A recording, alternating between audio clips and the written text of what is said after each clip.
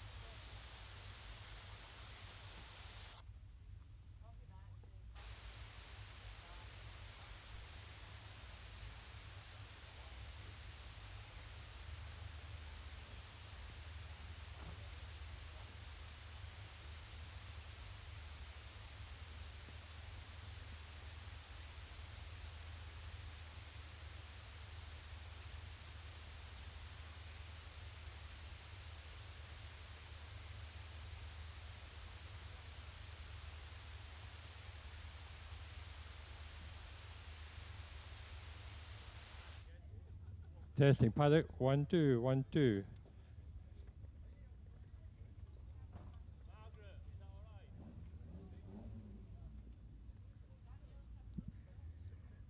Testing, testing, 1 2 3.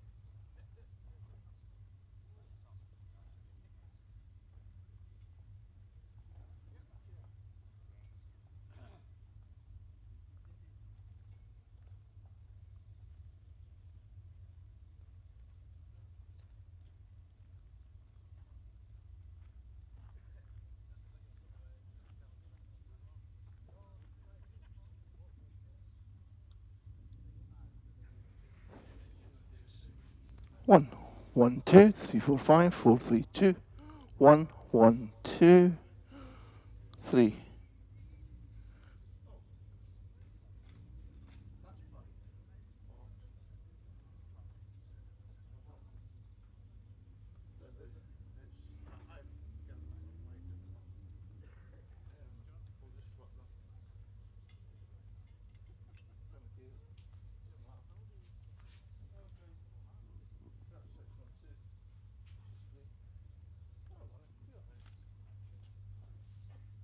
112.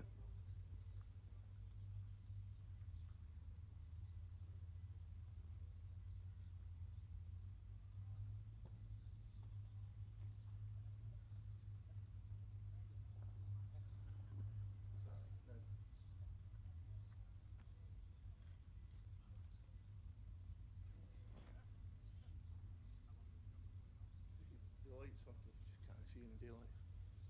1 2 1 2. Nope. 1 2. Oh yeah. I'm not sure.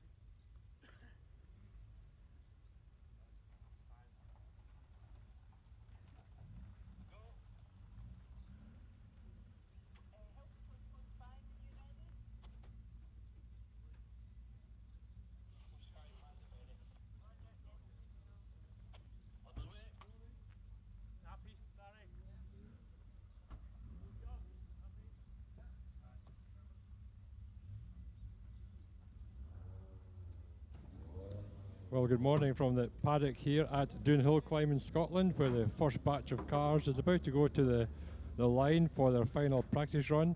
This batch, a small batch of double-driven cars, been led by Scott Brownlee in the Westfield. So welcome to Doune from the paddock. That's good to hear from you, John Brown, as well. We've got comms up in the box as well, so we'll be bringing you all the action throughout the day. Unfortunately, I don't have a radio yet, so I won't be able to kind of communicate other than over the PA for now, but I'm sure we'll be able to make it work. How's things looking down in the paddock, John? Yeah, very good down here, John. We've got an extra car today. Peter Locke is here with his Alpine A110, gleaming in the sunshine. So that's an extra car who was in the programme, or dishes the programme and wasn't here yesterday, but he's here today. We'll do one practice run, and I'm sure he knows doing well enough to that will be enough for him. Do we also have Richard Brandt on the hill? You certainly do. Great stuff, great stuff. So we're back to the three we had yesterday, and we'll hopefully have more on the way as well. I believe we might have Paul Hunter down at Cottage at some point soon as well. Are you there at the moment, Paul? It's Alistair Sutty masquerade as Paul. There we go. Brilliant. 4 commentators for the first time this weekend. That's good going. Well, welcome everyone anyway along to the stream. We're sitting nicely up comfy on the hill, and we've already got some cars on the hill as we speak as well. We've got Scott Brownlee just coming past me now. First car of the day in 722. Looking very racy, it must be said, over E-Spray. You can already see that the grip's a lot better than it was yesterday. I don't know how it looks through the oak tree. Is it drying up a bit? It's absolutely bone dry down here. Looks lovely. How about Cottage? Yep, the start line's looking good, and that's the Vauxhall Magnum just lining up to come up the hill, and Alex Graham's car, but he's not racing this weekend, so it's Mike Stewart sharing that car this weekend. Well, we've also had Scott Burnley cross the line in the 52.14 to get us underway here. Obviously, we still have the practice times from yesterday as well, so we'll be able to make direct comparisons. Yesterday was a bit of a damp day, really. The third run was, for most people, the driest of the lot, but some of the guys stuck at the end managed to get caught out by the weather as well. So not everyone had any dry running, really. I don't really know if anyone had a really properly dry run, but we did see some good times towards the end of the day with the likes of Rich Spedding doing a low 38. So the track was there. However, today I think drivers are really going to want to push hard from the off to get up to speed, because of course you only have the one practice run in the morning. It's going to be crucial to get used to the conditions before the time runs later on. Alan Reid, by the way, has crossed the line on a 53.75 in the Peugeot 205, and Tom Wilson should be heading up towards me soon as well. And we'll have Laura Wardle coming through Oak Tree. Yes, she's just come flying through now. Looks very smooth and tidy. She heads towards Garden Gate. Tom Wilson then going to cross the line in a time of 60.83. And obviously this first batch is kind of a mixture of different classes, all just double-driven cars, making sure they get up the hill early as possible so they can get back down. So we will be bringing you the classes that these drivers are in fairly soon. We've now got the Porsche coming up the hill towards me as well. But yeah, things looking very good. Ali, you're looking forward to the day. Obviously, you had a pretty strong day yesterday. How's things? How are you feeling today? Yeah, I feel good today. I think the helps if I switch the microphone on properly. Yeah, yesterday was good. The first run, I think for everyone yesterday morning, was just kind of sussing out where the track was and just how wet it was. And then second practice yesterday was good. The track was largely dry. It was just that last little bit of the S's that was a little bit damp and slippery. So yeah, I was much quicker in second run, but then third run, like you were saying earlier on there, John, I caught that rain towards the end, and it was just kind of, the track was drying, but it was so unpredictable that you couldn't really sort of push 100% in anywhere because you weren't quite sure what was around the next corner. And we've just had the first batch finished as well, so they're coming back down the hill. So it won't be long before we kick off the first of the Class A cars, followed by Class B and so on. For anyone new to the sport, the way it works basically is the class system split into road cars, modified cars, and then racing cars. So we'll be starting off with the lower powered road cars, moving up to the kind of sports production cars. Then we'll be moving into the modifieds, and as we get more and more powerful with those as well, we then move up to the likes of Sports Libre, and we will be culminating in the racing cars as well, which will be starting off with 600cc's to 1100, and throughout the different classes we'll be moving all the way up to the over 2 litre class with the big engine single seaters as well. And then of course we've got the National B runners coming on after that, and we also have of course likes of Al Sutty in the historic cars. So yeah, plenty of variety in the field as well today, which is great to see. And yeah, it was a good day yesterday as well. We had a few offs towards the start of the day, which is unfortunate. Unfortunately, Clark Sutherland's had to pull out for this weekend after an off at his Mazda yesterday, which was a real shame for Clark. But generally, drivers were behaving themselves pretty well, and there wasn't too many incidents despite the slippy conditions. So it's a pretty big testament to the drivers, Richard, that they were able to keep it together on the most of it, because it was really tricky when those conditions are in between. Absolutely. When you came into Oak Tree yesterday, it went from completely wet to completely dry, but there was a lot, and the cars were just pulling a wet line through, which made it look a lot worse than it was. But as soon as you came through underneath the trees, it was dry again. But then, of course, when you come back out of junction up East Bray, it becomes wet again. Very treacherous, really. Not knowing where the grip is and how hard to push. How's things looking down in the paddock, John? Obviously the batch changeovers, driver changeovers, stuff like that. So it should be a bit of pandemonium down there. Well, not quite pandemonium, but yeah, they're all coming back down. Just 4 of them, fortunately, just come back down. We've actually got a car alarm going off down here. Oh well, we do have a bit of pandemonium then. And of course, the next batch we've got the second car up, number 14, is our fellow commentator David Finlay. We look forward to seeing him. So if anybody knows who owns a Ford R55 JFJ, their alarm's going off. I think somebody leant against it. The benefits of having a blether of commentators spread up across the hill, and we can bring you that kind of important information. I'll not be asking you specifically to interview any drivers today, John, because they'll all be running away again, so I'll let you sneak up on them so that you can catch them off guard. So we have Angus Dow coming through turn 1, Al. And he's looking very good. Angus, very experienced competitor, and that little Fiesta always looks really nice and hooked up. So just coming up towards Richard now. Just coming to that site now in Oak Tree. Lovely Mark II Fiesta. My first car was one of these in a 1.4S, and Angus is very pretty indeed. Yeah, as I was saying yesterday, I did drive that car at Harewood last year, and it's fantastic. It's one of the oldest cars I've driven, but it felt like everything was just so tight with it. It felt like it was brand new, brilliant. But I've obviously had the old sound of the Fiesta engine, and everything was so raw in terms of the steering and stuff like that. It was absolutely brilliant fun to drive. Angus, of course, sharing the car this weekend as well with his son Craig. Which is awesome, and those two were running well yesterday in different classes simply because of the National A and National B split. But Angus Dow is one of the only two cars in Class A1 alongside David Finlay, who of course is commentating and is passing through Oak Tree. He's just come absolutely flying through Oak Tree, really pushing on very hard. Oh, just a little lift as he goes into Garden Gate. So Angus Dow's going to cross the line then on a 63.24, which is only a second slower than his fastest run from yesterday. David Finlay heading up towards East Bray. Actually, no, he's actually just coming through Meadow at the moment. We should also have Neil Duncanson off the line in the Quattro.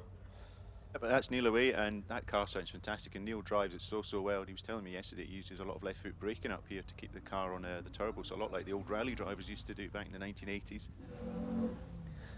That's David Finlay coming past me in the chicane. Now, he wasn't too happy with his driving yesterday. I thought he did a pretty good job, to be honest. He's got a tough competitor in Paul Hunter sharing the car with him.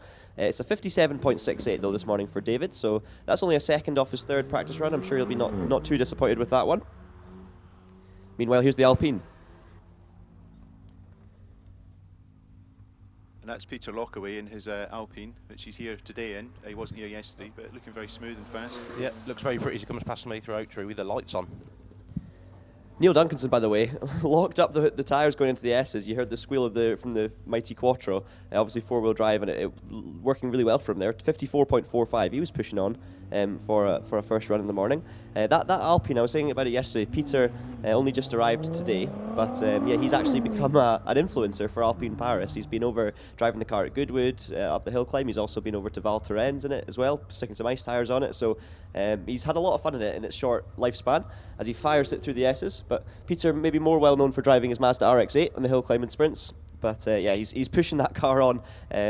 You wouldn't know it was a new car he'd bought this year. It's fantastic to see, and he does cross the line for his first run of the weekend in a 55.20, which is a remarkable time. Mike Andrews came past me in the GTR, which is a huge car to be pushing up here.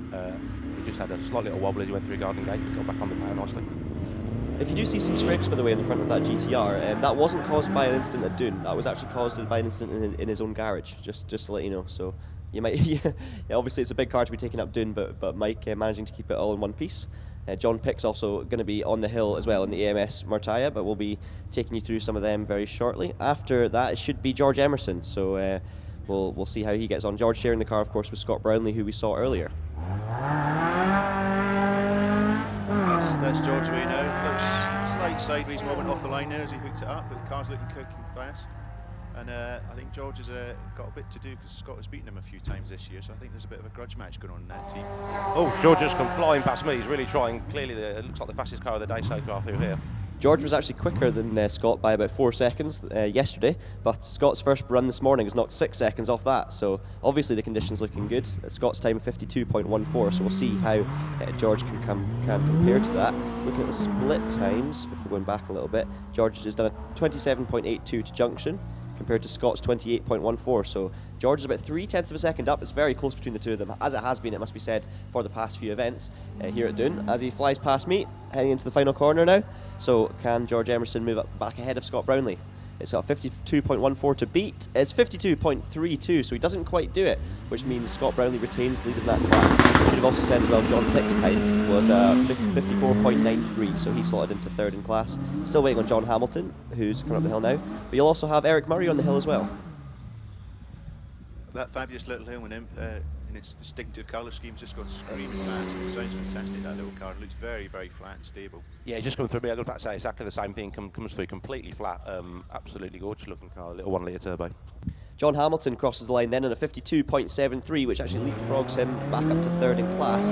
He's in all three of these cars within a second, which is great to see. Scott Brownlee, George Emerson and John Hamilton. So that's a class battle we're going to enjoy throughout the day. Obviously this is just the practice run, I should say as well. These drivers have got one practice run this morning. Then there's going to be 2 timed runs and 2 British runoffs, of course, this afternoon. One timed run followed by a runoff, and then the second timed run followed by the second runoff. By the way, guys, that Eric Murray Hillman Imp is an absolutely stunning car, isn't it? It looks phenomenal going up the hill. 52.62 was the time as well, very impressive. That's Jock Ramsey away past, a regular at Doune and a huge favourite in Scotland with his distinctive orange manta, just heading up towards you now, Richard. Yeah, he's really got it going on through Oak Tree. Oh, loads of back popping as he lifts for Garden Gate. Yeah, these cars that are heading up the hill now, cars in Class C2. We've already had Alan Reid go up in the double-driven batch with a 53.75. That's just been beaten, though, by Jock Ramsey in the distinctive Manta, 53.44. We'll also have Grant McClellan coming up the hill very shortly as well. Jock heading towards... he's heading through Meadow at the moment, I believe. Oh, no, he's heading up towards the chicane. Lots of trees up here, so I can't quite see all of them. Sometimes miss them, but there we are. Jock Ramsey coming past me now towards the final corner, looking racy. It was John Ramsey, of course, that set the 53.44. Jock, though, 51.43, so a couple of seconds quicker, and he leads those of the guys that have done the runs today in the dry. But those guys are not probably the favourites for the class today. It's David Patterson, David Adam, and Stuart Reid who will likely be fighting out for class honours. Stuart Reid should be heading towards Oak Tree very soon. Yeah, I can hear him coming. Oh, absolutely flying. Just takes a little lift for Oak Tree. Incredible exhaust note from the engine there. Oh, just a little lift as he goes through Garden Gate. Absolutely flying. Meanwhile, Grant McClellan's going to cross the line in the Clio in a 55.39. So that's a good time for Grant. He also in Class C2. He's at the back of the class at the moment, but still a very good time. There's only 5 seconds covering the class from 1st to 7th position, which is always good to see.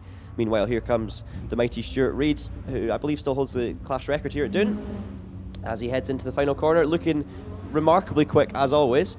He's going to cross the line, though, in a time of 48.08, so that really does set a marker down for that class then. Jumps straight into the lead of the class. I know he can go a couple of seconds quicker than that, has been before, but he takes an early lead in the class. We've got David Patterson also on the hill, and now we've got David Adam coming towards you, Al.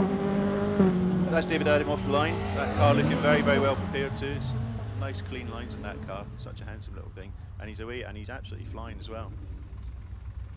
Yeah, coming past me, absolutely on it. Just shakes down for Garden Gate. Oh, lifts the back wheel up as he goes through there. These 3 Peugeots are some of the best driven cars in the field, has to be said. They all look immaculate, but they're all so quick and very, very close. David Patterson, by the way, crossed the line at 48.17, so he's only 9/100ths of a second behind Stuart Reid. So it shows you how close he is, and I could guarantee you that David Adam will be within at least a second of those guys as well. All 3 of them, never know which one's going to win it, but they're all pushing those cars so far, and really challenging some of the single-seaters, it has to be said, in old Peugeots, which is awesome to see. But here comes David Adam then, across the line, 49.17, so he's exactly a second off David Patterson. He'll be looking to close that gap as we head into the timed runs.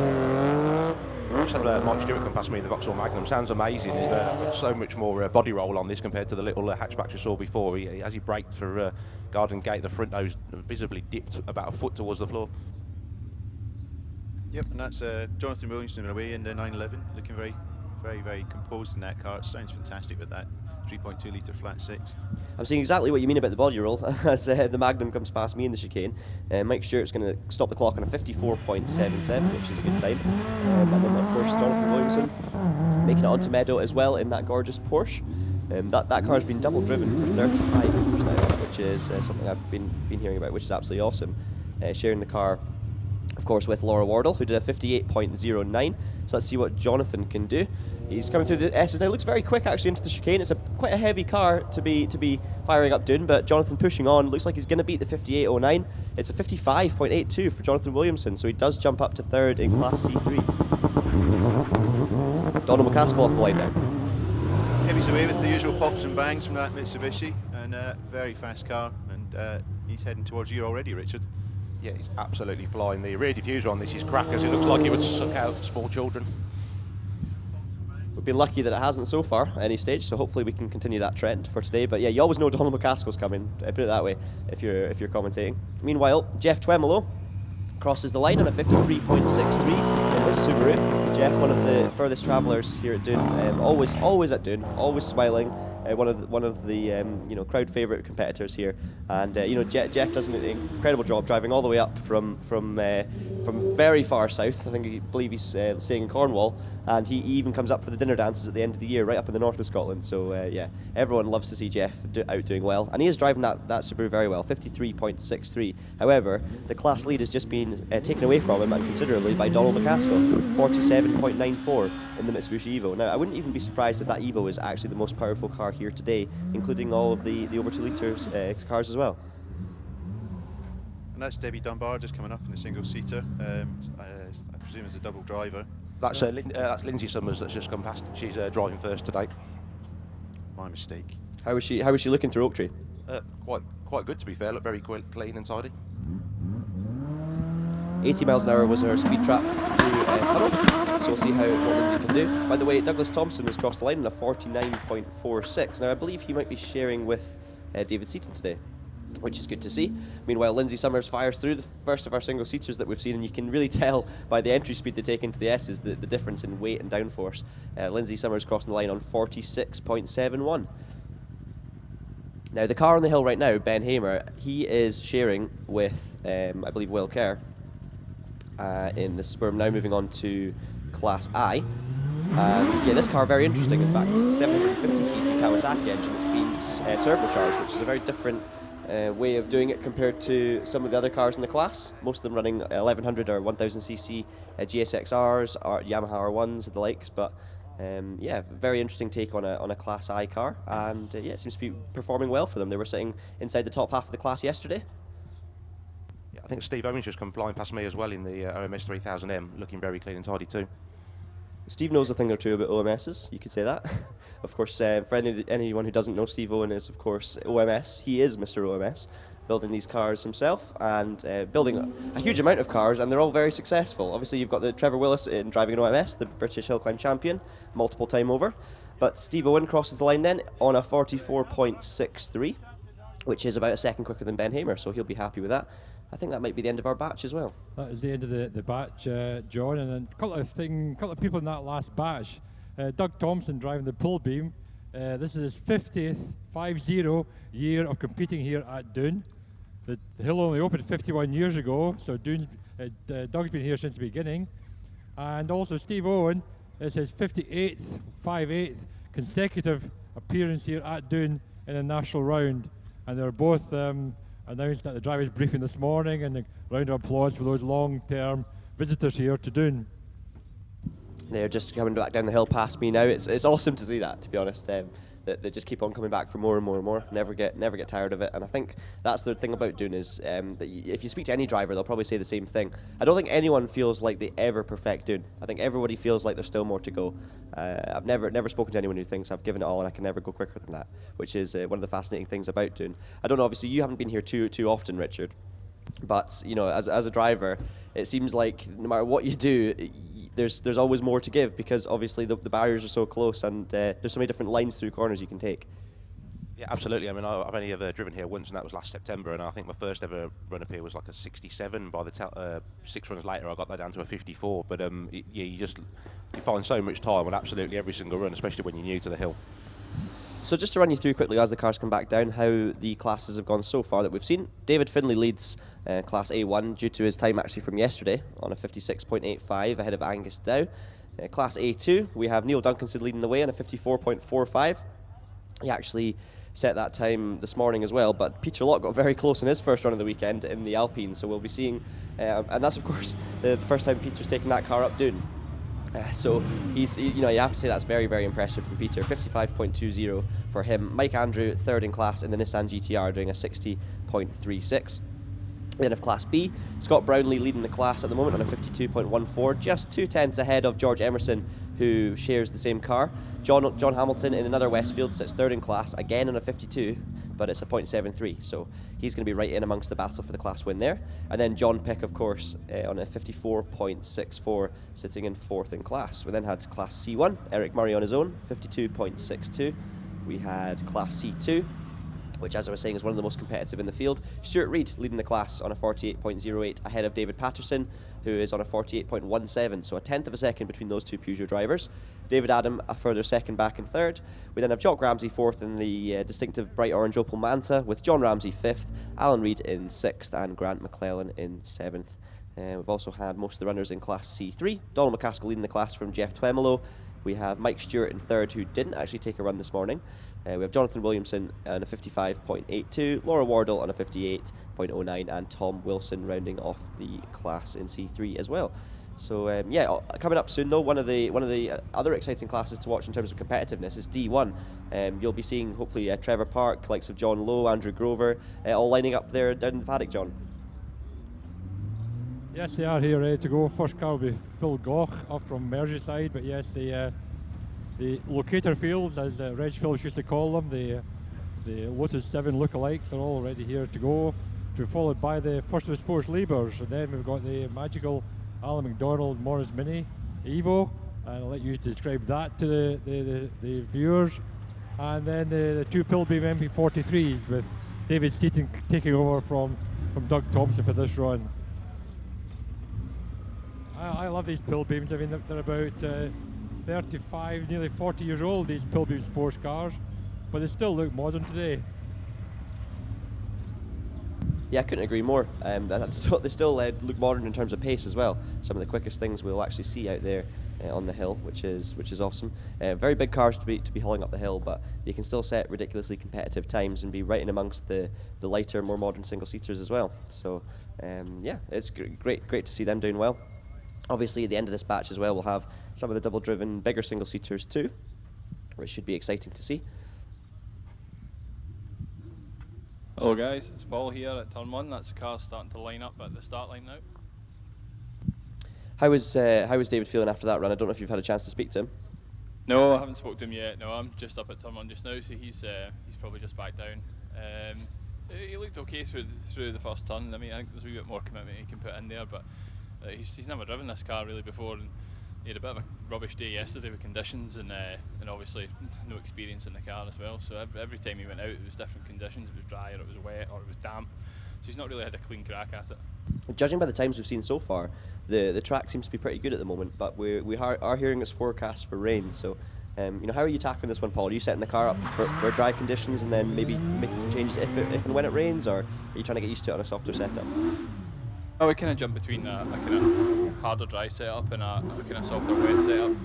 Seems to make a difference. So it definitely, in the testing I've done with the car, it makes a difference in turning in the front anyway. So definitely stick with the soft setups if it starts to rain. But right now it's on full dry, so we'll see how it goes. Phil Goff on the hill as well. How was he looking through turn 1? Yeah, just tentative, just getting this first run out the way, I think, and then piled on the pace towards Oak Tree there. It was nice and steady as he came through Oak Tree and up towards Garden Gate. Yeah, heading for the top of East Bray now. Obviously the only practice run for the day for these drivers, so once again a bit like yesterday, no need to really push too hard. But Phil coming past me now, he's pushing on through the S's actually, nice and quick. Heading towards the line. This is a 1300cc Caterham Hayabusa, one of the popular car engine combinations you will see in the world of sprinting and hill climbing, but it's a 53.43 as he crosses the line. There's John Lowe off the line as well, Paul. Oh, he wiggled just at the exit of turn 1 there, just pushing on. Doesn't look like he's holding much back. Yeah, John's just come past me through Oak Tree and he's absolutely flying. Takes a nice wide line as he goes into Garden Gate. Should get time through first for Melvin Hartley as well in the Westfield Megabusa as he heads towards the line. Melvin was sitting 5th in class yesterday, and it looks like he's going to jump up to 3rd in class at the moment on a 51.64. However, I do think we'll see most of these drivers improving. Obviously, you were saying John Lowe looking very quick. He is actually a full second up on Melvin through junction. Trevor Park's fighting with that car through turn 1. There was a lot of steering input there, left and right, just to get the car settled and away again. That curry he had last night obviously helping his driving today. But here comes John Lowe. Oh, he gets it really close to the Armco as he comes out of Oak Tree. Catches it nicely though. Tell you what, Trevor's split time as well to Garden Gate is looking very, very strong indeed, 16.95, so that explains a lot. Meanwhile, John Lowe crossed the line in a 49.24, so he jumps up to provisional lead of the class. However, Trevor did lead yesterday, and this is looking very good in terms of the split times. He's lost a bit actually heading towards junction. He's only 2/10 up on John Lowe, so it's going to be very close. Meanwhile, Andrew Grover should be passing you soon, Richard. Yeah, he's just come past me, very smooth. Just a slight lift as he comes through Oak Tree, but he's driven well through there, to be fair. And Trevor does take John Lowe's time, 48.60, jumps back up to the lead of the class, but can Andrew Grover do something about that? Andrew's actually a 10th and a bit up on Trevor as he heads up towards East Bray. There he goes, emerging down towards me, down to the chicane, gets the power down. I was chatting away to Trevor actually last night and saying Andrew was a little bit behind in the damp conditions, and that might have just been because that car is very light. It's on radial tyres as well compared to the cross plies in the Tiger, so maybe Andrew's struggling a wee bit with the damp conditions, but it's definitely up to speed now because he's done a 47.94. So Andrew Grover then jumps up to lead that class, which is awesome to see. Trevor Park 2nd, John Lowe 3rd, Melvin Hartley in 4th place. But we're now on to the Sports Libra cars. Richard Matosian passed me first. He's going to cross the line in a 45.64, which is a good 3 seconds quicker than he was yesterday. And Brian Beverley, how was he looking through Oak Tree? Oh, he looks really good through Oak Tree, and even better through Garden Gate. He was just like he was on rails, just went through there completely flat, not flat as in throttle, but flat as in flat across the track. We should also have Alan McDonald off the line, Paul. Off the line and onwards towards Oak Tree, looking very tidy, very, very compliant car there. Alan's just come past me, very quick through Oak Tree, keeps it to the left-hand side and turns in nicely. So just the two cars in Class F going back for a second. Brian Beverley crossing the line in 44.87, quicker than Richard Matosian's 45.64. So Brian leads Class F. Alan McDonald, of course, the first of the runners in Class G. Sorry, I do apologise. Douglas Thompson, double driving David Seaton's car, is first across the line in 7.64. He did a 49.46. Alan McDonald is coming through the S's just now in the Turbo Mini, one of the quickest cars off the line in the Hill Climb Championship. But he's going to cross the line. Doesn't sound like that Mini's running fully healthily, by the way, guys. 48.78, so he's slower than he was yesterday. Christian Manicia's come past me in the absolutely gorgeous MP43. Very nice car, looks awesome. Sounds great as well, coming through the meadow. We should also have David Seaton off the line shortly, Paul, if you can talk us through the start. Is it the Pilbeam on the line? Pilbeam's on the line, yep. Fantastic moves as they make all the revs up. A lot less wheel spin than his co-driving friend there. And onwards towards Oak Tree, sounding absolutely fantastic. Moving the bushes, the branches of the trees with the aero in the car. Just come past me, you can actually feel the engine note in your chest, it's that amazing. Yeah, I think everyone says that about David Seaton. You can always feel that car when it comes past, not just hear it. Christian Manif, meanwhile, crossed the line in a 46.30, so he did improve in his time from yesterday, but not quite enough to pass David Seaton. I think these guys were the ones who had the best of the conditions yesterday as well, so the improvements aren't quite as big, maybe only finding a second or so. But Dave Seaton charges towards me through the chicane. He's pushing on, the distinctive yellow helmet standing out in the sunlight up here, but he's going to come across the line. Can he beat a 46.17 from yesterday? Yes, he can, 45.62. And we now fire on, of course, to Class I, which is the single-seaters between 600cc and 1100. Tom Graham on the hill already. Not the greatest split to junction. I'm not sure if he's made a wee mistake at some point, but Colin Graham off the line as well, Paul. Yeah, looking tidy. Good launch, probably one of the best yet. And that should be with you now, Richard. Yeah, he's just coming through Oak Tree. Really nice line through there. Very smooth. Yeah, speaking of smooth, Tom Graham does fly past me here in the commentary box. He's not on one of his better runs, I think, unfortunately for Tom. It's a 52.12, so maybe just wanting to... Obviously it is practice, so maybe just get the idea for the conditions. Meanwhile, Colin Graham charges up through the meadow as well, and you'll have Keith Weeks on the hill in the very distinctive image. Yeah, a lot of wheel spin there. I don't know whether the start line's a bit slippier than it looks, but there seems to be quite a lot of wheel spin coming from quite a lot of competitors.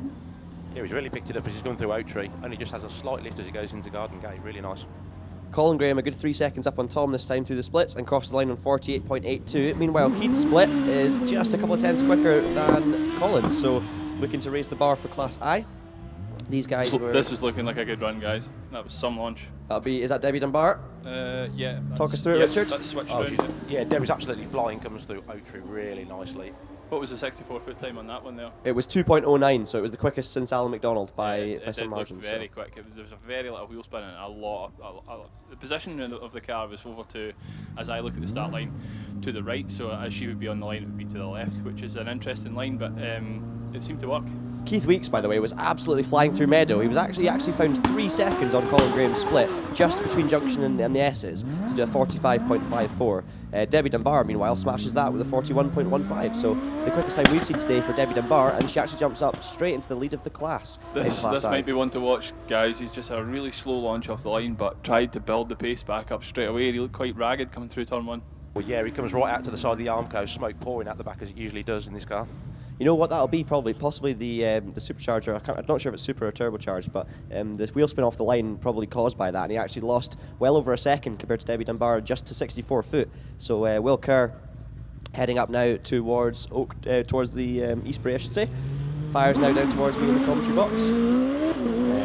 Braking quite early for the hit chicane. Seems to be down on power actually through the chicane, not getting the drive through there at all. Yeah, there's something wrong with that car, guys. He's going to get to the end of the run, but it's going to be a slow time, 48.79 for Will Kerr compared to what he managed to do yesterday, which was a 44. So something not quite right with that car, unfortunately. Harry's just come absolutely flying past me for Oak Tree. Looks possibly the quickest through there so far today. Just putting in, guys, that 41.15 from Debbie is only 1400ths away from the Ladies Hill record. This is a 41.01, and this is just practice.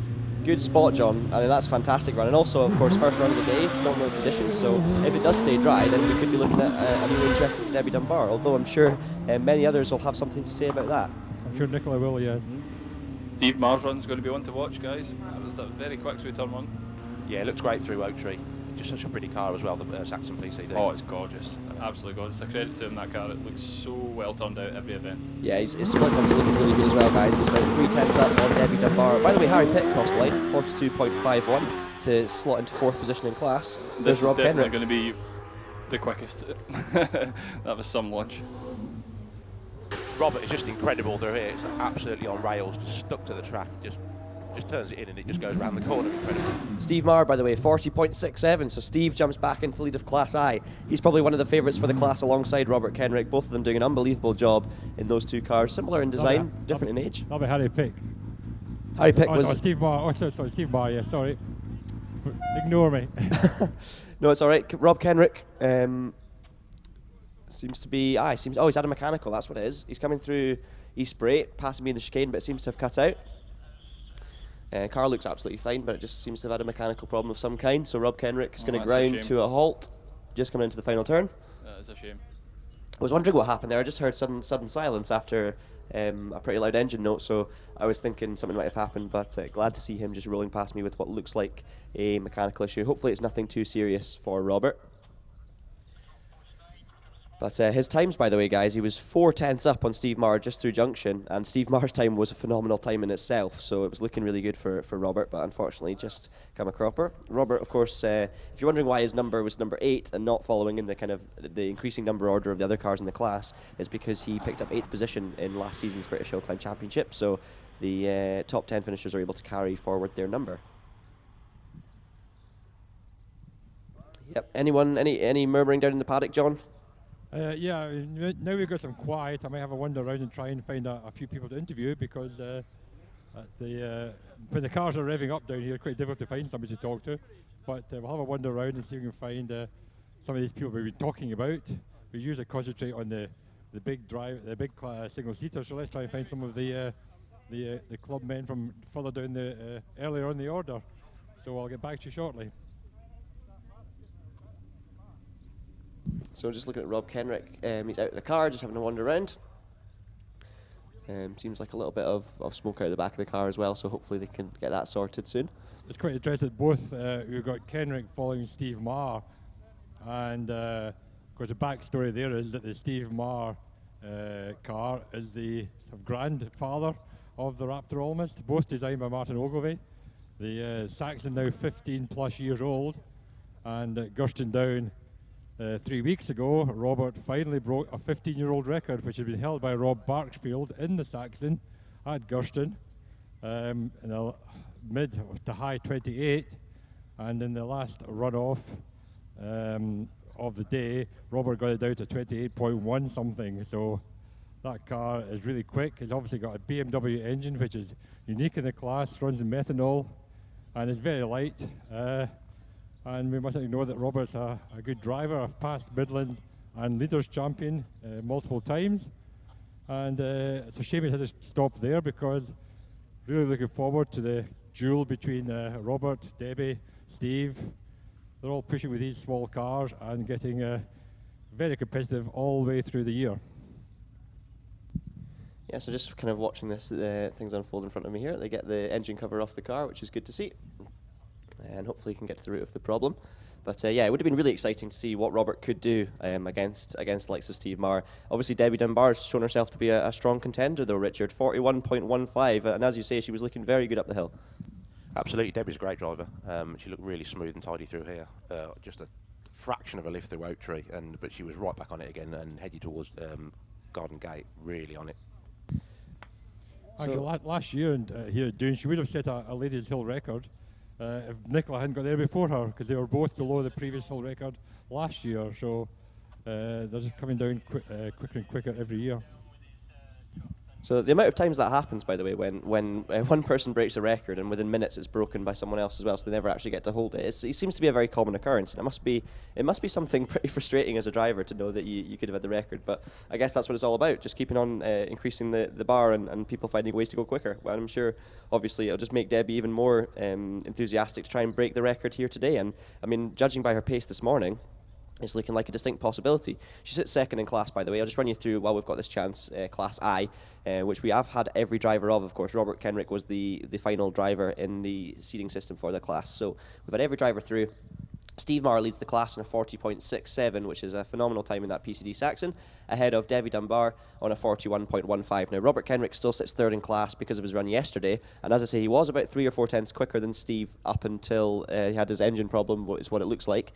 But he has, unfortunately, not made it to the finish line, and I really do hope that he can source the problem with that car and get it back out, but I'm not sure. We're just going to have to wait and see what the case is with it. Harry Pick sits fourth position on a 42.51, with Will Kerr in fifth place on a 44.13. Now, that car also might have had an issue too, because Will's time is the one from yesterday. He looked very slow through the S's, just seeming to not have the power.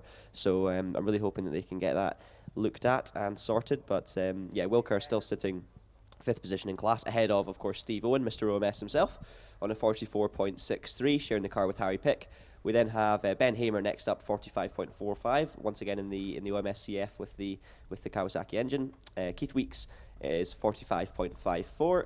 Then we have Lindsay Summers on a 46.71, and then the Grahams, Colin Graham and Tom Graham, 46.7 and 49.7, rounding up the class. So big class in Class I.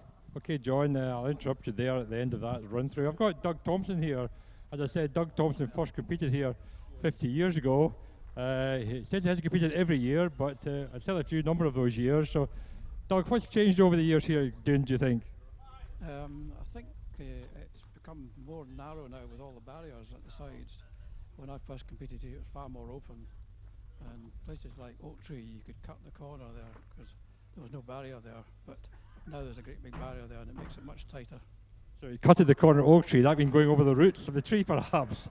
Yeah. So what was your first car you drove up the hill here?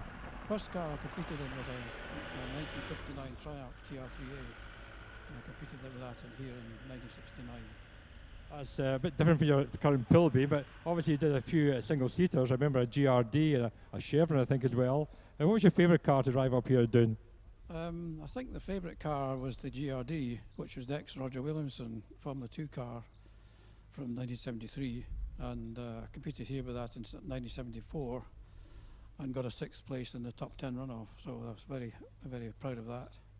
Yeah, and obviously the Pilbeam, which you're sharing with David Seaton, that's a lovely car, a lovely engine in it, and quite powerful, I would imagine, for Doune. Yes, it is. It's got plenty of power, and it's very usable because it's basically a road engine, so you don't have to rev it particularly hard, and you've got plenty of low-down torque and things like that. So. And quite wide for the track. Well, it looks wide because it's got bodywork on it, but in fact, if you measure it across, it's not any wider than a single-seater. It just looks wide. Okay, Douglas, thank you very much. Douglas Thompson, 50 years here at Doune. That's brilliant to hear from Douglas, of course. He'll know the hill just as well as anyone. That'd be interesting to see what he can do later on in the day, but looking decent so far. Driving one of probably the most difficult cars to get up the hill as well, just because of its wide body, of course. That thundering engine as it comes past, you really do know the car's coming, which is awesome to see. So wishing him all the best for a strong day. And just quickly as well, while we've got the chance, I haven't had a chance to speak about this yet this weekend, but I'm just going to run you through some of the championship situations going into the event. Obviously this is round 13 of the British Hill Climb Championship. We've still got a long way to go in the season. But the championship standings at the moment, we have Wallace Menzies leading the championship on a 106, Wallace Mingus I should say, 106 points, 20 points ahead of Alex Summers, who sits second. Now Wallace, of course, is the highest running Scottish competitor in the British Hill Climb Championship, and has been kind of flying that flag for quite a few years now.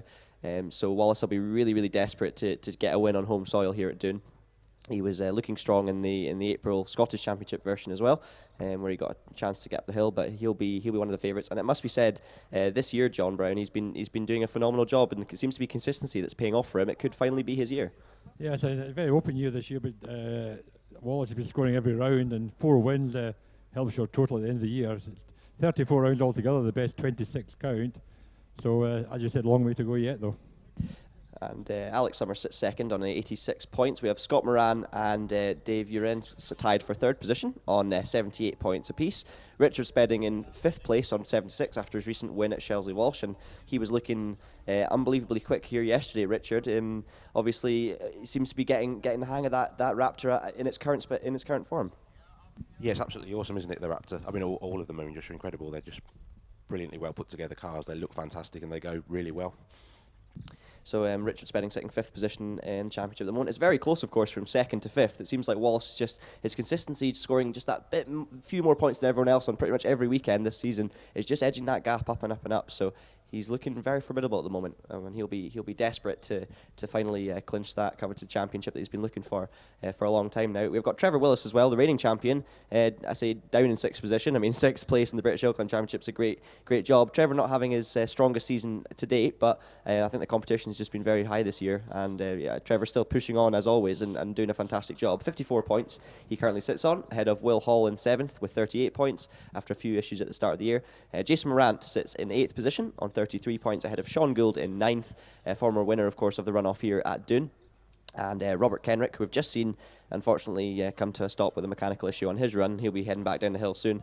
He scores 22 points so far, the highest scoring car in the up to 1100 class, and sits 10th position in the championship. I'll also quickly run you through the leaders' HillClimb Championship standings as well after 10 rounds so far. Speaking of Robert Kenrick, leads the HillClimb Leaders Championship, which I think tells you a lot about how he's getting on in a car, in an up to 1100 car.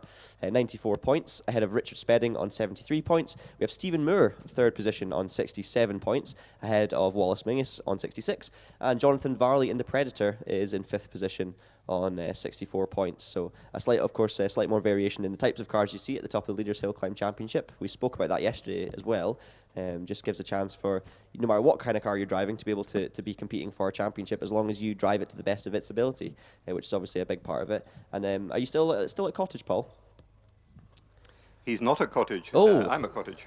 Well, I'll speak to you then about that, David, because you've obviously someone who's driven plenty of different cars. I should say hello, David Finley. Welcome along to the commentary team. Monroe. It's a pleasure being here. We did hear that you were on the commentary yesterday. None of us could hear you. Yes. Or maybe we were choosing to ignore you. Well, I actually went to bed last night thinking they were all ignoring me. So you've done serious psychological damage there. Oh well, I'll let you meddle with that one in your brain yourself and work that one out. But yes, great to hear from you, David. Thank you. How's it looking down at Cottage? Everything quite chilled? It's funny you should say chilled. It's getting a bit cooler. The wind has come up a bit, and there is just a hint of rain. Oh no. But it would probably have to rain like this for about another 8 hours before it really made much difference to the track. And I think looking at the clouds across the valley, we're just getting the tail end of one shower. It may be followed by another one which comes closer, I'm not sure. But if there's any difference at the moment, it's going to be more psychological than actual grip. Well, I was going to ask Paul Hunter about the the Leaders' Championship and how it might be driving, obviously being able to compete for a title in a Clio as opposed to having to have a single seater. But I guess you'll have to do with it. But we can. Well, you could ask Richard Brandt. We could ask Richard Brandt as well. He's the most successful Clio driver in the history of that championship. Well, we'll ask both of you. I'll start with you, David. Obviously.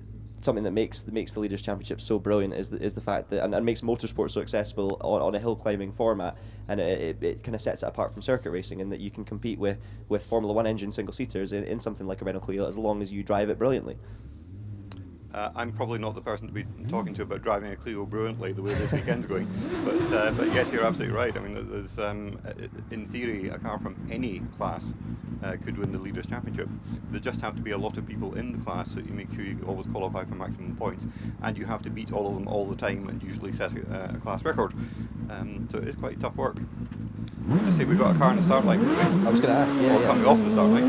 We'll come back to Richard Brandt on that one, but Liam Cooper. How was he through Cottage? I think he maybe is thinking it's wetter than it actually is, because he had quite a big lift at Cottage. He's just come past me and he's got his toe in now though, he's really flying along. So his time to Garden Gate, 15.43 for Liam Cooper. Now, Liam was sitting at the tail end of Class J after yesterday's action. there's a bit of a story about Class J coming up at some point today as well. We need to chat to you about. But Liam Cooper heads towards me now at East Bray, nice and smooth through there. Going to be heading through the S's now as well, over the scene of Rob Kenrick's incident coming to a stop there. But he's going to be coming across the line now. 45.19 is the time for Liam Cooper, so he does improve by 1/10 of a second or two over yesterday. Stays in position in class though, but we do also have Alan Warburton on the hill. How is he looking? Alan just came past me looking really quite fast indeed. He's a couple of spots now coming down. I can feel it on me. I probably can see it on their driver's visors as well. Is it heavy down at Cottage? Very slightly more so, but still not major. Oh dear. Although the car has just come off the line, which is Bernard Kevill. That would be right. Yeah, it came off the start line at a bit of a jaunty angle. So either he had too much boot down, or it is now starting to get a little bit damp on the line. Yeah, I can certainly feel a few more drops now as well. Bernie just came past very nicely, that lovely V8 bike engine riveted one. Yeah, sounded lovely. I must say the times through the splits are not looking quite as strong as they were before, so that might be the weather in fact. Or maybe, you know what it'll be as well, in single seaters of course you get the rain on your visor or the helmet, so psychologically, you know, you're seeing the spots coming down heavily on the visor and you're thinking, oh, I need to take this easy, it's still only practice. So the rain has reached me as well up here in the commentary box, thankfully not on me, just on my window in my nice warm box. But yeah, lucky old you. I know. Bernard Kevill crossed the line 46.76 compared to Alan Warburton's 43.98 and Liam Cooper's 45.19. So yeah, times are I think drivers probably will be taking it that tiny bit easier due to the psychological thing that's going on. Just quickly, while I've got a chance here, in this Class J, which we've been seeing, we won't be seeing John McKenzie competing today. Unfortunately, John kind of took ill yesterday. Turns out he actually ended up with a collapsed lung, so I must give a shout out to John.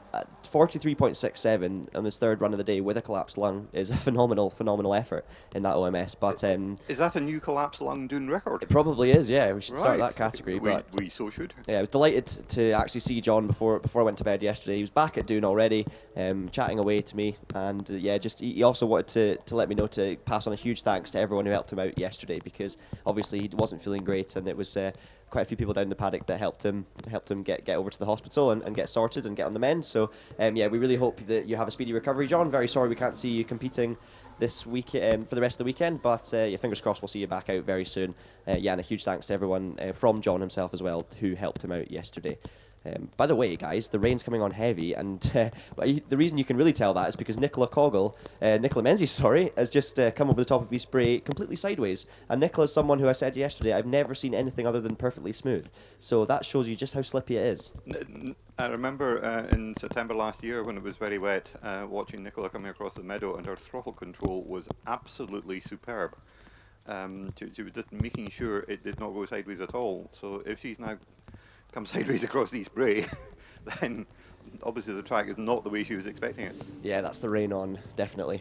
We also saw Richard Summers, by the way, as I was telling you that story about John McKenzie. We had Richard Summers cross the line on a 47.63 in the other car in Class Class L, of course. And that time from Richard, not as quick as he was yesterday, because of course the rain began to come down. So we might not see the quickest times for the remainder of this practice run here today, but of course it's different today as it was yesterday, Richard, because this time when it comes to the timed runs, it doesn't matter how damp the conditions are. Every driver's got to take it, and every driver's got to push on if they want to qualify for the runoff and score leaders points. Absolutely, it's been good. You've got to be as good in the wet as you are in the dry if you want to make a runoff, especially with it if it starts raining like it is now. Having said that, though, although it is raining and I've got my umbrella up, it still looks bone dry underneath the trees. Well done for learning your lesson on the umbrella anyway. That's good progress. I haven't learned my lesson on the umbrella. Richard, could you throw your umbrella down the hill, please? I'm afraid not. Yesterday, a spectator came up to me while I was sitting here and goes, "Do you want my umbrella?" I said, "Oh, actually, I've got my own," and I've just forgotten to put it up. I mean, David, you've been doing this long enough now. You should know. Yeah, no sympathy. Are you calling me old? No. I mean, I've been commentating for 1 year. Come on. That's enough. A year's enough time to work out how it probably works. But yeah, how are you doing down in the paddock, John? How's things in the paddock? Are you getting wet down there? Yeah, it seems to have gone off a little bit. I mean, it's really the last couple of minutes ago it was a bit heavy, but I see some blue sky as well. So it's going to be one of those very frustrating days where it's going to be dampish, maybe not totally wet, and therefore what tyres do you use? Is it wet enough for wet tyres? Is it still dry enough for slicks? It's going to be a very difficult day, I think, for people to make decisions like that. And we could see some surprising qualifiers for the runoff, just depending when the track is wet and when it is dry. So it could be one of those days when one of the cars and a number of the cars in the lower classes actually manage to qualify for the runoff. I tell you what, on that subject, if it's properly wet on the next run, it would be no surprise to me at all to see Debbie DeBar in the top 12. Debbie is one of the best wet weather drivers I've ever seen. She's absolutely extraordinary, and again, amazing throttle control. And I think she would have qualified for the top 12 last September in the rain, except that the track dried out as the more powerful cars were on the hill. So she fell down the order. But Richard, do you know about this? I think Debbie has qualified for top 12 in the wet at Prescott. Is that right? Yeah, I believe so. Possibly somewhere else. Although I can't remember right now. You are a Midland correspondent too. Yeah, sorry, my brain. I have a complete brain fade. It's a bit mean to pile the pressure on him like that. I mean, going back in these kind of conditions, I know you're all a lot younger than me, so you won't remember 1975. What, even me? Yeah, even you, David. No, thank you. You won't remember 1975 when Alex Brown from Scotland had his only top 10 runoff when he was the first car up in the runoff when it was dry, and immediately after he got to the top of the hill, the heavens opened and nobody else got anywhere near his time. And so you'll find in the records of the Hill Climb Championship, Alex Brown won victory at Doune 1975, and also it was very, very cold that day. That's brilliant, absolutely brilliant. What was he driving? Hello? He was driving a Repco engine Palliser, single-seater WD-H1. Oh, right, okay. That he shared with David Fife at the time. Uh-huh. The ex-Mike McDowell car, I believe. I think it was Einan Price had a similar thing at Wiscombe. He had a very wet winter at Wiscombe a couple of years ago, yes. Yeah, well, because it wasn't as wet for him as it was for everyone else. And in fact, if you go down to some of the records for Gurston Down, Tom New had a victory at Gurston Down many years ago in a 2-litre pill beam. Again, a wet runoff, and or wet qualifying more than that even, because the qualifying is wet, and then you've got a better chance if you're in the early runners if it rains later. I mean, that's the thing about obviously on a day like yesterday, with the rain coming down intermittently, it's practice, so it's just a bit frustrating because it's one of those things where you can either not push hard enough and know you could have gone quicker, or you can push too hard and bin it, so you're never going to push too hard. Therefore, you're going to try and push not quite as hard, and therefore you're going to get to the top of the run and go, oh, I could have gone quicker. So it's a frustrating kind of day, but obviously today, because it counts, it really encourages drivers to push on, and as you say, you do see those kind of mixed results. If it's going to be damp, it's going to be mixed conditions. We'll see a mixed up order, and a mixed up order means an exciting event for the spectators, as frustrating as it can be for the championship contenders sometimes. So we can obviously, and unfortunately it's going to be a tough day for the drivers, but if that's going to make the spectacle more exciting for those on the hill, then that's the way it goes. But obviously we do like to see the fastest cars out there in the dry pushing on, because you can then really see how quick they can really push on, which is obviously a spectacle in itself. Very exciting, but I think seeing them control the cars in the damp and try and deal with mixed conditions is just as exciting to watch. Of course, these days with each run counted towards a runoff, in the days where there's only one runoff, at the end of the day, if the first run was wet and your second run was dry, you had a chance to get back into the runoff. But these days with two separate runoffs, the variables are even greater. I'm also just, while I've got the brief chance here, going to fill you in on the Scottish Championship top 10, because we didn't get a chance to talk about them a minute ago because the cars got underway too quickly. There's too much racing here at Doune. Just stop, so give us a chance. Scottish Championship results then. Gary Dixon leads the way on 75 points after 4 rounds, just 2 points ahead of Steve Marr in this PC Saxon. Now Gary, of course, making his debut this year in that particular car. He's driven many different cars up here in the past, but he's driving Ross Napier's Force, the former, of course, Dave Uren, and Nicola Mingus car as well, and he's been getting used to that, very quickly up to speed in it, it must be said. Leads the Scottish Championship after picking up a double win at Fintry. We also have Steve Marr, as I say, 2 points behind in the PC Saxon, and then a bit of a gap back to Colin Graham, who sits third on 50 points. Seeing Rob Kenrick, by the way, just being towed down past me now, so it's good to see that car will be making its way down to the paddock shortly as well. He'll be sitting up at the top of the hill with a car that's got a mechanical problem, and he'll be getting soaking wet, so it's not been a nice 20-minute period for Robert Kenrick. Going back to the championship, Craig Beaton sits fourth on 46 points. Unfortunately, he's not here this weekend in his own SPR. Andrew Grover, though, in the Silva, is fifth on 44 points, just 1 point ahead of Trevor Park in sixth.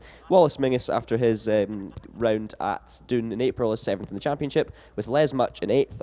Les now, of course, great to see him out this weekend, by the way, because he did have an unfortunate shunt at Fintry last time out. He had a mechanical problem on the Saturday, got the car running for the Sunday, but ended up, unfortunately, not completing the weekend and ending up with quite heavy damage on the Raptor. Thankfully, Les was completely unharmed, and it's great to see him back out already this weekend, getting straight back on the horse. Stuart Reid, by the way, 9th in the Peugeot 205 on 37 points, and Charlie Fraser, who also came a cropper at Fintry and is here this weekend. Get well soon, Charlie. 35 points, and he sits 10th in his Spire GT3. So obviously, as the day goes on, we'll be trying to keep you updated with how these championships are going to unfold, or how the points are looking this weekend. We'll do our best. We've got 3 championships to look at. I'm the only one with a dry commentary box who can have some laptops out to try and work this out. But I know John Brown's an absolute machine when it comes to knowing what's going on down the paddock, keeping us all right throughout the day. So that will make a huge difference as well. And I'll do my best. I'll do my best. Do we not also have the Lowland Speed Championship? We do indeed, yeah. Have the Max Sport Lowland Speed Championship. I'll see if I've... But not the Highland, is that right? Correct. Right, okay. Yeah. So I'll see if I can get some information as well on how that championship's looking. I don't want to be reading out any false information, although I will at some point, I'm sure, do it. I heard you talking earlier on about Trevor Willis, incidentally, and a slightly slow start to the season. I believe this is partly because he has, for the first time in years, a new gearbox in the back of the OMS. That's right. I talked to him last night, and right. a new Stadev gearbox, and not just a new gearbox. I had to modify the whole back end, so the car's actually quite different at the rear as to what he was used to. So he's actually getting used to that for the first few rounds of the year, and it's not just a case of taking one gearbox off, putting another gearbox in. There are so many other things to change as well. Yes, because it's not like most road cars where there's a gearbox in there somewhere. The gearbox will be a structural element, won't it? I'm not sure the details, but I'm sure there will obviously suspension mounts are probably different for a different shape of gearbox, things like that. I mean, there's a lot of activity in the paddock. In one respect, there's a lot of activity. People tried to change tyres, and I just try to see if anybody's going to get out. I mean, Alex is sitting here with slicks on, but it's really very wet down here. The road is certainly wet, and I wouldn't imagine they'd be going up in those slick tyres. I noticed that Wallace and Will are all busy changing tyres, and Richard's coming up with tyres. So there's a lot of tyre changing going on down here. I have to say though, it's absolutely bone dry underneath the trees through Oak Tree. There's a wet line, and it stops directly just before the tree, and then it's completely dry. I mean, I'm not seeing any running water at Cottage either. And in fact, there's a very small patch which is completely dry just before you turn into Cottage, because the rain hasn't found a way around the branches. But even where it is, quote, wet, closed quotes, it's more damp and shiny. So there's no water to move out the way. Two schools of thought there: if there's no water to move out the way, why do you need the grooves of the wet tyres? The other one is, I'm just going to put wets on anyway. But if you were down here in the paddock, I think you would put wet tyres on. It is actually quite heavy now, and even if the track does a bit drier up the hill, you're not going to ruin your wets in a short 50-second run. So it's probably worthwhile for just to check out the track to put the wets on this last practice run. But the next big decision is the next run. Do I see a car approaching? Yeah, the car just coming round the corner. It's George Cohill Jr. All right. Followed by Les Much and Banks. I can't remember his first name. Vince. Vince Banks, yeah. Vince Banks. So a bit of a Scottish trio coming up to begin with. I was going to say, yeah, the Scottish Championship tribe coming up. Shall we say at this point that Vince Banks' car is a Formula 3 car and therefore of a much lower spec than the other cars in the class? So we're not expecting him to win the class. And if he's a few seconds behind, that's because the car is a few seconds slower. Is George Coghlan wets there? Well, I can't see now. David, can you see? No, he's on Pirelli slicks as he comes past me. He'll still be in slicks because they didn't change the time to change them, I don't think. Yeah. I saw George running Pirellis yesterday, so I wonder if he's trying them out in the damp conditions. George, of course, taking a double win just last time out in the Scottish Sprint Championship at Golspie. I think Les is on slicks as well. Yeah, the first few cars out here are all still in slicks. Oh, mind you, he's taking it very gently, and despite what I said earlier, he was kicking up small rooster tails. Yes, George Coggle sliding the car out of his spray. It's just very greasy. He is on the Pirelli tyres by the looks of it, but as you say, I mean, in these conditions, still on slicks. Obviously, Les himself coming off an accident just last time out. You're not going to be wanting to push it too hard at all, are you, really? Let's In just a way, the conditions might actually work for Vince Banks because he does not have an excess of power. He's probably got maybe 200. He's also got a misfire, which is not helping. That'd be a shame if he still had a misfire. Les coming through past me now, and yeah, looks like he's on slicks as well. Going to come across the line. George Coggle's time 53.61, while Les Much stocks the clock on 50.84. So that's a pretty good time given the conditions. Vince Banks, meanwhile, not getting the split times for him actually yet. Got them through Junction. He's only about a second off George Coggle's time through Junction. Now Vince is in a different class. Vince is in Class K, which is K1, which is for the racing cars between 1600 and 2 litres, of course normally aspirated. But Vincent was third in class yesterday. I'm not sure if his class competitors are taking their runs, Jonathan Varley and Lee Griffiths. Yeah, in fact they are, yes. Lee Griffiths on the hill now. And Jonathan Varley's lining up. Lee's just come past me, the very distinctive yellow OMS, taking it quite steady through Oak Tree and a little bit of a wiggle as he goes to the Garden Gate. Vince Banks 56.66 was his time. Lee Griffiths 75 miles an hour through tunnel in the wet. It's good going. He's a couple of seconds quicker than Vince at this stage, both of them in the same class, of course. And then after that, David, you should have Jonathan Varley lining up in the Predator, which Yes, I think will go very well in the damp. Well, yes, I mean, last week he won a run-off at the Midland Championship meeting at Lowton Park in absolutely unbelievably awful conditions. It sounds like he's not on full throttle, but he's modulating the throttle very carefully. Which is probably going to work. All these cars are still in slick tyres, up to Sean Gould, you'll see shortly. So Alex, Simon Andrews and Sean Gould are still in slick tyres. Richard Swearing's just changing. He'll be up shortly as well. And Olivia Cooper, Dave Urin, Trevor, Will, Wallace are all in wet tyres. I mean, I think it's that difficult thing at the moment. I know what it's like. You were saying, Richard, in Oak Tree, there's like a wet line, but it's nothing too wet. It's the same up here. The track's got that dark sheen in it, so it's a different colour. You know it's not dry, and it's very, very slippy, but it's not actually wet. So the wet tyres aren't really going to work because they're not going to be clearing any water, and the dry tyres aren't going to work either because they're going to be slipping around. So it's one of those horrible in-betweens where there isn't really a right tyre for damp, kind of squibby conditions. That said, I wonder if the guys that have changed to wet, so they seem to be mostly the people that are going to be running later, so they're probably assuming it's going to rain more. Although, saying that, coming out from under branches of a tree, I notice it's not raining now at Cottage.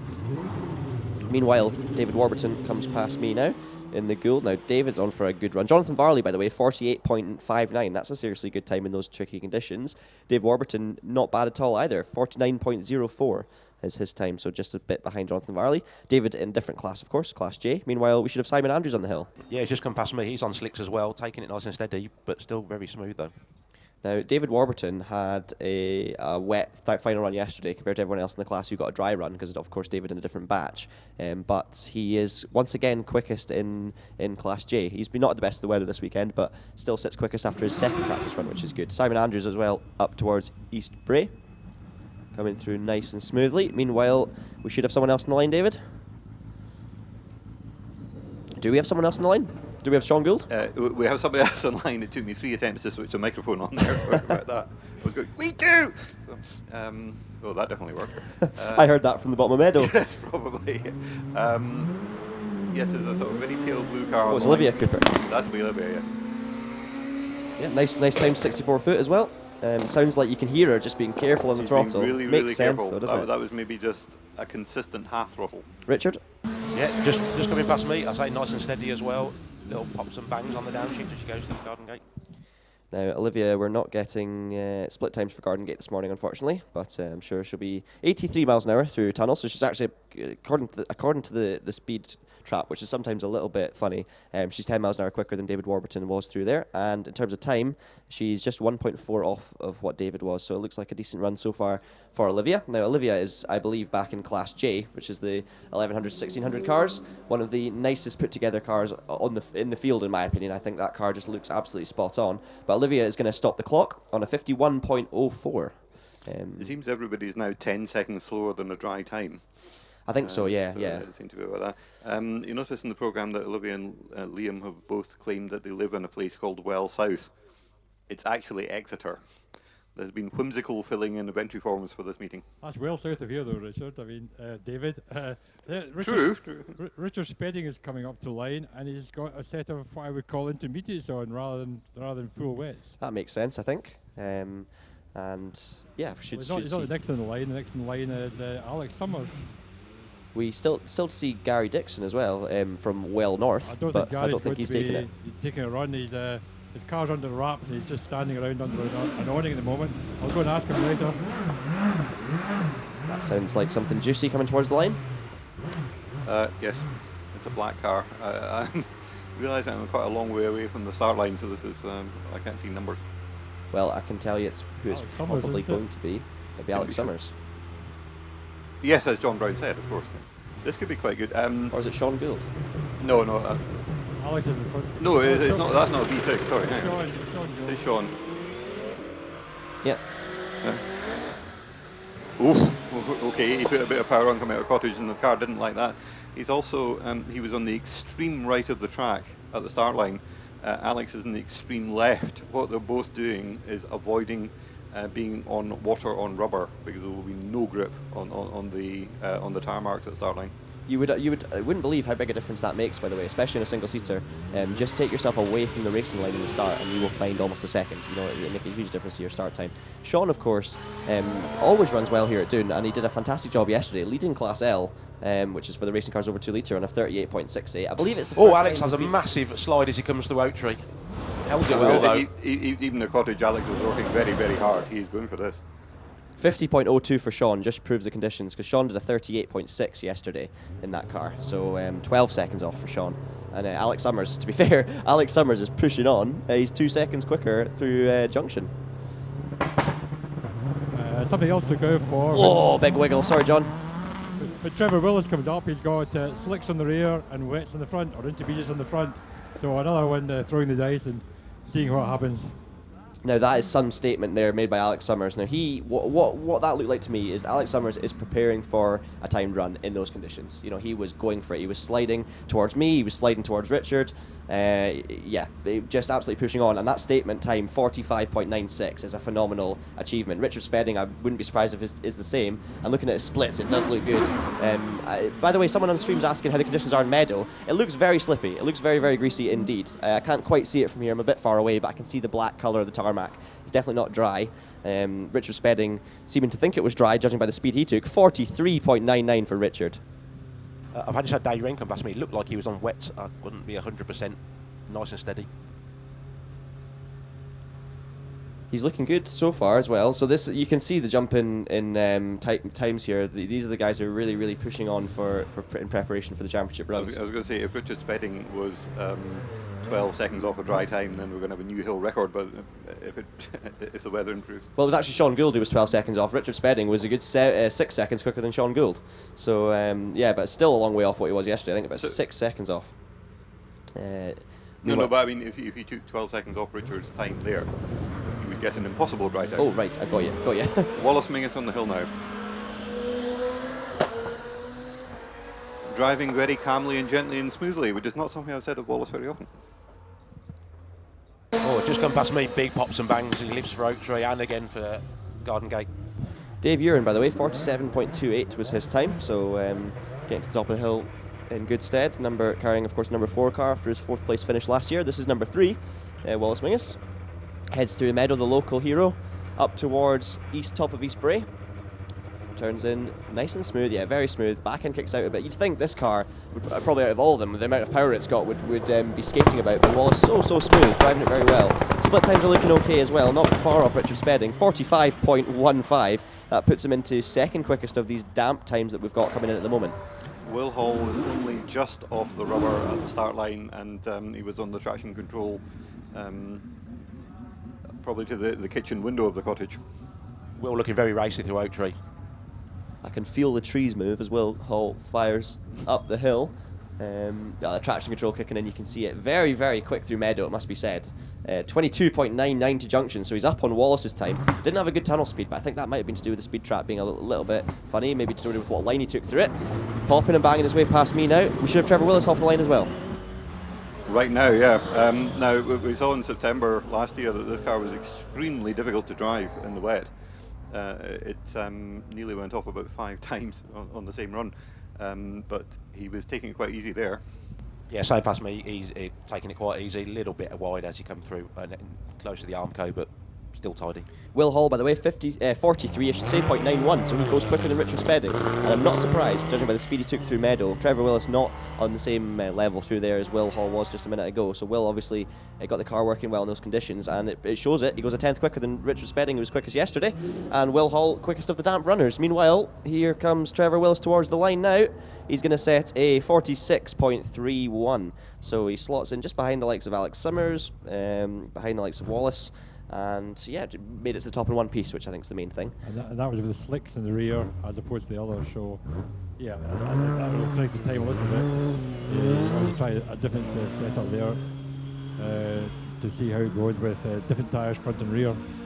Now, this single-seater you're seeing at the moment is not in the same class as the likes of Trevor Willis and Will Hall. This is, of course, John Albiston in the Brabham BT38C. Now, we've seen John coming up this hill many times recently in the Lotus 23C, one of the most beautiful cars you would see on the hill, really. And he's been pedaling this Brabham recently, trying to get performance out of it. And I tell you what, he's doing a fantastic job. 60.39 was his time there in the damp. This, of course, a much older car than many of the other ones we've seen. If you'd excuse me, chaps, I'm going to go back to paddock and leave you to it. There'll be nobody from Cottage in the next batch, but you should have Al Sutty back here for the first batch of competition runs. Sounds grand. Well, yeah, you go and stay dry. And we're a long way past that, John. wish your luck to Paul Hunter as well for us, who'll be heading up the hill soon. Yeah, not too much luck. He's going a bit too quick for me. Fair enough. I wish him a little bit of luck. A little bit of luck, just a calculated amount of luck. See you later then. Okay, see you later on. Thank you, David. Kenny Baird, by the way, crossed the line in time of 65.48. Kenny driving the absolutely gorgeous, in my opinion, one of the nicest cars in the paddock, Fisher Spider. How did it look through Oak Tree? Very smooth and tidy. It is a very pretty car indeed. We should also, who's on the hill just now? We have, it's one of the Mazdas. I think it's Dean Bowie in 716. So this is jumping up, of course, the double-driven cars in the future classes, which we'll be give you a full rundown of fairly soon. But Dean's time is a 62.01 in the Mazda, so not as quick as the Mazdas were managing yesterday in the drier conditions. I believe I've just had Helwyn Broad come past me as well. Yes, a slight difference from the Mazda. How was he looking? Yeah, really tidy as well. The typical little burble off the turbocharged 1300 engine. Good to see Kelvin back out again then. 44.50 was his time yesterday. Pushes on through the S's, nice and smooth indeed. I don't know how he's going to get on compared to the likes of Richard Spedding. 50.46 was Kelvin's time there. And given the conditions, that makes sense. It's about 6 seconds off what he did yesterday, which is kind of where we've seen a lot of the quicker drivers at in terms of difference. So, yeah, good time for Kelvin. And that, I believe, might be the end of the batch. How's it looking down the paddock, John? It's looking lovely down here. The sun is coming out. The heavy clouds have disappeared. If we get another hour and a half, we should be the next set of runs. We should get a dry run through, hopefully. And that's when we'll have the rain come in. Yes, just in time. Yes, just in time for the runoff. A few drivers obviously didn't take a run in that set. Gary Dix was one of them. I'm going to talk to Gary here. He's sitting in the trailer looking at the times, etc. Gary, have a wee word with you. You did take a run there. Obviously, conditions are tricky, and you know the place pretty well in the wet and the dry. Yeah, I just thought, well, it's changing the whole time, and it was just risk and binning it, really, and I thought it's safer just chill a wee bit, get your car ready for the main run in a minute. This is a new car to you this year. It's a bit different from what you've had before, I believe. Oh, golly gosh, it's a handful. Yes, it's just there's gizmos on it that I don't particularly understand, so I just twiddle a few switches and give it the go and hope for the best. So you got a few more combinations to try before you get the best out of it, have you? Oh yeah, I think so. I know Ross did it before me. I think he was a season or two before he was then just wiping everything, you know, or in Scotland. So I thought I could step straight in it and be up there, but nah, we're doing fine, you know. But I'm so tempted to go with everything switched off and just go by seat of the pants driving. It would be great. Well, why not? That's sort of do minimum, and they can just do one switch at a time and see what happens. But maybe switch them all off and see what happens. Okay then, Gary, thank you very much. Gary Dixon in this Force, which the ex-Ross Napier, ex-Dave Uren, ex-Will Hall as well, this particular car. So a lot of history behind the car. And I actually remember seeing Ross Napier, his first outing was at Kames a couple of years ago, and his first run was in the barrier. So a very tricky car to get used to with the turbocharger, and as Gary said, lots of on-off switches to fiddle with your gizmos. Yeah, Ross has been pushing that car on for a good few years, and as Gary said, he's absolutely right. It did take Ross a couple of years to really get the most out of it. Him and Les Much were always very close, but see, by the last year, when Ross was really, really firing with that car, he wiped the floor with all the records in Scotland, pretty much. He was taking record after record when the conditions were right, doing a phenomenal job. And, you know, Gary is one of the best drivers in the Scottish paddock. I think everyone knows that and would agree with that. He's been racing for a long, long time in many different cars, and he's always unbelievably quick no matter what he drives. But for him, this is a new beast. You know, this is something with more modern technology. It's something with the electronics and stuff like that. But it's also something with ridiculous amounts of power and about no weight. So it's just, in terms of drivability, that car is always going to be tricky. But you know that once he does get used to it, he's going to be flying. And I reckon, you know, we'll see him very, very high up the runoffs indeed once he gets used to that car, especially here at Doune. He'll be doing a good job. And of course, he is leading the Scottish HillClimb Championship at the moment, which is awesome to see. I'm still kind of going to try and get some information about how the Max Sport Lowland is going. I just don't want to give you any wrong information, but I will give you a little bit more about the Scottish Championship now that you've spoken to Gary. So I gave you this kind of rundown of the top standings, and Gary, of course, from Orkney, is leading the championship at the moment, looking to claim victory in his first year in the car.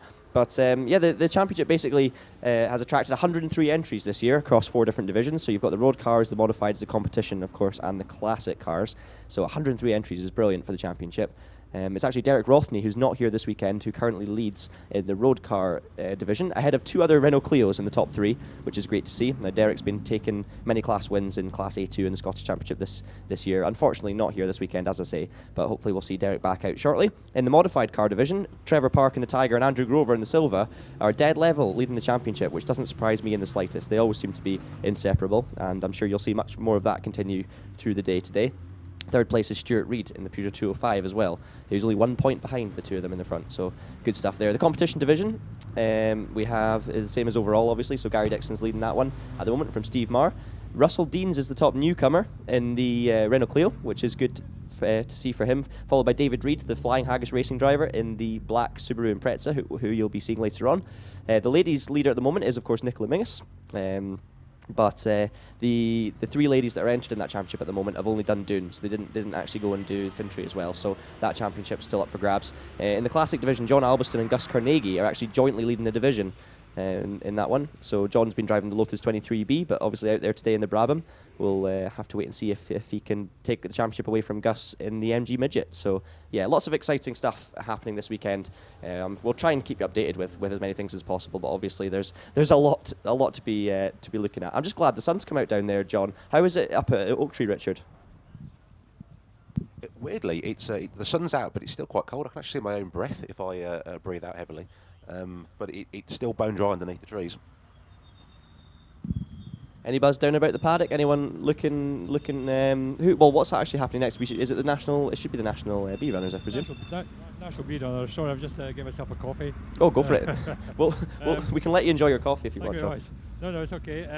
The national bee runners led off by Laura Ramsey in the Citroen, which had a bit of a problem last night, and got a new part on it. She was presented with the old part at driver's briefing this morning, so she's first to go.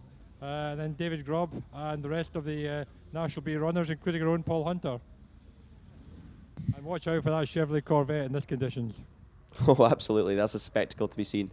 I was talking about it yesterday. So much power, but so little. I don't know what the best word is to describe it, but really it's just something that was not designed to be going up Doune, but he's doing a really good job in it, and it just sounds awesome as well, especially through Oak Tree.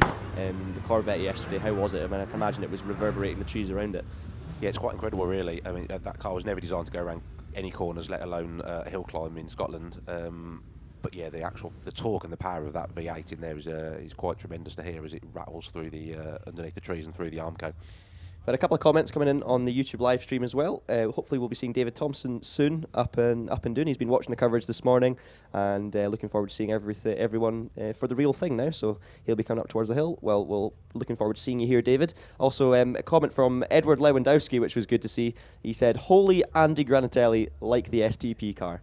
and I believe that'll be referring to John Albiston's Brabham. It's absolutely awesome. And of course, after seeing all the fastest machinery in the high engine single seaters coming up the hill and doing the fastest times, it's great that the first historic car after that is the one that attracts the attention on the chat as well. So it shows you that there's a lot of variety and there's a lot of excitement for all kinds of cars here at Doune today.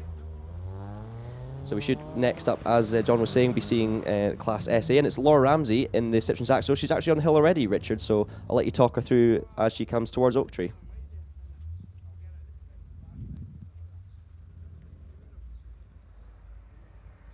Yeah, she comes through. Quite steady, maybe a little bit edgy after yesterday's incident, but nice and smooth still. Brakes a bit heavily for Garden Gate, but gets through there easily. Yeah, Laura, as we were talking about Laura yesterday, she's been really making inroads in that class for the last few times at Doune. She's moved up from kind of being a tail ender to fighting for class wins, which is awesome, and taking it nice and easy in the damp conditions now. But as you say, after yesterday's little incident, I'm sure she'll be wanting to keep it all together. Looking down at Meadow, though, the back end did seem to step out a little bit, so it is very slippy still through the Meadow. We saw some good single-seater times coming in, but still a long way off dry, so very easy for a car to go light through these damp conditions. And of course, for these drivers, it is still practice, so no need to be pushing on too much. Laura looking very quick through the last corner, actually, which is nice. That's the corner where she had her little bump yesterday, so clearly hasn't affected her confidence through there. 69.23 was the time for Laura Ramsey, so about 6 seconds off her run from yesterday, which makes a lot of sense. David Lawrence next up, coming in the Toyota Celica past you soon, Richard. 2.31 off the line, that makes sense with the four-wheel drive. Yeah, I can hear the turbo burble as he comes through. He's pushing on quite hard. Brakes a bit early for Garden Gate though, but gets through there easily. Yep, he's also been, of course, following David Grubb up in the Ford Fiesta. Now that Ford Fiesta, clearly a very standard engine, struggling to make much speed up through tunnel and the uphill, but he's identical time to Laura Ramsey through junction, and only 200s off through the S's, so that's properly close. David obviously made it up through the run to the line, the final corner, because he does a 69.09, so just a tiny bit quicker than Laura Ramsey by about a tenth of a second. Meanwhile, David Lawrence in the more powerful and four-wheel drive Toyota Celica comes past me. Now expect to see him doing very well if the conditions are damp. Four-wheel drive obviously making a big difference. Craig Dow passing you now as well. Yeah, the lovely little Mark II again, as we saw in the hands of Angus earlier. Fantastic little car, looks great. Now, even though Craig and Angus are in different classes due to the National B and National A split, we should still be able to compare their times. So Angus's quickest from yesterday was a 62.49. Now Craig, if I can just get it up here, Craig's time from yesterday was a 63.14, so not much splitting the two father and son combination, which is good to see. Craig's not driven that car too often, driven it before, but never driven Doune before, so making his debut, and he'll be looking to try and beat his dad out there today, which I'm sure Angus will be hoping to stop him doing. The monstrous Corvette has just come past me, sounding absolutely glorious. And we'll be seeing him up through the meadow very shortly. But Craig Dow then crosses the beam on a 65.68, which I think he'll be very happy with. That's a good chunk ahead of the likes of Laura Ramsey, David Grubb. Obviously the Craig and Angus Ford Fiesta a bit more powerful, but that's only a couple of seconds off his drier runs from yesterday. Still damp yesterday, of course, but yeah, slightly drier than it is now. Meanwhile, John Beckett comes towards me in the chicane. I'm just going to leave my mic open for the Chevrolet here as he comes through, just see if we can hear it.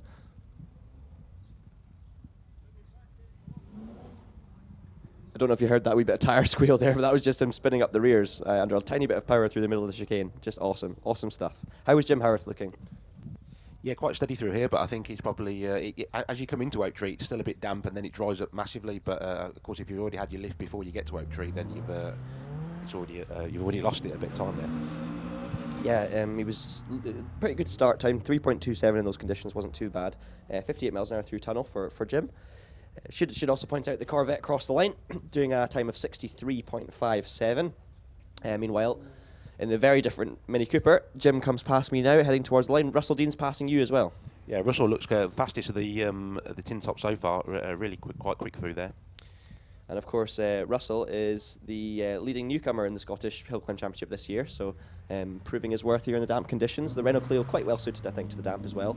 Paul Hunter, though, is off the line, our commentator partner, so he'll be looking to go quicker than David Finlay. Tricky conditions right now, but there's not been a bit of rain for a while. The sun's out, so hopefully we'll have the track a bit grippier soon for Paul. Talk us through his run through Oak Tree. Paul is, oh, good grief, he gets very close to the Armco as he comes through Oak Tree, but absolutely on it brakes a little bit early for Junction. Sorry, Garden Gate. Yeah, Paul, of course, normally a rally driver as well as doing the odd hill climb. So Paul knows his way around mixed conditions and mixed surfaces, and he is a phenomenally fast driver actually in that very standard Renault Clio. He's done a 31.91 as a split junction. Now that's actually not too far away from David Lawrence in the Sleeka, which is a fantastic job in these conditions. Russell Deans, by the way, 60.88 was his final time. So Paul will be looking to go quicker than that. He fires now towards the chicane. Nice line through there, nice and tidy, not too slow at all. Obviously having a bit of confidence in the grip that he's got available to him, and it's going to be a good time. 57.46 for Paul Hunter, which is less than a second off the Sleeka. So, yeah, great going. Graham Sinclair came through in the Caterham very, very tightly through Oak Tree and also took a very lovely line through Garden Gate. Yeah, Graham, another one of the Scottish competitors, former Radical runner as well. Very, very quick indeed. This is him out in the Westfield. Oh, he runs a bit wide over the top of Eastbury, catches two wheels in the grass, but no problem at all, gets it all gathered up. Doesn't do a Derek Rothney, as I'm going to call it, through coming into the chicane. David Reed looking very racy as he came through Oak Tree in the Subaru Impreza, the typical flat four Burble. Comes through Garden Gate, really nice too. Now, David Reed obviously second in the Newcomers Championship behind Russell Deans, but the way the class system works, even though they're in the same class here today, they're not in the same class in terms of the Scottish Championship scoring, just because of the whole National B and National A split. So, for the sake of awards and classes today, they are in the same class, but officially in the Championship standings and points system, they will not be in the same class. So, it's all about how they do against other competitors in their class.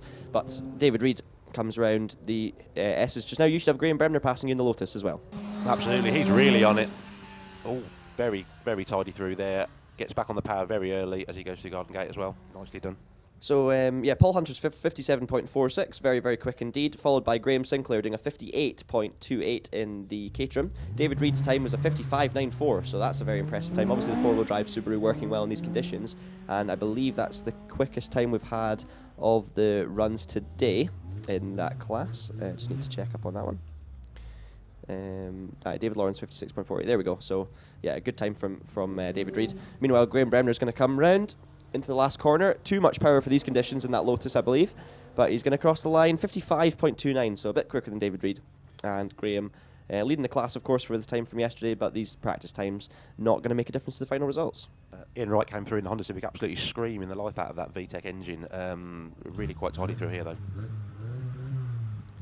Yeah, you can hear that VTEC power coming through Meadow, heading up towards Eastbury, nice and smooth in the Civic. I do like the sound of these cars. I think they do scream at you, but it just feels aggressive, and it's what you want to hear from an engine. You know, it's a bit of character, which is nice. Julia Patterson also should be passing you. Yeah, just coming through the only Formula Ford that's here all weekend. Some events you can go to, and there can be 20 of these, all in one class. But she looks quite tidy through here. Yeah, not so great 64 foot, so Julia obviously struggling for a bit of traction. Maybe didn't quite get engaged, but Ian Wright, meanwhile, did a 61.26 in the Honda Civic. And that is the final run in Class SA. So just to run you through the results quickly in Class SA after today's run, none of them improved other than John Beckett in terms of their times from yesterday. So the current running order in the class is Graham Bremner from David Lawrence, Paul Hunter third, Graham Sinclair in fourth, David Reed in fifth with Ian Wright, Russell Deans, Jim Howarth and Craig Dow in the top 10, Laura Ramsey, John Beckett and David Grubb then round up the class as well. Alan Bowie in the first of the MX-5s, did not a good 64 foot time. How was he through Oak Tree? Yeah, it's quite steady through here. I don't think he's still testing the conditions of the car, but he was tidy though. You should also be seeing James Robinson coming past you in just a second, so talk us through that one when he comes. Another one of the MX-5s. I can hear him coming, and now he's just coming into view. Yeah, takes a nice line through Oak Tree. Just a little bit off throttle. Ooh, quite circumspect through Garden Gate. I think he's just taking it steady. Now, Alan Bowie sharing the car with Dean Bowie, who's just Alan's just passed me now in the S's. He's going to come across the line 65.49, so good 3 seconds slower than Dean was, which kind of follows suit as to what happened yesterday as well. So Alan will have a bit of work to do if he wants to try and close the gap to Dean. Unfortunately, we are not seeing Leslie Ann Schooler here this weekend. I believe she was entered but didn't make it to the event. We're also sadly not seeing Clark Sutherland because of the incident yesterday as well. So I know he's looking for anyone who's willing to help rebuild an MX-5. So if you do fancy a wee bit of fun rebuilding an MX-5 in the next few weeks, give Clark Sutherland a call, because I'm sure he'd be great, happy to chat to you about it. James Robinson, meanwhile, crosses the line, 64.88 in his MX-5. We're going to have Keith Rose also coming through. Now, Keith probably was pretty quick through Oak Tree. I can imagine he's usually pushing on fairly hard. But you'll be having Jason Russell coming past you soon as well, who's another one of the more competitive runners in the MX-5 class. Oh, Keith hanging the back end out through East Bray. Jason Russell quite committed through Oak Tree as well. Oh, Keith Rose, he holds it together. Brilliant save from Keith. That was definitely a panic moment. Came into the chicane just a little bit too hot. You could see him getting sideways on the damp track. He puts a couple of wheels on the grass on the left, and I've been there before. I know how that feels. The back end swings out, but he gets it all gathered up, gets it collected, and keeps on going with no problems. But he does a 64.47. He lost about a second there to James Robinson through the last corner, but yeah, not for the want of trying from Keith Rose. Fantastic effort through this chicane. Got my heart racing anyway. But Jason Russell now comes past me in number 120. David Wallace passing you as well. Dave Wallace just come past you with that very distinctive exhaust note on the Unos rather than an MX-5, although essentially they are the same cars. You can hear him coming a mile off in that car. Now, David Wallace, also son of Richard Wallace, who is I used to race slot cars with up in Invergordon, so it's good to see keeping motorsport within the family. David doing a great job in that car as well recently. He touches the grass on the way into East Bray, kicks up a bit of dirt, nice to see it, and fires now down towards the chicane. Nice and smooth through there. Clark Sutherland absolutely on it through Oak Tree, right out to the outside, almost clipping the Armco. Yeah, that'll be probably Neil Girdwood in his MX-5, 61 miles an hour through tunnel and 31.84 to junction. David Wallace, by the way, stopped the clock on a 61.51, which is the quickest of the Mazda runners we've seen so far this morning, which is awesome to see. The second quickest so far is Dean Bowie on a 62.01, who was up in an earlier batch. But meanwhile, here's Neil Girdwood firing towards me. You should have Andrew Connell with you as well. Yeah, Andrew's come through, also very quick. All very late breaking into Garden Gate. Yeah, Andrew Connell and Ross Glenn, two of the main runners in the MX-5, so you should see Ross up next along. But Andrew Connell, always smooth, always unbelievably fast, and he'll be one of the favourites for the class today. He's up by 4/10 on Neil Girdwood as well through the junction split, so Andrew will be firing through the meadow, nice and quick and committed through meadow. And yeah, you'll need to talk us through Ross Glenn coming through Oak Tree, because he's always very committed in the black MX-5. Yeah, he's always coming. He's absolutely flying through here. Oh, lovely line, takes it nice and smoothly though. It's into Garden Gate, light brake, just slightly locks up, turns in nicely though. You wouldn't think it was wet watching these two. Andrew Connell carried so much speed through the S's, lovely and smooth. Not the same drama that we had with Keith Rose, but it was so quick as well from Andrew. 56.54 was his time, so he goes quicker than Neil Girdwood, who did a 57.82. So those two kind of raising the bar for the Mazdas here this morning. Track does seem to be drying out a little bit at the moment, which is good as well. Meanwhile, here comes the mighty Ross Glenn, fires into the chicane, so much speed coming in, very similar to Andrew Connell through the corner. I don't know how these guys drive those cars so fast. I really don't understand. It beats me, like it beats the laws of physics. Ross Glenn crosses the line in a 56.68, so he's just a tenth of a second behind Andrew Connell, unsurprisingly. And that takes us to the end of the MX-5 Hillclimb class, which is class SF. So it is Andrew Connell, who leads the class then by 10th from Ross Glenn. Both of those guys going quicker than they managed yesterday, which is very impressive. Both of them actually improving by exactly 1/100th of a second, or 2/100ths of a second, on their fastest runs from yesterday. It's ridiculous how consistent they are. I've just had Alex Hazelwood come through in the lovely white little Sprite. Very smooth. You should have Richard Morris as well. Yeah, absolutely, in the TVR. He's just very close to the inside of the Armco. The mighty 2.5 litre TVR. Yep. Richard Morris. It's one of the other great sounding and looking cars in the field as well. Alex Hazelwood, meanwhile, crossed the line on a 65.49, so he remains in second position in class. Al Sutty leading the class at the moment on a 61.87 from his second run. But yeah, we'll see how he gets on later on. We should also have, speaking of Al Sutty, of course, our commentator throughout the day. He's off the line and underway, so you can talk us through his Oak Tree when he gets there in a few seconds. Richard Morris also heading up towards East Bray as we speak. Just to warn you that the Scott Brownlee is on the line straight after Al Sutty, so this must be the first batch of the first time runs coming up now. Brilliant, thanks for that, John. That'll so that means that the next runs will be actually counting towards our final results for the first time. Alex Sutty takes a really nice line through Garden Gate, just the faintest of lifts, and just chucks it in. He was 3/10 quicker off 64 foot than Alex Hazelwood and 3 miles an hour faster through tunnel. keeps the 3-second gap as well through junction. Meanwhile, we do have Scott Brownlee off the line, so this will be the first of our timed runs. So we'll make sure we get you that one very shortly. Meanwhile, Al Sutty fires it through the chicane, nice and smooth, but quick as well. Dab of the brakes into the final corner and drives towards the line to complete our practice running here today at Doune, 62.27. So he remains in the lead of the class. But we need to talk about Scott Brownlee. How was he through Oak Tree? Very smooth through here, actually. He looked good. It's very dry through here now as well, so I think everyone realises they can push quite a bit harder. So this is where all the times reset then. So this is the first of our timed competition runs here this afternoon. This is when it begins to count. So drivers scoring for the Scottish Championships, it's the best of their 2 timed runs. For those scoring in the leaders, both timed runs will count towards the results, and of course for the run-up for the British HillClimb Championship drivers, it will be counting towards the run-off. So this is where it really does count. Scott Brownlee leading the class after the practice runs, so we'll see what his time is going to be. You'll have Alan Reid coming past you shortly. Scott Brownlee stops the clock on 59.89. Alan Reid's going past me now. He's really on it. Oh, look at that! Just a downshift. I think he just lifted on the downshift and turned into Garden Gate.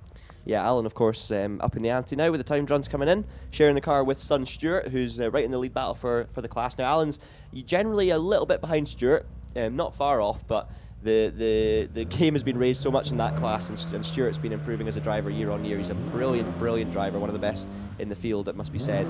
And yeah, Alan usually a couple of seconds off him, but definitely not for the want of trying.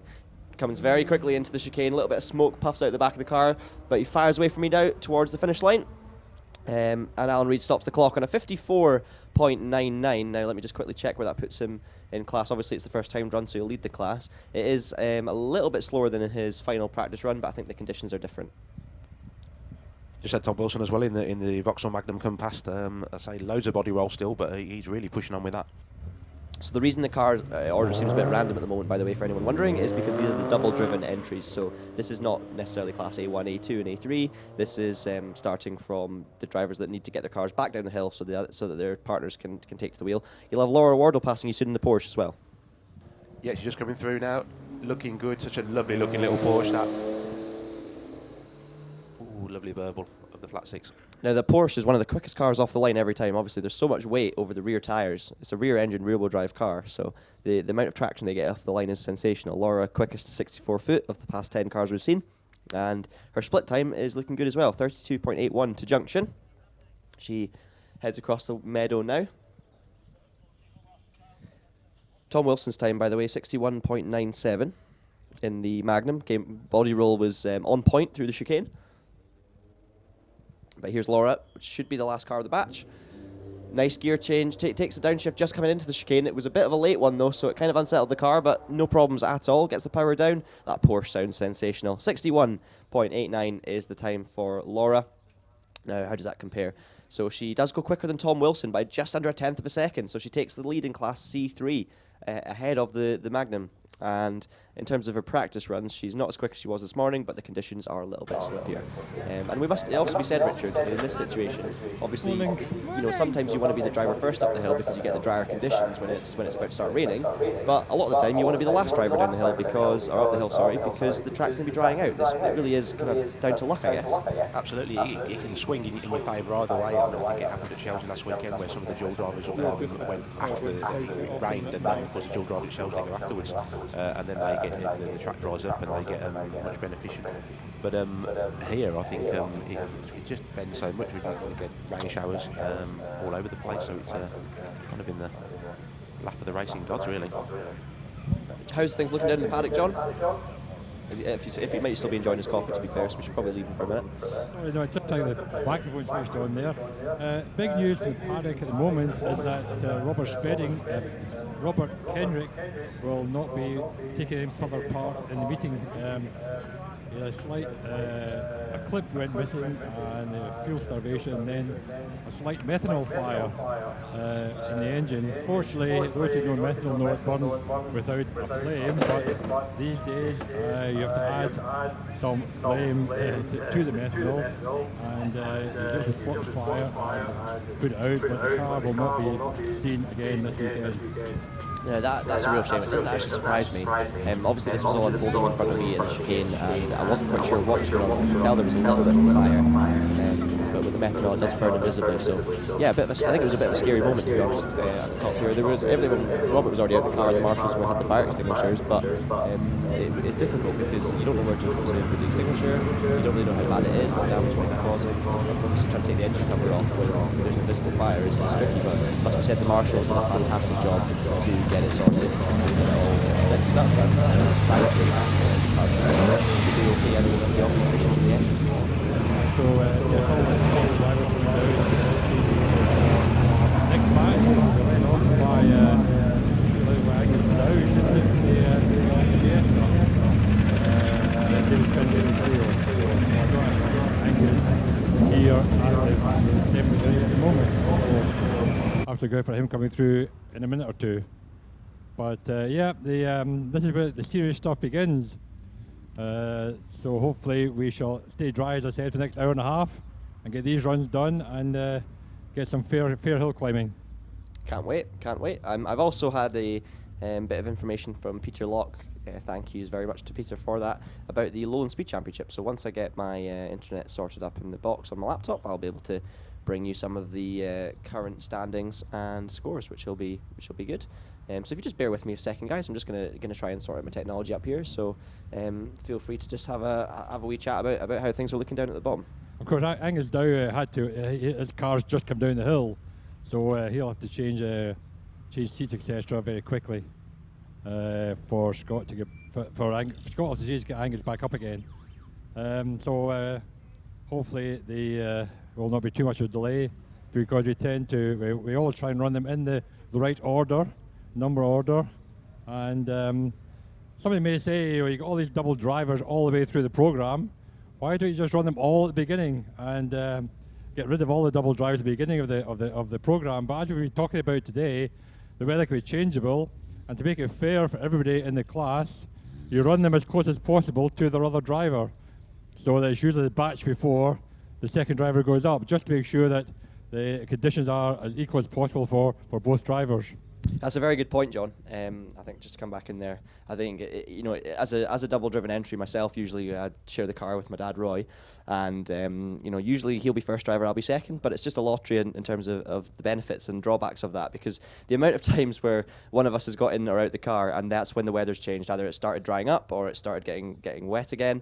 It's unbelievable. You couldn't believe how often that one driver gets good conditions and one driver gets bad conditions. So it really is crucial that they run as close together as possible. Of course, the potential drawback of that is that you have cars designed for one quick burst up a hill climb.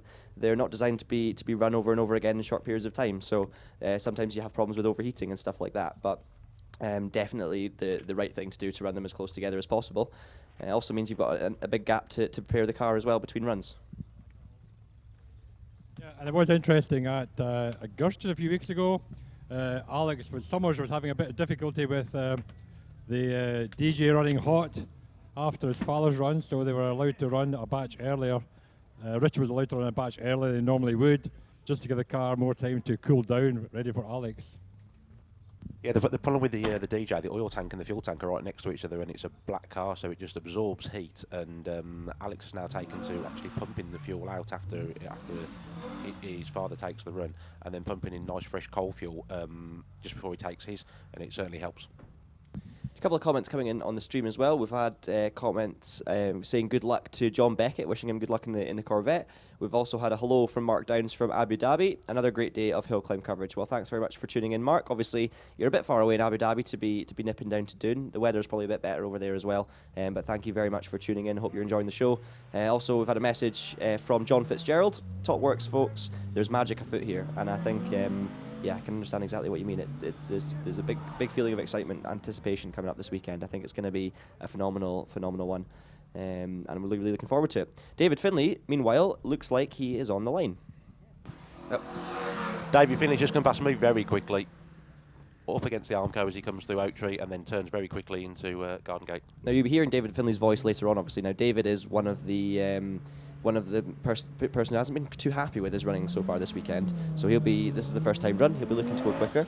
Now I think David puts a lot of pressure on himself because he's driven a lot of different cars. He's up against Paul Hunter, who's doing a phenomenal job in the Clio, and this is David's first time driving the car. I think he's doing a very, very good job indeed. But yeah, David's a perfectionist and he knows he can do better. Cuts the corner nicely at top of East Bray. He was talking to me about that line yesterday.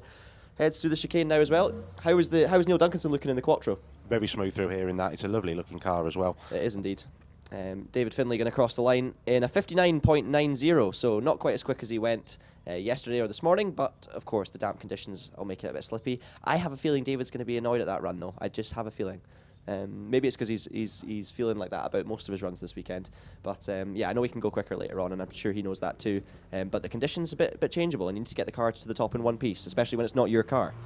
I don't think I've ever seen David happy after he's finished a run.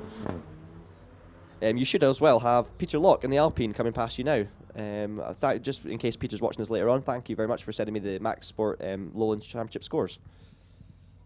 Yeah, he's just coming through. Oh, it's a lovely looking car. I think it's always got the headlights on. It's probably like that modern thing you have. And lovely crackle and pop as he turns into Garden Gate. This is, as I was saying yesterday, probably the most modern car in the field today.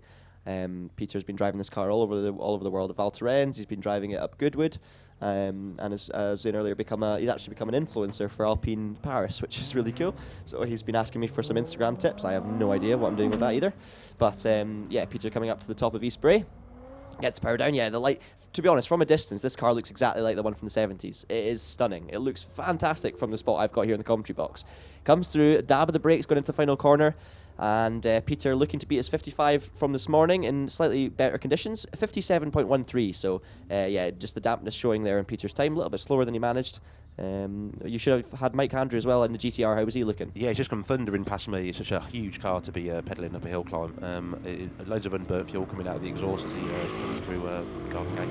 Yeah, these that's a good one. These slightly slippery conditions will be suiting, of course, Neil Duncanson in the Quattro because he's got four-wheel drive, which is the same as Mike Andrews got and not what Peter Locke has. However, Mike Andrews got far too much power for slippy conditions up a narrow track. And obviously this Nissan GTR is the fastest car in the class, but in these conditions it definitely isn't the fastest car in the class. So it's just one of those things. Shows you that it's not all about power, and it can sometimes be about handling and just about suiting the circuit you're on, of course, or the hill climb in this case. Neil Duncanson, by the way, 55.53, leads the class from Peter Locke in the rear-wheel drive Alpine on a 57.13. Mike Andrews sits third on a 59.14 in the Nissan GTR. You should also have George Emerson coming past you soon as well. Yeah, he's just coming through me. Very quick through there, and just takes a slight break, a dab of the brakes as he goes into Garden Gate. We've also had John Pick come past me, and John Pick crosses the line on a 54.59, so he does jump 0.3 of a second ahead of Scott Brownlee then. So John Pick takes the lead in Class B, and that'll be probably the conditions that's doing that for him, because obviously Scott Brownlee went up earlier on he had pretty much got the worst of the weather in this class because he was caught out in the rain earlier going in the previous batch. But yeah, George Emerson looking quick. You've got John Hamilton coming past you as well. Yeah, John Hamilton actually screaming the engine as he came through Oak Tree. Looking really smooth and tidy though. George Emerson crosses the line at 56.41, so he goes ahead of Scott, but slots in behind John Pick. So John has jumped from being fourth in the class in practice to currently leading the class after the timed runs with just John Hamilton to cross the line. But John now heading through towards East Bray. Didn't look too quick through the meadow, maybe just being a bit tentative in these conditions. And of course these conditions will suit the John Pick car because it's four-wheel drive, of course, in the number 21, which is of course the AMS Murtia. Meanwhile, is it Murtia or Murtia, John? You were telling me this yesterday. Murtia, I think. Murtia, okay. We got it right. That's a change. John Hamilton crossed the line 57.46, so he slots into third in class. So basically, what's happened there is we've seen the order basically turn its head, because John Pick leads the class from George Emerson, John Hamilton third, and Scott Brownlee in fourth, who was quickest in practice. So obviously, as I say, Brownlee got caught out by the wet weather there, but yeah, still a timed run to go, so we'll see how it goes. Eric's just come past me, absolutely flying through Oak Tree, and turns in incredibly fast for Garden Gate.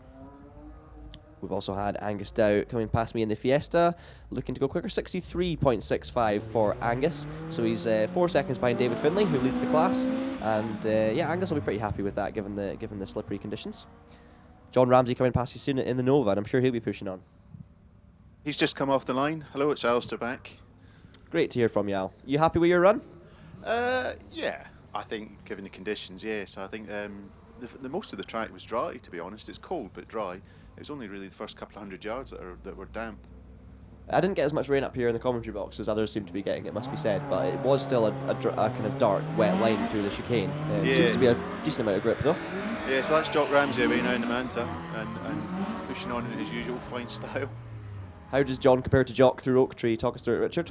Well, John was incredibly quick. I think he only just lifted the fraction as he got into Garden Gate, and the jockey's also on it. Yeah, it just looks like a slight lift as well as he goes through Garden Gate. And John Ramsey heading towards the line then. 53.58 was his time, so yeah, very impressive. Also, Eric Murray in the Hillman Imp did a 54.51. Very quick in that particular car as well. Of course, Eric in a class of his own in the modified production cars up to 1400, whereas John and Jock in the modified production cars between 1400 and 2 litre, one of the top classes here today. But John Ramsey did go quicker than Alan Reid managed to do, so he takes the provisional lead in the class. And Jock is going to head towards the line now. He's slower than John in the splits, and he is slower in the time as well. 54.57 for Jock Ramsey. So slots in second place in class, just ahead of Alan Reid. Meanwhile, Grant McClellan on the hill as well, and just after him, we should be seeing Stuart Reid off the line, Al. Yep, Stuart's just taken off, and dry line now appearing through here. So I think times are definitely going to improve, I think, for this class as time goes on. This next car's line up. We've got the 106 just coming up to the line as well now. The Clio fires past me. It's really pushing on, bit of puff of smoke as he lifts for Garden Gate, but I think he just lifted, not even a hint of a breakthrough there. Grant McClellan's time, 55.38 in the Renault Clio, so that's a big jump up for him. He's just behind the back of Alan Reid in 4th place in class. Stuart, of course, one of the championship contenders and the class contenders today. David Patterson off the line as well, Al. Yeah, a bit of a fluff off the line there for David Patterson in the 106, so but he's made up for it now. He's really making it for it now through Oak Tree. Gets very close to the Armco on the inside. Oh, wow, that is incredible speed through there. Lifts the back wheel clean off the ground as he goes through through Garden Gate. Stuart Reid, by the way, 49.55, so he does jump into the class lead, as we suspected. So let's see what David Patterson can do. David's 7/10 slower than him through Junction, though. You'll have David Adam coming up soon as well, but David Patterson now fires through Meadow and up towards East Bray. Nice and smoothly round there. Now David, we're going to see they're split into S's. He's actually down by 9/10 of a second, so it's looking like a good run for Stuart Reid. How was David Adam looking? Really racy through Oak Tree as well. Didn't look quite as quick through Garden Gate though as David Patterson. David Patterson lost a lot of time to the 64 foot as well. He was almost a second slower there, and it's cost him at the end of the run. 50.95 was his time, so not quite adapting to the conditions quite as well as Stuart Reid, but David Patterson still slots into second place in class. Meanwhile, David Adam then firing through Meadow up towards East Bray. Nicely over. Now how are his split times looking? He looks like he's going to slot in between Stuart and David Patterson at the moment.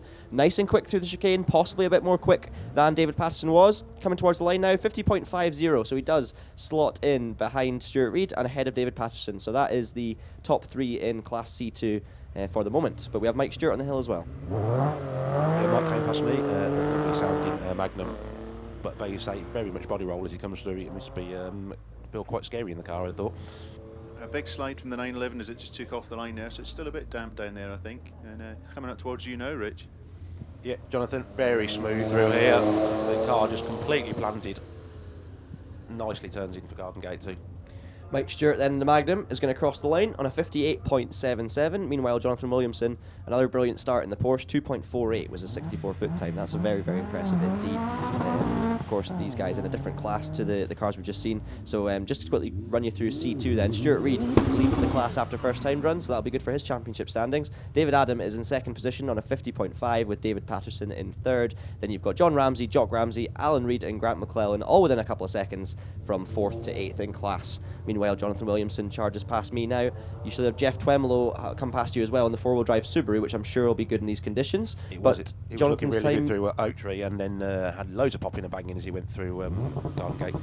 Looking good as he comes onto the Meadow as well. Jonathan Williamson's time there as well, 58.14 in the Porsche. So this is Class C3 now. Now Jonathan's time of 58.14 does put him in the lead of the class, ahead of Mike Stewart, ahead of Laura Wardle, and ahead of Tom Wilson. How was Donald McCaskill off the line? Yep, looking good. Yep. Mitsubishi's always very, very fast off the line, very smooth. It's kind of deceptively quick, I think.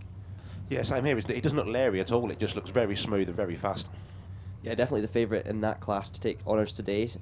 Jeff Tremolo, by the way, is slightly damp, takes a 57.68, so he leads the class from Jonathan Williamson then.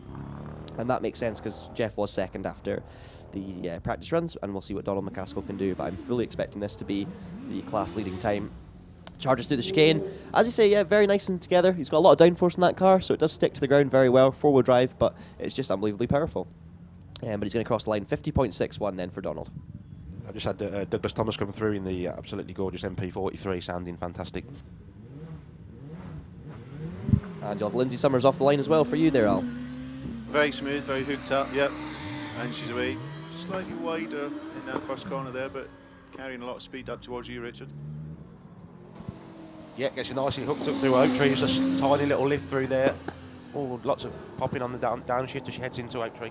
Sorry, into Garden Gate. I left the microphone open there as well for Douglas Thompson as he come past me in the pill beam. I believe that's got a BMW M5 engine in it. Mighty thing. 51.83 was Douglas's time. Of course, Douglas, the man we heard from earlier from John Brown, speaking to him in the paddock. This is his 50th year competing at Doune, which is just phenomenal. How are things in the paddock, John? Sorry, yeah, it's still dry and still quiet, of course, because you've got the first of the double drivers coming up. And Lindsay Summers should be on the hill, just finished in fact, and that's the first of the registered competitors for the national championship. Yep, Ben Hamer on the hill as well in the 750cc Kawasaki. Is this car turbocharged or supercharged, John? It's turbocharged. Turbocharged, thank you. As he heads now towards me through the S's. Now Lindsay Summers' time 48.50 is something she'll be happy with. In these tricky conditions, and Ben Hamer's going to come across the line, should go just a bit quicker, and does do, 57.22. Meanwhile, Steve Owen on the hill. Steve Owen looking really smooth and fast off the line there, and yeah, looking very racy through Oak Tree as well and into Garden Gate. Yeah, split time's looking good. He is a second, just one second up on Ben Hamer through the split time to Garden Gate. 80 miles an hour through tunnel, so he finds another 5 miles an hour on both Lindsay Summers and Ben Hamer through the speed trap. Fires through Meadow and up towards East Bray. Now we should see him emerge very soon. This is, of course, Class I for the racing cars between 600cc and 1100. Now Steve fires into the chicane. You can tell he's done this before. And powers out down the final stretch towards the finish line. This is going to be a good time. 45.67 for Steve Owen, and he takes the lead in Class I ahead of Ben Hamer and Lindsay Summers. So well done, Steve. And that concludes this batch for the moment as well, of the first batch of our timed runs. So yeah, guys, everyone looking like the track's a wee bit slippy, not quite dry, not quite wet, and the drivers seem to be coping pretty well with it. It's certainly down here on the start line. You can see there are two distinct dry lines where the tyres have been, and it is drying, but I think there's not enough warmth to kind of lift it off really quickly. And certainly looking at the sky, it's pretty overcast at the moment. So hopefully it might be like yesterday morning where the sun began to poke through, and we'll get some better weather for the next runs. I'm just going to tune out for just a few minutes, but I'll leave you in the capable hands of John Brown to lead you away in the paddock and see if there's any stuff going on there as the batch ends. Thank you, John. As I said, Lindsay Summers and Steve Owen were the first of our registered contenders for the runoff later on. So Steve 45.67, and Lindsay 48.5. Under normal conditions, they are unlikely to qualify with those times, but with this changeable weather, you never know. And we will then, in future classes, have a few more of these registered contenders coming through the single-seater classes, and then into the final over 2 litre class, where the majority are all registered contenders. So it's a bit of a shame, as a quick spot about Robert Kenrick, a bit of a shame we won't see Robert able to carry on this afternoon. He's never really had a lot of luck up here at Doune. I think last year was a bit of a damp day as well when he came, so he'll be hoping for some sunny weather when he comes back again in September. Having fitted wet tyres or treaded tyres for that last practice run, the main contenders all looking at putting slicks back on again. So it'll be one of those days when the wheel hammers and the wheel nuts get a good pounding today, I think.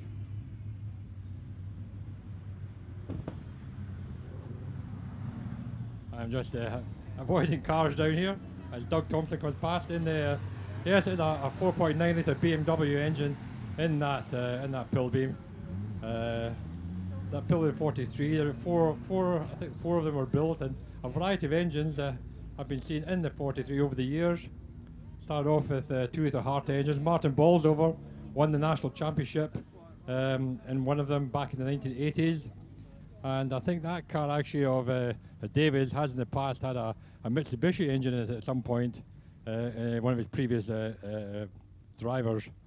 So as I say, these cars are still looking lovely after 35 years and still going well.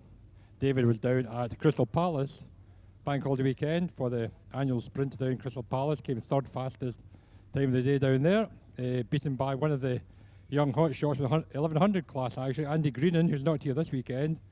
Him and his brother are very fast 1100cc drivers from down south. Andy was fastest of the day at Crystal Palace at Maybank holiday weekend. So that's all off the paddock at the moment. Richard up at Oak Tree, now they're really in the dry runs, you've seen them. You must be impressed by your viewing facilities up there at Oak Tree Garden Gate. Yeah, it's absolutely fantastic up here. You get a real sense of speed as they come headed into Oak Tree. If any other people spectators want to come up here, it's a great view as they come thundering through round Oak Tree, which is, when you're sitting in a car, it looks like a sharp 90-degree left, but it's much more slow, easier than that. But when you're travelling at speed, it looks a lot worse. And then, of course, you're going into Garden Gate, that feels like a 90-degree right-hander. I think, spectators need to get up to Oak Tree at some point if you've not been there already. It's absolutely fantastic. Yeah, some of the cars are really testing the track limits, coming right up against the Armco as well. It's really impressive to watch. I mean, it's also it's been completely bone dry up here all morning. Even with the rain, it stayed dry underneath the trees. I just want to give a shout out as well while we've got a wee chance. Well, first of all, I'm going to answer a question on the stream from Jordan Bevington. Jordan saying he definitely needs to get up there. All the timers are watching the stream when not timing. That's brilliant. He's asked what's happened to Robert Kenrick. Well, he says Robert. I'm presuming it's Robert Kenrick. Robert seems to have had an engine issue. And unfortunately his events come to a premature end, but hopefully it's nothing too serious and we can get that sorted. I'm sure someone will get more details as well on the actual methanol issue that was had as well, obviously causing a methanol fire as well, but it all seemed to be under control. I also just want to quickly as well give a shout out to all the fathers out there watching, because this is of course Father's Day, so I'd like to wish everyone a very happy Father's Day. I'm sure lots of people in the paddock, including myself, have a huge amount to pay to their fathers for helping them get involved in motorsport or coming and joining in the motorsport with them. Of course, we've had lots of father-son, father-daughter combinations in cars as well, so it's, especially me, from my perspective, my dad is basically the reason I'm able to race at all or commentate, because he's been doing it for years and gave me the platform to go in and do endurance racing, to go and do hill climbing and sprinting, which none of it would have been possible at all without him. So just need to give a huge amount of credit to all the fathers out there, and also those fathers who make racing possible for their friends and family. And what sort of racing do you do when you're not commentating then, John? Currently racing in 750 Motor Club Enduro Championship, which is good fun. So driving a Mazda MX-5 Mark III in basically a club level of endurance racing, which is great, and it's a lot of fun. But we do have a car on the hill. It's the green Caterham, number 45 away. I believe that's Phil Goff.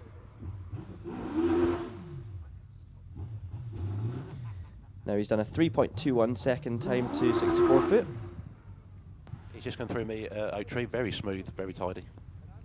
So this is now moving back up to class D1, which is the modified specialist production cars. So nobody from this class has a double entry, so no one has set any timed runs yet, which is good because it means everyone will have pretty much similar conditions. So let's see what Phil can do. His fastest practice run was a 53.43. So let's wait and see if he can improve on that. I don't know if he's going to at the moment as he heads towards me in the S's. He should also have, coming off the line very shortly, Melvin Hartley. Yep, he's literally just taken off now, and it's interesting to see he took a very different line onto the start line there, his line up, and has, I think, missed a gear. Yep, he's found it now, and he's on his way towards you, Rich, a bit slower than intended. Yep, he's got his foot back in the power though. He's hanging onto it through Oak Tree, heading down towards the, has a bit of a big lift though as he goes into Garden Gate. Melvin, of course, was ahead of Phil by a couple of seconds after practice, but that mistake might cost him a wee bit. He's actually down by 7/10 of a second to Garden Gate, but he's made up a couple of miles an hour through tunnel. He's still 7/10 of a second down at Junction, though, so let's see if Melvin Hartley can bridge that gap and get back ahead of Phil Goff. Meanwhile, John Lowe on the hill as well in the Fisher Fury. And looking very fast there. Yeah, very nice and hooked up. Sounds great, that car as well. Yeah, looking really good through Oak Tree, absolutely planted, really quick. Oh, Melvin definitely struggling with the gears there. He also didn't grab a gear into the chicane, so maybe slight issue with the car there for Melvin Hartley, unfortunately. Crosses the line in a 60.74, so yeah, indeed, he's not going to be too happy with that, I don't think. That's a long way off. He's almost 10 seconds slower than he managed yesterday. That's the next car off the line. Wee squiggle. Oh, and quite a big wiggle there as well. Just taking second gear. Coming up towards you now, Rich. That'll be Trevor Park in the Tiger. Yeah, the Tiger with that distinct the he's corner engine cover. Yeah, he's really on it through Oak Tree. Just takes those lightest of lifts as he goes into Garden Gate. John Lowe, by the way, took the class lead on a 51.62. Trevor will be looking to dethrone him as he managed to do in practice. Trevor was beaten this morning, though, by Andrew Grover, so John Lowe was third in the class. Let's see if he can hold on to that, and that is Andrew Grover off the line now as well. Yes, that tiny little Riot, such a small little car, but fast, and it sounds quite angry as well as it comes past me. Trevor up, by the way, 3/10 on John Lowe as he comes into the chicane now. He's going to fire around the final corner and towards the line. So he needs to beat a 51.62 to lead the class. It's going to be so close. 51.18. He does do it, but not by the gap that he had yesterday or earlier today. So 51.18 for Trevor leads the class, but Andrew Grover looking very strong indeed. Oh, he's 1/100th of a second quicker through Junction. It's literally nip and tuck between these two. I told you they were level in the championship, on dead even on points. I'm sure that they've finished in the past pretty much dead even as well. There's nothing to split Andrew Grover and Trevor Park, and right now there's almost nothing to split them again. He's lost a couple of tenths going into the S's though, as Andrew gets the power down towards the finish line. Can he beat 51.18? No, he cannot. 51.70. So he actually slots into third because John Lowe is in between them in the Fisher Fury. So it just shows you how good a run it was from John. And that's the Westfield XTR off the line, looking super fast and just rocketed away there. Looking very quick through the right-hander towards you, Rich. He's absolutely flying. This looks like the quickest car so far. Wow, really smooth, really tidy. Expect nothing less from Brian Beverley. He's absolutely on it all the time, and it'll be interesting to see how he gets on compared to Richard Matosian in the same class, who's crossed the line on a 52.80. Just quickly run you through then D1. We've had all the runners in the timed runs, so Trevor Park leads the class from John Lowe and Andrew Grover, all very closely matched, so Andrew dropping from first to third. Phil Goff is in fourth ahead of Melvin Hartley, who seems to be struggling with a car problem, in fifth. Brian Beverley absolutely flies past me in the chicane. This is looking very good from Brian. Can he beat Richard Matosian? Oh, absolutely. 44.95. 44.95. I said I've just had Alan McDonald actually flying through Oak Tree as well. Gets really tight to the Armco as he comes through on the left-hand side, and then monsters it through Garden Gate. That time, by the way, Brian Beverley was actually a second quicker than Steve Owen in the single-seater just a few minutes ago as well. So it shows you how good he was going. And I was saying at the time, Steve Owen was flying. Obviously, the track a little bit grippier now, but it's not been too long since that run. So it just shows you Brian Beverley, phenomenal run. We've got the distinctive wing on this as he comes past. And not sounding 100% there, but he's back on it now, I think, towards you, Rich. Yeah, just coming through Oak Tree, really quick. I say tight up against the Armco as well. The X-Ray row in MP43 this. Must be said, the track conditions are looking pretty good at the moment. Alan McDonald's just done his fastest time of the weekend on a 57.09, so that suggests to me that the track's getting a bit more grippy. Douglas Thompson, of course, who went earlier on a 51.83, sits second in class, and let's see if Christian Manif can do anything about that. It is an awesome looking car, isn't it? Very distinctive. And that's David Seaton off the line, sounding fantastic, and there's definitely a big dry line now down here at the start.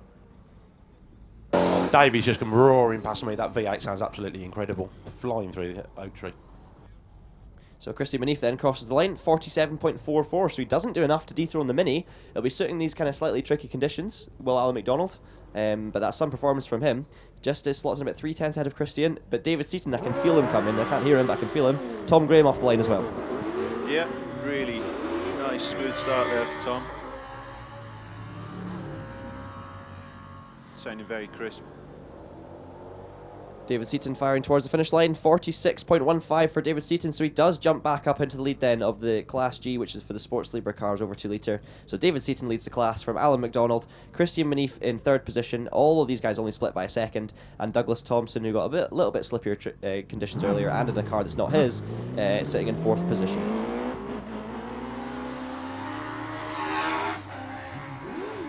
Sounds like Colin Graham. Yeah, he had a little bit of a stutter off the line there, but it got going. I think it was maybe just maybe a bit more grip than he was expecting, perhaps.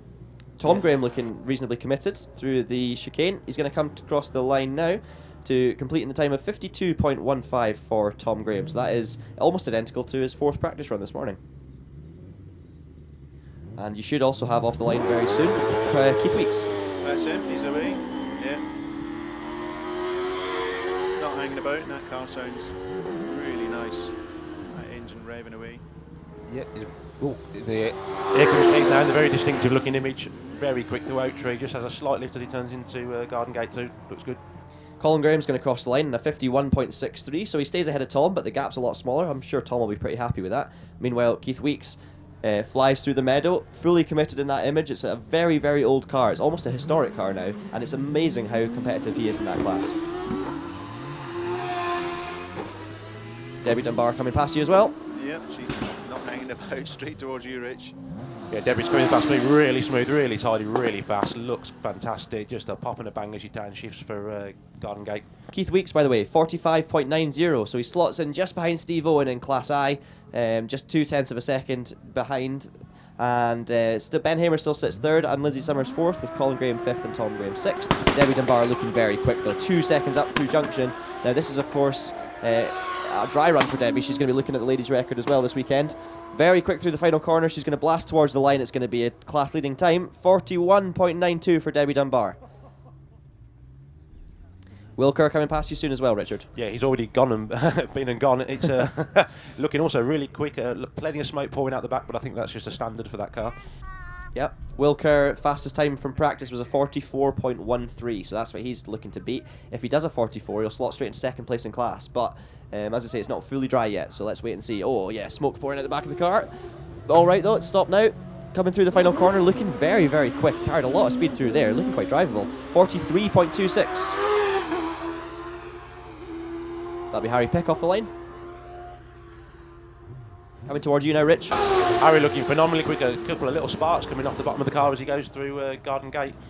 You can tell we're definitely into the single-seaters when I'm needing to come to you as soon as possible when he's off the line. It feels like as soon as someone's off the line, I'm straight away going to Oaktree. It's unbelievable how quick these cars carry the speed up through the hill.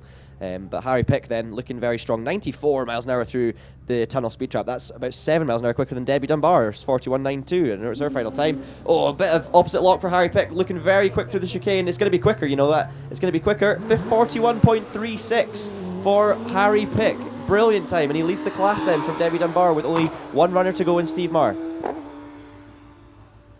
I can hear him coming now. It looks absolutely flying through here, Stevie's. That car looks really well set up.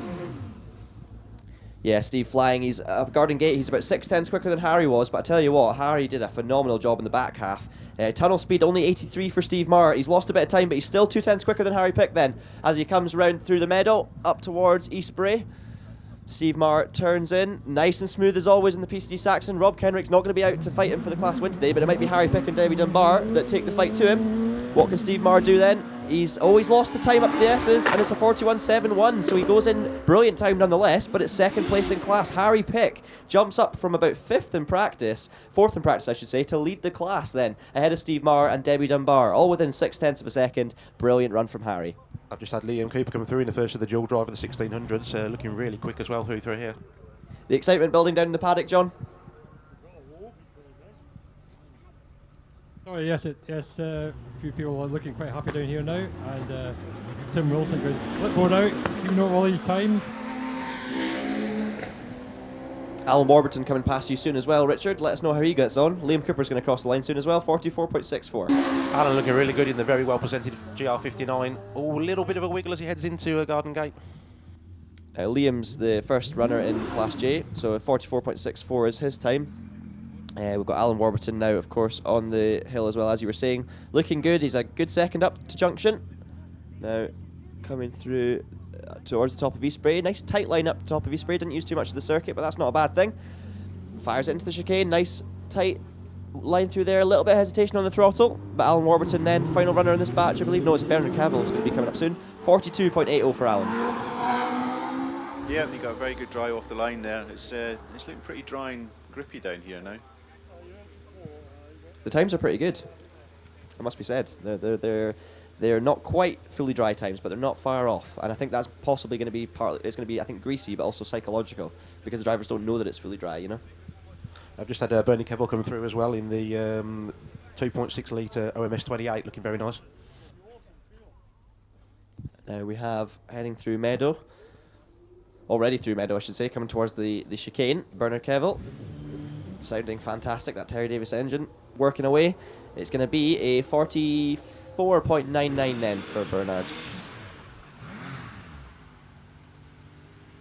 Where does that put him in class then? We're still waiting for someone else to come off the line, but Bernard slots into, of course, first in Class L, because that is a double-driven entry, and he's going up at the end of the previous batch. So he then leads the class, although it will be under a lot of pressure very soon.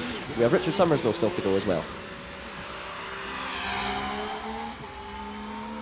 Yes, very fast and smooth there. That engine sounds great too. Yeah, the V6KF sounded absolutely gorgeous. Such a sweet sounding engine indeed. Yeah, Richard only a tenth of a second off Bernard through Garden Gate. We'll see how he gets on through tunnel. It's a big car, this V6 to be taken up Doune in the damp. It's quite a prospect. Tunnel speed wasn't too great for Richard. Loses a bit of time to Bernard, and it shows in the time there to junction, because he's 8/10 of a second down.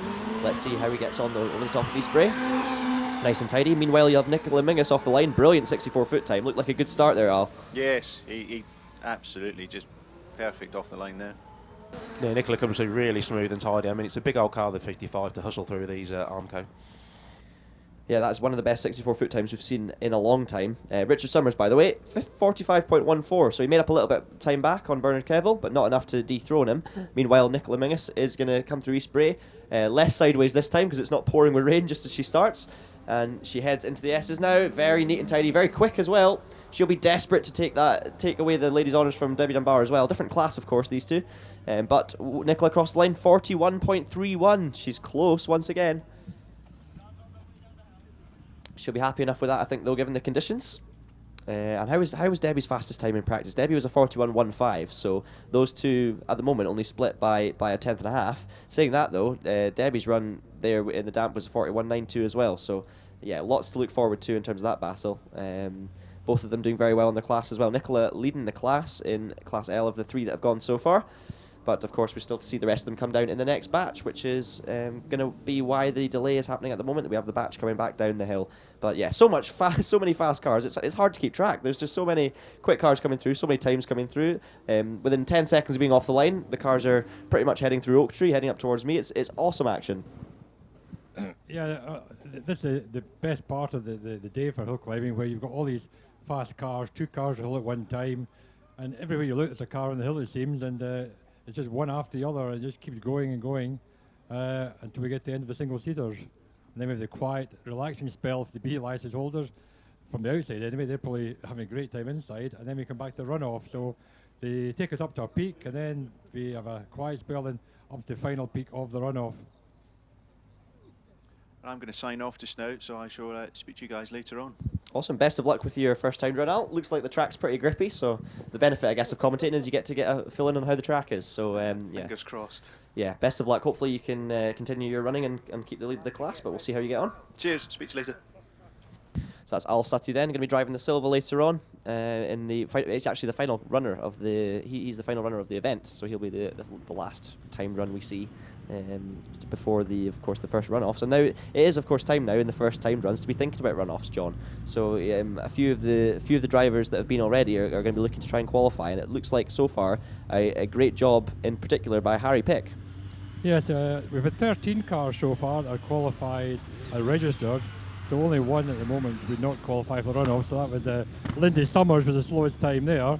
The next person under threat would be Christian Munif. But we have got another 2, 4, 6, 8, 10, another 14 cars who are registered who can set a qualifying time, and most of them obviously are the very fast large single seaters. So most of those who have been up will probably not qualify, but the 41s of Nicola, Harry and Steve Marr and possibly Debbie could all have a chance of getting into the runoff. It's going to be very exciting indeed. We'll try and keep track as much as possible of the people who are in the danger zone, the people who are going to qualify. Might be a bit tricky because the cars are coming up so quickly, but I think between us we can hopefully work it out. I'll do my best, and obviously everything I say until I get the nod from Tim Wilson, everything I say is unofficial. So we'll do our best to get it right as much as possible. Spot on. I'm going to try actually and see if I can muck around with my timing systems and try and work out people who are likely to be qualified as well. So we'll see if we can do that. Yeah, anyone notable there for you, Richard? Any particular driver stood out as being the quickest, or anyone you thought did a fantastic run? I have to say, Harry looked so quick as he came into Oak Tree. I think if he did lift, it was barely anything at all. Really fired it through there. I say in the first of the single seaters to kick up any sparks from the rear of the car as he flew into Garden Gate. Also, Debbie looking really smooth and tidy as well. It doesn't look as crazy and as Harry's run, but she's super smooth through there, which is essentially what's getting you the good times generally. Yeah, so the drivers at the top of the overall at the moment are the ones who are looking already, are in with a good shout of qualifying. We'll still see a lot of fast cars, of course, but the ones with the best chance of making the run-off at the moment, you've got Nicola Mingus on a 41.31, Harry Pick on a 41.36. You then have Steve Marr on a 41.71 in the Saxon as well in third. The difficulty for these guys, of course, is the track's continuing to dry. So even if they do a fantastic time relative to the air conditions, suddenly, 10 minutes goes by, a bit more grip. There's proof of grip as well, so the drivers have more confidence down the paddock. And then we see some dry times coming in, and suddenly the people who are damp run are struggling. So I'll just have to wait and see how many cars that are qualified for the British can actually dethrone the group at the top. But I think some of the drivers a bit further down are probably unlikely now to qualify for the first runoff. We have Debbie Dunbar fourth overall, as we were saying, 41.92. Alan Warburton sits in fifth at the moment. Will Kerr in sixth on a 43.26. And then Liam Cooper 44.64. But the next batch of cars you're going to see then, many of them will include some of the main championship protagonists. The likes of Richard Spedding coming up. We have the likes of Trevor Willis, and of course championship leader Wallace Mingus up the hill as well, amongst many others. It's going to be an exciting spectacle, especially the likes of you, Richard, sitting at Oak Tree. I think you're about to get a good show up there. Yeah, absolutely. I mean, when the really big cars come through here, because a lot of the big engined, like V8 derivative cars are just they're quite big. Like a 55 is quite a large car. To see some of those hustling through the Armco is quite impressive. So it falls silent here at Doune, but very soon it will be far from that. I'll try and break the silence maybe, perhaps. Just looking at the runners still to come, I would put some money on Nicola qualify for the runoff, and probably Harry as well. So I think probably of the 14 to come, certainly 9 should be surety to qualify, and we'll just have to see if one or two others can also set a good time. But as you say, the track is getting drier all the time, so it may be that 12 of the next 14 are the ones that qualify. Well, John, do you want to actually just read out the drivers who we still have that are eligible to qualify, just so that the people on the hill have an idea of who to look out for in terms of the British Championship as well? Okay, we've got Olivia Cooper, David Warburton, Les Much, Lee Griffith. These drivers are so rude, ruining your speech. Well, somebody must have a microphone open up there, I think. Jonathan Varley, Kelvin Broad, Richard Spedding, Simon Andrews, Sean Gould, Alex Summers, Dave Urin, Wallace Mingus, Will Hall and Trevor Willis. So basically the majority of the singles are still to come, apart from the local Scottish ones, are all eligible. It's George Coggle off the line at the moment, someone who's not eligible. Great 64 foot time. I'm expecting a good time here from George. He's getting to know that car a bit better. As I say, it was a former championship winning car in the Scottish HillClimb Championship. How's he looking through Oak Tree? Really fast and really quick. I mean, he's quite phenomenal for that size of car. Not only the ex-Finlay White car, but also the ex-John McKenzie car as well. John, unfortunately, not competing here this weekend, but he is here spectating along with Lorna, so great to see those two here. And George is driving your old car very well indeed. 21.71 was his time to junction. It's looking actually quicker than Nicola Mingus at the moment. It's going to be a very impressive time. He's flying through the chicane. Brilliant from George Coggle. Les Much coming through Oak Tree as well. Oh, Les absolutely flying as well. He just the faintest of lift as he came through Oak Tree, and I'm not sure if he even lifted for Garden Gate. He looked so fast. Brilliant from George Coggle, by the way, 41.40, so he slots into second position overall. However, it's not going to qualify him for the runoff because he's not eligible. Meanwhile, Les Much heads up towards East Bray. Looking fantastic, as you say. Fires down into the chicane. This Raptor, probably the most nimble car in the field through this last section. Les, he's lost drive out of the last corner. He didn't get a gear there, Les. He's gonna lose out. He probably won't qualify now. 42.66. He was up on the split by a full second on Nicola through the S's, and he's just lost drive coming out the final turn. He's lost 2 seconds. That's a real shame for Les Much, guys. Real shame. Yeah, he looked really quick as he came through Oak Tree and Garden Gate, really on it. Yeah, the split times were looking great. His tunnel speed was 96. He was up on Nicola, who's the current leader, by a full second, but he's just not meant to be. He's lost drive. No idea what happened. Didn't seem to get a gear or something. Vincent Banks, by the way, 48.52. That's a good time for Vincent. That'll actually put him in his class. Well, he puts him in the lead at the moment because we're still to see the next two, but it's a good time nonetheless. Quickest time of the weekend for Vince. We should also be seeing... So Lee Griffiths is probably next on the hill. Well, he's Jonathan waiting. Barley.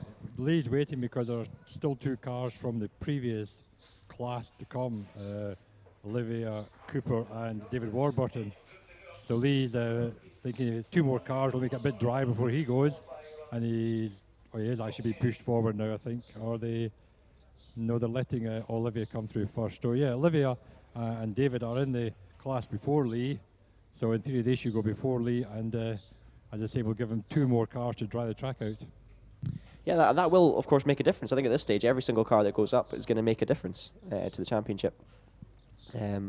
So, yeah, very interesting to see if how the times are coming down. But I think at the moment, it kind of looks like, I don't know about under the trees, because it's still a bit damp there maybe, but up here anyway, it does look like it's still not bone dry, but by the end of these runs, it might well be pretty much bone dry. Say that in Oak Tree, it's absolutely bone dry down here. You know, it's completely dry. No wetness at all. Maybe I'm not getting the sun as much up here as you guys are down there, but I don't know what the sun is. I thought you'd be used to that being from down south. The Midlands. Ah, true. Yeah, good point. That's why they call it black country, isn't it? Because of the clouds. Yeah, fallen silence. You've hurt Richard's feelings. Yeah, I feel very bullied about the whole situation now. Oh well, we digress. We're going to have more interesting things than us battering on in just a minute, hopefully, with the next car coming up the hill. It should be... Now, I wonder if there's an issue down there, John. Is it meant to be Griffiths? No. Olivia's just started up and coming to the line now. Okay, well, maybe we'll see Lee out in just a minute. Yeah, he'll be the 3rd car up, yeah. Yes, because it'll just be a... Okay, so Olivia, because it's a Olivia double-driven car. Olivia and David, and then Lee, and then Kelvin Broad. And... Gary Dix, of course, is here. Yeah, Gary is on the line for this run. First time run. Superb. So, here then comes Olivia Cooper. Olivia entered for the British Championship as well, but I think her pace this weekend not quite looking like she's going to be qualifying for the runoff unless she finds a lot of time. But let's wait and see. How is she through Oak Tree? Having said that, she looks really racy through here and very nicely through Garden Gate as well. Tell you what, I shouldn't have said that. Her Garden Gate time's quicker than Les Much. She's really flying 99 miles an hour through this tunnel. This is looking like a phenomenal run from Olivia. I've absolutely spoken too soon there. She's not been maybe enjoying the damp conditions too much, but now that it's pretty much dry, she's absolutely flying. 21.33 then, just off Les Much's time through junction. So this could be a qualifying run for Olivia Cooper. Let's wait and see. Doesn't lose drive out the final corner. She's going to fire towards the line. 40.88 then for Olivia Cooper. She moves into the lead, and I believe that might be the ladies' record, is it? Well, I don't know. That is indeed the ladies' record, 41.01. That's a 1300th off the ladies' record. That's amazing. Brilliant time for Olivia Cooper then. I absolutely spoke too soon, which is great to see. So she will be delighted with that. I'm sure she'll have the Doune shakes at the top of the hill. Meanwhile, David Warburton's looking even better again. 32.17 is his time to the S's. So this is going to be a sub-40 run then for the first time here this afternoon. 39.15 for David Warburton. I'm feeling like it's afternoon because I've seen so many cars. It's still the morning, but that's a great time for David. So he will then jump up into the leading position then. Baby Orby had a massive wiggle as well as he came through Oak Tree, but really on it. Yeah, it looks like the track conditions are beginning to improve then. We've got Lee Griffiths on the hill at the moment, and Lee in car 88, also a qualifier for the British Championship. not looking too great on the splits relative to what we've just seen. I mean, we have just seen some of the best runs of the day so far. Lee's done a 35.58 to the S's. He's already at 40 seconds. It's not looking like a qualifying time. 43.02 for Lee Griffiths.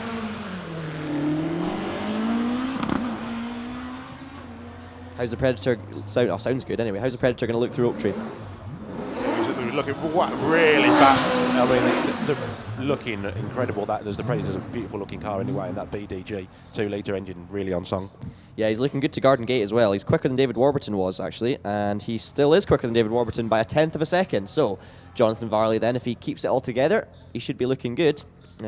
Looks like the tracks, this is the point, I think, where it really is becoming pretty much dry, and the drivers know it. You can see the confidence. And Jonathan Varley perfectly round the S's in the Predator. Heading towards the line is going to be a 39.42, so he lost a bit on David, but just 3/10 slower in the end, so we'll see how he gets on. Meanwhile, you have Kelvin Broad off the line. Just coming into view into Oak Tree now. Takes quite a middle of the road line, but sounds nice. Also, Jonathan Varley has just set a new class record. So well done, Jonathan Varley. Class K1 for the time runs. He should have qualified for the runoff as well, but he's also got a class record. Hang on, John. The record's 39.34. Oh, right, okay. From last year, so it's very close to it. Okay. So apologies for that. Wrong information coming through in my system, but very, very close indeed for Jonathan Varley. Gary Dixon off the line as well. We'll see how he gets on, but Kelvin Broad's going to cross the line. 43.29 for Kelvin. Gary Dixon absolutely flying in the force. Really fast through here and Garden Gate. Now, Gary's he's not qualified for the British, and it's his first run of the day. He's not been driving that car so far today. As you say, he's still getting used to it, but he's only 0.4 of a second off of Jonathan Varley's time. So that shows you what Gary's capable of. I'm telling you, he slides the car out of his spray in true Gary Dixon style through this chicane. Now, as I say, he's not qualified for the British Championship, but this is, of course, for the Scottish Championship. This is going to count. It's a 39.88 for Gary, so that just shows you what he's capable of. It's his first time here at Doune in that car, well, second time, sorry, but yeah, very impressive time from Gary Dixon. Meanwhile, Richard Spedding on the hill. Richard absolutely flying, really smooth though, super smooth through there and into Garden Gate. Looks really tidy. Now we have a man in contention for the Leaders' Championship, and of course in the top 10 as well, strongly for the British HillClimb Championship as well. Now Richard is flat out through Meadow. This is an awesome run. He's 20.39 is the split time to junction, so he's the quickest so far. Fires towards the chicane. Richard Spedding, this is going to be a sub 39, I do think. 38.14, brilliant time for Richard Spedding. Great through the last chicane as well, and I think the track's just getting better and better and better. But yeah, phenomenal by Richard Spedding. Simon Andrews should be next along, and he's also qualified for the runoffs. Simon really looks really good through Oak Tree. Takes a slightly wide line as he goes into. How's his times looking on the split? He's a couple of seconds off Richard Spedding, so this is probably going to be one of those runs that puts him near the bubble. Quick through Meadow, but not quite as quick as Richard again, but we shouldn't really be comparing these two cars because they're different type of thing altogether. But Simon comes through the S's. Oh, a little bit of a twitch through there. I think he could have found a bit more time. It looked like he lost a bit of grip coming in. 42.58 is the time for Simon Andrews. Now I'm going to take a wee look at the overall here, see if I can work out who's looking like qualifying. Now Sean Gould, did he stall off the line there?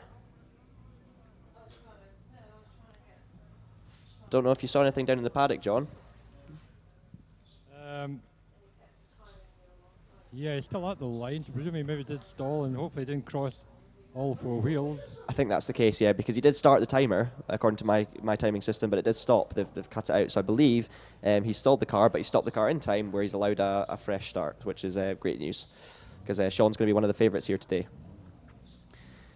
Just running you through overall while we still wait for Sean Gould to come back up the hill. Richard Spedding leads at the moment on a 38.14.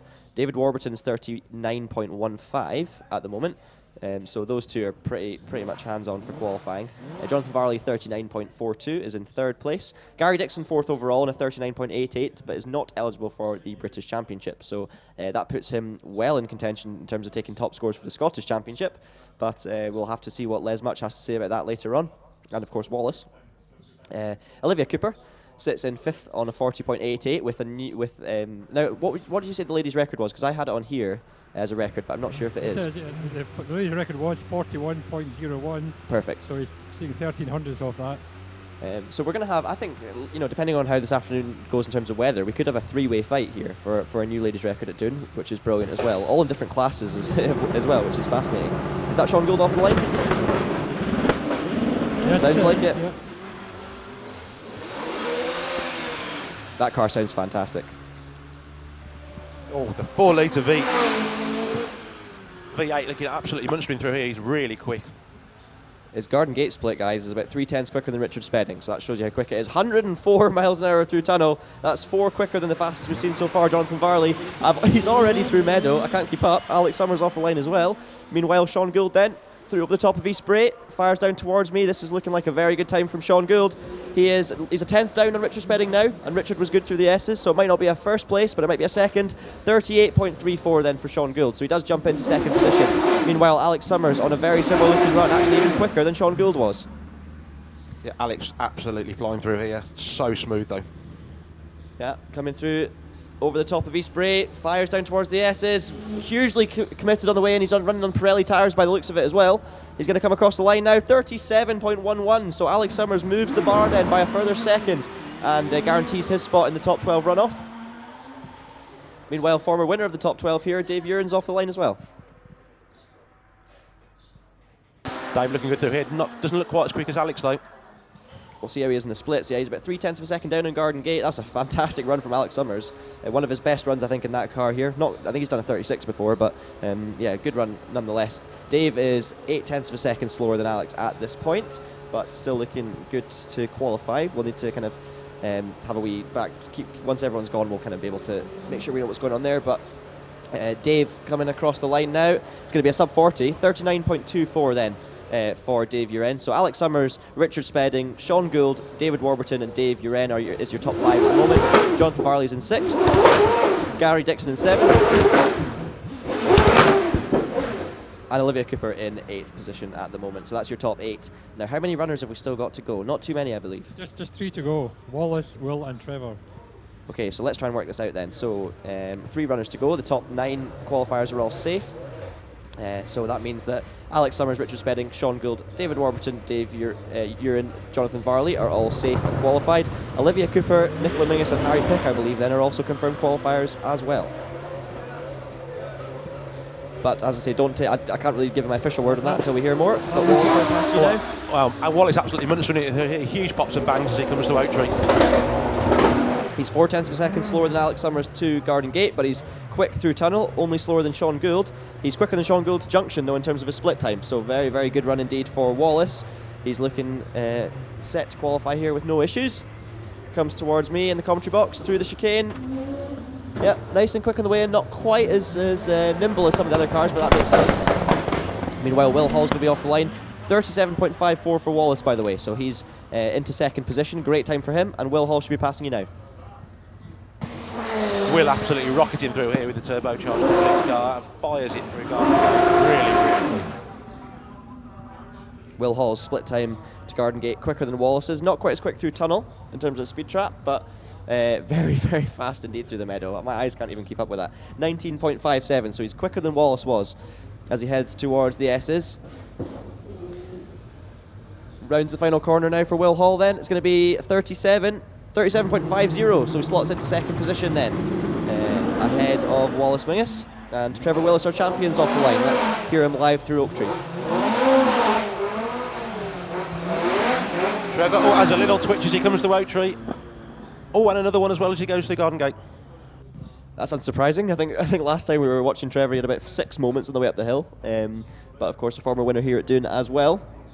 20.32 is his split time to junction, so he's not looking quite as quick as Will Hall or Wallace Mingus, but he is looking good to qualify. I was looking for him at Meadow. He's already in the chicane, that's why. As he rounds past me now, the number 1 car in the OMS 28. He's going to cross the line then. 38.31 for Trevor Willis, so he also qualifies, and that takes us to the end of our British HillClimb Championship runners. So we should have our top 12, and I can give you this provisionally, but I can't give it to you officially, of course. I do believe then we have Alex Summers, taking the first position in the qualifying, with Will Hall second, Wallace Mingus in third, Richard Spedding is fourth with Trevor Willis in fifth. Sean Gould qualifies in sixth ahead of David Warburton seventh, Dave Uren in eighth, Jonathan Varley in ninth. Gary Dixon would have qualified in 10th, but he's not registered for the British Championship, so you'll be disappointed about that, but fantastic nonetheless by Gary. Olivia Cooper, therefore, goes through in 10th position, with Nicola Mingus in 11th and Harry Pick in 12th position. I believe that's your runners, but I can't confirm that officially. Well, that's what I have as well in front of me, but obviously Tim Wilson gone off to get the final adjudication of the timekeepers, and once we get that from Tim, we'll be able to confirm who the runners are. What we will have is one double driver taking part. That's Nicola will take part. She'll be, if she's in the runoff, she'll be going up first in the runoff as a double driver and coming straight by doing again. Now, as we try and get our breath back then from the burst of single-seaters, we've got some gorgeous cars coming up the hill, very quick and gorgeous cars coming up the hill. We've just had John Albiston in the Brabham BT38C, and we now have Kenny Baird in the Fisher Spider coming past as well. That beautiful flat-looking yellow car. Looks a bit like a Porsche 917 that's been squashed, but it looks phenomenal. How are they looking through up the hill there, Richard? Yeah, not too bad at all. It's always a bit hard when you go from like the massive quickly single seaters and then you go back to the tin tops again. They kind of look a bit slow, but they're clearly not, because I know from experience of like driving those tin top cars that you're absolutely hammering it on the inside, but it just takes a bit of recalibration from the brain. Yeah, John Albiston's, by the way, has done a 53.83 in that Brabham, which is a phenomenal time for a car that old, and he's gone 3 seconds quicker than he managed in practice. Kenny Baird, meanwhile, did a 59.61, so he's also 3 seconds quicker than he was in practice. So 2 good drives there from John and Kenny in Class N, which is for the sports racing cars manufactured up to 1985. And then we, of course, had Dean Bowie in the Mazda MX-5 coming up the hill. He's done a time of 56.48, first of the Mazdas to set a timed run. And then we can all get our breath back for a second, because I believe that's the end of the batch. Well, what do we think of that then? So, obviously, fantastic runs in there from the likes of Harry Pick when it was still a bit damp. Olivia Cooper, phenomenal job. And Alex Summers seemed to be taking it. And you were saying, Richard, at the time that Alex Summers did look fantastic through Oak Tree. Alex was clearly the fastest person through Oak Tree and up to Garden Gate. He just phenomenal speed he carried through there. Is there somebody got a microphone open somewhere? Because there's quite a lot of noise coming through down here. Whether there's a microphone open next to the starter shut or something, because it's quite noisy. I think it sounds like it's in the hut. Yeah, so if anyone can hear us down in the hut, I think you've got a microphone open, which might be taking over in terms of the sound. So I'll wander up and find out if I can get rid of it before we run off. Before Sandy says anything, you need to be careful. So we'll hopefully get that sorted for you. But yeah, fantastic action there. As I say, lots of juicy action coming up as well. And we do have, for the first time this weekend, Richard, a pretty much dry track. Yeah, I mean, I've been saying it from the start. It's always been dry through Oak Tree, just purely because of the tree coverage keeps all the rain off it. But yeah, it's absolutely bone dry up here now. I think what we're all waiting for down here, in fact, is for Olivia to come down, and I'll try and grab Olivia Cooper once she's time to get her a breath back and close. Congratulations. Then we'll have a word with Olivia about that wonderful run of hers to break the ladies' record. Yeah, we look forward to hearing from her, hopefully, on that. I'm sure she'll be absolutely ecstatic. I can picture the Doune shakes at the top. When you've nailed a good run in a car that quick as well, when your adrenaline's going, it really is a feeling you can't really replicate it anywhere else, or at least outside the discipline of hill climbing. Anyway, it's such an adrenaline buzz. You're just so excited when you've done a good run. It's an awesome feeling.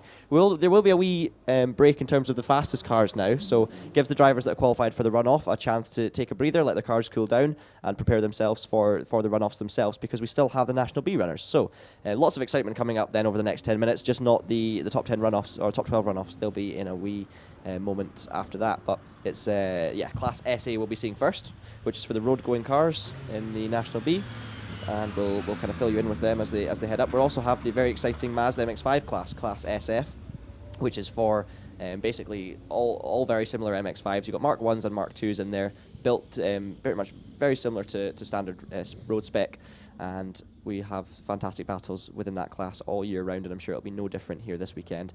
You've also got Julia Patterson going to be coming up in the Formula Ford, and we will, of course, also have the 3 sports cars manufactured up to 1971. So that's Al Sutty in his silver. We'll have Alex Hazelwood and Richard Morris as well. So yeah, plenty of excitement coming up then. And then of course it'll all peak in the first of our runoffs.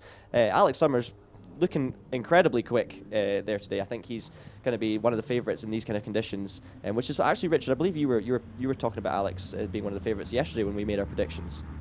Yeah, absolutely. I mean, Alex is such a great driver. I say that not only because I'm quite good mates with him, but he is. I mean, you only need to watch him in an 1100 car just to see how skilled he is. He's super smooth always. I mean, when he won the British Championship in 2015, driving Scotty's 61, it just shows you what you have to do to drive one of those big cars. You have to drive it smooth. You have to drive. Goulds have to be driven a certain way, and Alex knows how to get the best. Well, knows how to get the best out of any car. To be fair, he's such a talented driver. So here's Olivia coming back into paddock now, driving around the paddock, of course, but getting the applause as she goes down to the bottom of the paddock. We'll round to our paddock slot. So we'll wander over there and try and get hold of her before we get the cars going again. Hello from Cottage. Hello, David. Hello there. You've joined us at a good time. We've just gotten our breath back, so you can. Did you see that? Did you watch any of that? That was fantastic. No, we had a bit of a nightmare with the Clio. Its alternator. Oh yes. Wasn't looking too good yesterday, but the battery was holding charge. But when I got back into the car, I'm sorry, I went off there slightly. Well, Paul had said, don't switch off the engine, it doesn't have enough charge to restart. So I just didn't do that. Got back into it, and the ABS warning light was on and the power steering wasn't working, which is why I came down the hill very, very slowly. But Paul's now charged up the battery, and obviously going to go for it on this run. So you sound a bit out of breath. Have you run up the hill to join us? I'm just extremely unfit. No, it's great of you to come up and do it. But obviously, Paul looking likely to take his run. Then do you think the car's in an okay state to run, or is it kind of wait and see? No, it should be okay. It was joined up to the battery of his road car for quite a while. I may be more out of breath later because the idea is that I'll probably skip. Just got Olivia Cooper here just after that wonderful run for the hill record, Olivia. That must be quite a run for you going up there. Oh, I was over the. You seem to have lost John Brown Famous in the Doune paddock. shakes at the top, did you? Yeah, managed to find some Brave pills from somewhere though. Well, good luck in the runoff then, and more of the future in the future. Thank you very much, Olivia. Olivia Cooper there. I'm not sure if that all came through. I think we missed the first question there, John. So if you could just run over what she said. She took a few Brave pills for that run, and she definitely had the Doune shakes at the top. So yeah, a great run for Olivia. Olivia, of course, is from a hill climbing family. Her father, Richard Brown, was once the outright record holder at Shelsley Walsh. So the Brown genes obviously filtering down. Yeah, and it was a fantastic run from Olivia.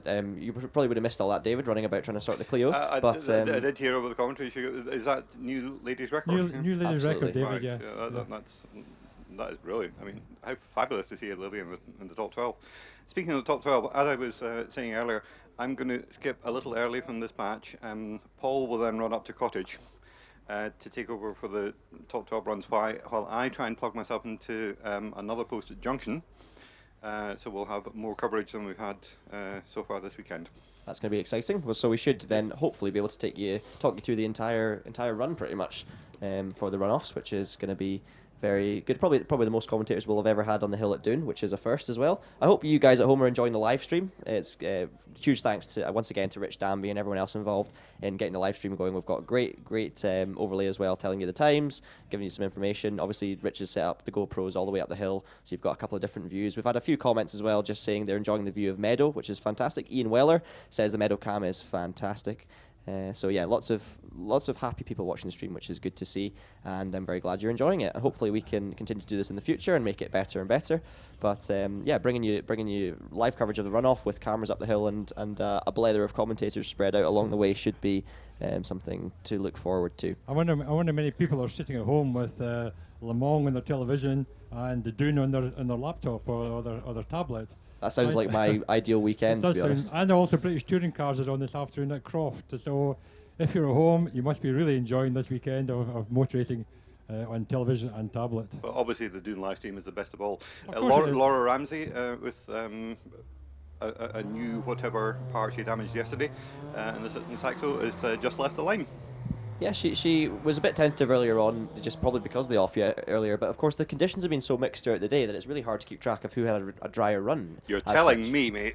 I know. Well, I said at the time I knew it was slippery for you, but I thought you might be a little bit disappointed with your run.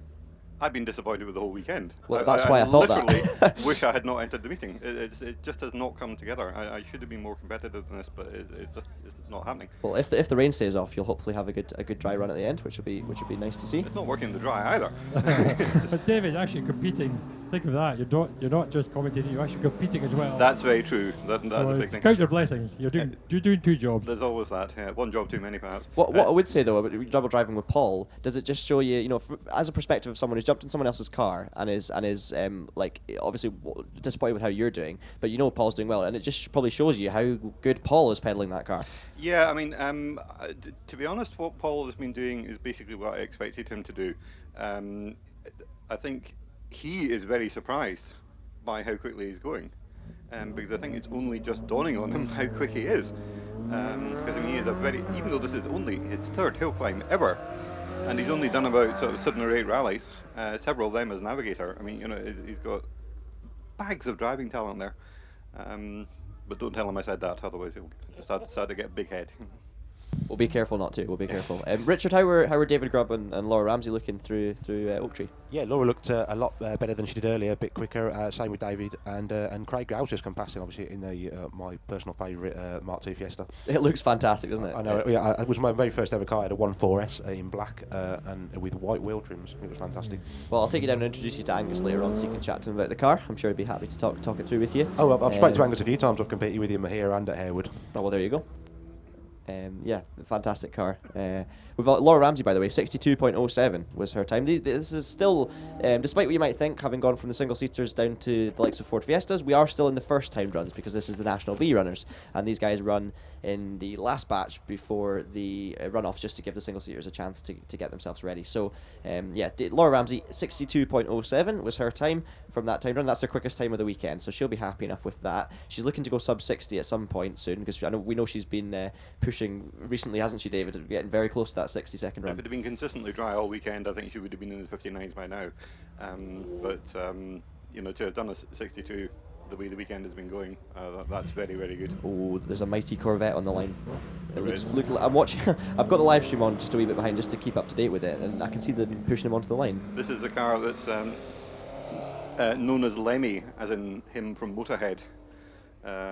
So if you know anything about Motorhead, you've gone very blank there, John. It looked very heavy to the guys pushing it onto the line. Motorhead is a popular beat combo who are very, very popular among music enthusiasts. He's just come through Oak Tree. The bumbly rumble of the V8 is. That's a new word. That's a good band name. Yeah, the Bumbly Rumble. I'm gonna start playing some cover music and start playing some Kayleys with a band called Bumbly Rumble. Yeah, I believe they're in session with John Peel on Wednesday night.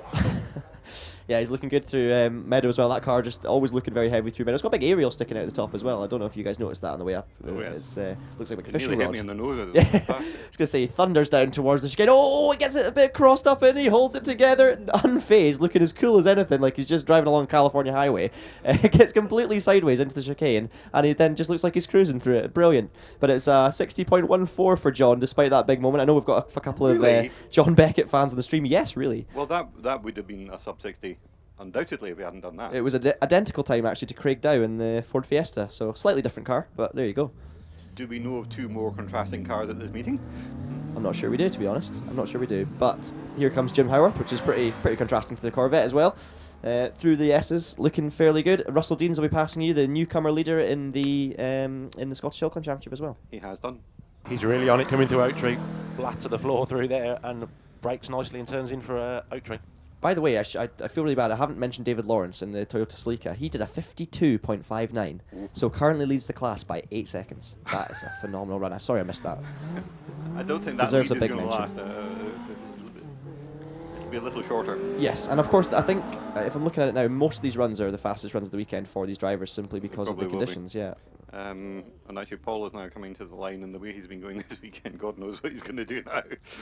Oh, Russell Deans attacks the chicane. This is probably one of Paul's bigger rivals in the Clio, and Russell is going to give him a run for his money, trust me with this. It's a 55.28 then for Russell Deans. Paul's fastest run of the weekend is a 53, so he can go quicker, but fair play to Russell. He looked very committed. This could very well be a PB.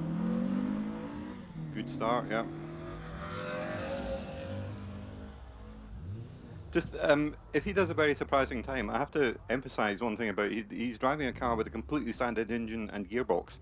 He's got good tyres, sort of half competition suspension, and safety kit, and that's it. Apart from that, it's a standard Clio 172. He's really quick through Oak Tree as well, and took a brilliant line through Garden Gate, just the faintest of brakes, and then turned it in. Yeah, he's over Meadow just now. We also had Graham Sinclair in the Caterham crossing the line in a 52.90. Doesn't quite dethrone class leader David Lawrence at the moment. From wait, actually, hang on a second. Is he in? Sorry, what was Paul's time? Paul's still going. Oh, sorry. Paul's just coming past me right now. He's heading towards the line now. He's going to be doing, it looks like a 53.02 for Paul Hunter. That's personal best. Brilliant, well done, and that's his fastest time of the weekend. He has plucked that out from just. The track has never been the same twice all weekend. So that's an amazing time. Yeah. Very good time. He's only a tenth of a second slower than Graham Sinclair in the Caterham. He's just gone up with a brilliant time of 52.90. But David Lawrence in the Sleeka jumps into the lead of the class then, because I mean, to be fair, he was ahead of Paul and Graham in practice, so I guess it's more that Paul has jumped up ahead. Yeah. Or Graham's jumped up ahead of Paul, I should say. Yes, probably. Given the conditions, that probably makes sense. David Reed on the hill. Yeah, he came through Oak Tree very smartly, and then just clipped the limiter as he went into Garden Gate, and then through there. Looks quite quick, in fact. It's absolutely perfect gearing then. Graham Bremner coming past you as well soon, Richard. David Reed, by the way, 52.35, so leads the class. Very good. Oh, Graham got really close to the outside of the Armco as he came through Oak Tree. Tidies it up though, looking quick. Only two runners left in this class. It's Graham Bremner and Ian Wright. Graham looking good in the splits, guys. He's a full second actually up through Garden Gate. This car, of course, different to other ones in the class, but more built for racing. Ian Wright just about to leave the line. You'll know about it in the VTEC. We will. So will you if I keep the mic on. Oh, well, I look forward to it. I love leaving the mics open when the cars are working up the hill. Yeah, but I shall point it at the Honda. Hang on. I think that's a Honda, David. Yes, that's a 1.1 diesel. The VTEC sounds even better. Can't wait for it. 50.14, by the way, for Graham Bremner in the Lotus. Excellent. Ian Wright will be screaming past Richard. So he had a bit of a big lick for Oak Tree, but back on it again. Oh, and a pop of flames out the back as he turns in for Garden Gate. So, yeah, Graham Bremner, as suspected, does jump into the lead of the class with a 50.14 ahead of David Reed, David Lawrence, Graham Sinclair and Paul Hunter. That's your top five. Ian Wright in the Civic, though, is looking to try and get in amongst that. He now comes through Meadow. While he's doing that, I'm going to head up the hill and hopefully speak to you from Junction fairly shortly. Brilliant. Cool. Okay, cheers. We've got Julia Patterson on the hill as well. John Brown, how are things loud in the paddock? Single-seater guys getting ready, guys and girls, I should say, getting ready for the runoff? Definitely so, yeah. Tyres getting wrapped up to keep them clean for the next few minutes. And I think obviously some drivers keep the best tyres for the runoff, so probably some wheels being changed as well. But of course, these drivers are fairly calm throughout, and they have to be, or they can't be too angsty as they get into car. So fairly relaxed atmosphere. It looks like from outside, but I'm sure they're all churning around inside. So Julia Patterson then on the hill, 46.53 was her time through the S's. Now, how does that compare to her fastest split in practice? Yeah, she's looking good. 55.76, so she smashes her PB for the weekend at least. Good time for Julia. First proper dry run, I presume, as well. So in a class of her own, unfortunately, this weekend, but doing as good a job as she can. And that's, first of our Mazda class on the hill now. So this is going to get exciting, isn't it, Richard? Absolutely. Some of the MXI drivers towards the end of the class are absolute nutters. I think you have to be to drive it as quick as they do. It's brilliant. And actually, it's all. If you're down in the paddock, go and speak to them, because honestly, the whole Mazda crew is very approachable and they'll help you out. And they're just really good bunch of people as well. Great to talk to. Great drivers. Very understated in terms of they wouldn't say they're good drivers, or you wouldn't. But you watch them on track in those cars and they're pushing them on like anything else. Alan Bowie, by the way, 59.29 is his time, so he's about 3 seconds slower than Dean managed earlier, which is how does that compare to his practice runs? Probably quite similar, I believe. He's actually closed the gap a wee bit compared to practice, so he'll be happy with that. Keith Rose should be coming up to you next. You've already seen James Robinson. Yeah, he came through. He was look a little bit slow, but smooth enough though. I think Keith had a big moment coming into the chicane last time. Probably the biggest moment I've seen today, at least anyway. Minus maybe the Corvette drifting into the chicane. But yeah, maybe Keith just not quite trusting the grip as much as he was before. Jason Russell's also off the line as well in car 120. James Robinson crosses the line, 62.37, so slots into third. Should see Keith Rose fighting up with Dean Bowie for the class lead though, provisionally.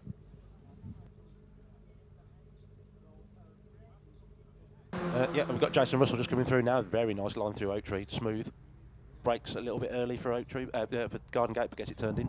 These Mazdas obviously don't have a lot of power. You know, they're even compared to the likes of the Clios. Some of the more modified Clios are quicker in lower classes, but they just handle beautiful, don't they? I mean, I drive a Mazda, so I know how it handles, but they're just very, very direct, and you can really throw them about and get away with it. Yeah, the chassis on them is really good. I mean, I think they're only standard around the 130 brake mark, whereas a Clio you can be up to 160, 165 standard. We have David Wallace heading towards, Jason Russell heading towards me. You've got David Wallace heading towards you. Yeah, absolutely. David Wallace says that typical exhaust note is very, very distinctive in the Unos. He came here through really quickly. I'm going to leave the mic open for this, and you'll probably hear it from, he's not even at Meadow yet, and you'll probably hear him through my microphone up at the top. But he's looking quick. As he's coming up the hill. Jason Russell, by the way, 58.93, so he jumps into second position in class. Just to tell you what, though, Keith Rose is 60.26. He'll not be too chuffed with that, but it also shows how good Dean Bowie's time was earlier on with a 56.48. So, yeah, Dean absolutely doing a fantastic job. David Wallace, though, is going to take the lead, is he? 55.77. So David Wallace then leads the class. Neil Girdwood just got past me as well, looking quick. Probably just lost a little bit of time as he turned into Garden Gate, but otherwise very smooth. Yeah, he was one of the contenders for the class as well, with Andrew Connell coming past you soon, so I'll let you talk us through Andrew Connell. Oh, Andrew definitely looks like the fastest one so far through Oak Tree, just a tiny little bit of a drift. Big slide, sorry about that to interrupt. Huge slide through the chicane from Neil Girdwood. It gets away with it, totally sideways in the middle of the chicane, but he does a 54.86, so he was pushing on there. I can't wait to see Andrew and Ross come through. Yeah, Andrew came through. He had a little bit of a slide as he came through Oak Tree as well, and tidied it all up though. Looked really quick, probably the quickest so far. Then Andrew Connell coming across. These guys were split by 1/10 of a second in practice, a mere 1/10 of a second, and he's now going to come through. Andrew Connell quick as ever.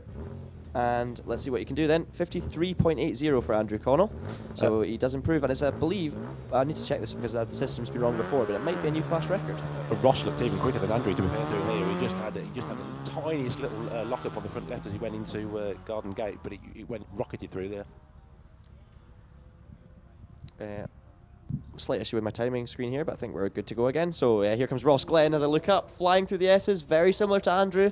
Very smooth actually for Ross as well. He's usually a little bit more flamboyant than Andrew, but very similar on that occasion. And the time is a 54.05, so 2.5 tenths slower than Andrew Connell, and Andrew leads the class. The class record is 52.55 actually. Yeah, okay, so I'll ignore the class records on this system then until I confirm them. Just because we've had a few that have been a bit incorrect, but that's fine. And that does take an end though, John, to our Mazda MX-5 class.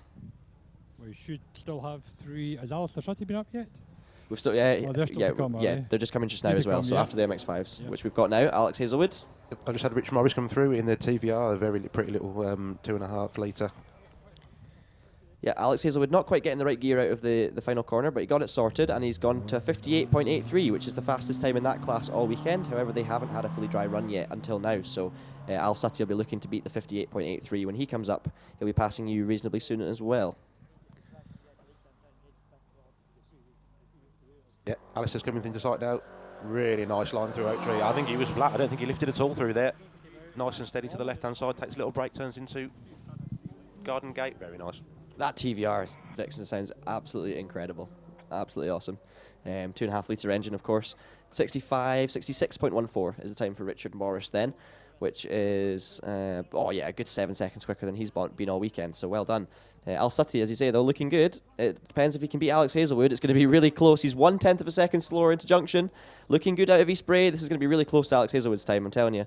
48.85 was the split for Alex, and it's 48.76 for Al, so only 1/10 in it. He pushes on through the chicane, looking really good. Does he have the power? Does he have the legs down the back straight? I'm not sure. No, he doesn't. 59.10. So Alex Hazelwood, that little bit of drag out of the last corner that he can just pull a wee bit harder, he finds the couple of tenths he needs, and Alex Hazelwood then jumps into the class lead. Interesting to hear what Al has to say about that later on.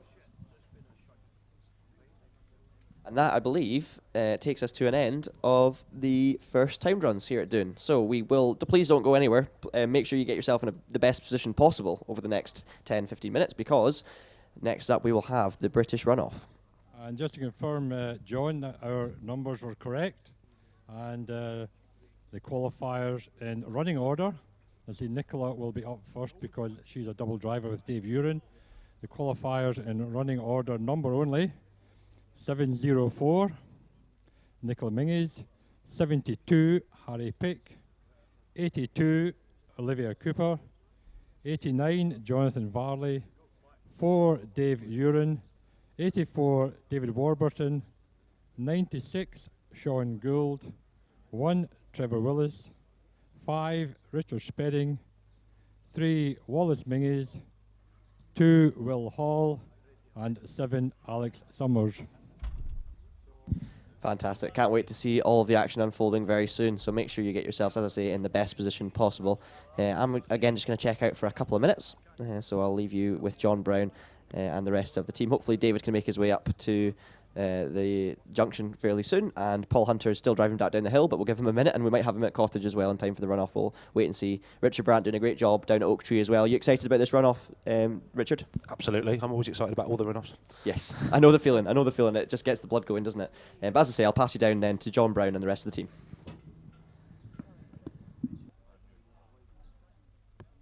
I've just been asked by a spectator where's the best place to watch the runoff, and I'm thinking you can't spread yourself out over 1,600 yards, but I always found that just standing on the at the Oak Tree, looking back down the track towards the first right-hander, is the only place.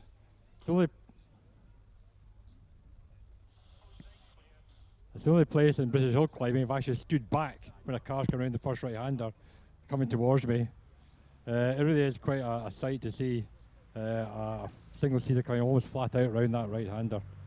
But if you are a spectator on the hill, if you can spread yourself out as much as you can, you'll have a great time for the next 12 car runs.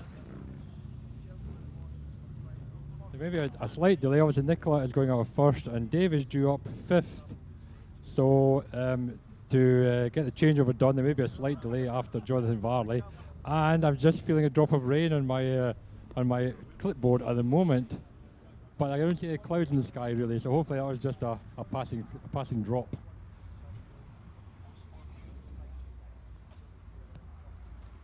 So Nicola now has the task, first of all, of getting to the top in a time good enough to score points, and then if she wishes to push a bit, she could maybe get our ladies' record back again. But obviously the first aim is to get to the top, get some points in the board, and she scored 9 points already this year in the British Championship, lying just outside the top 10 overall.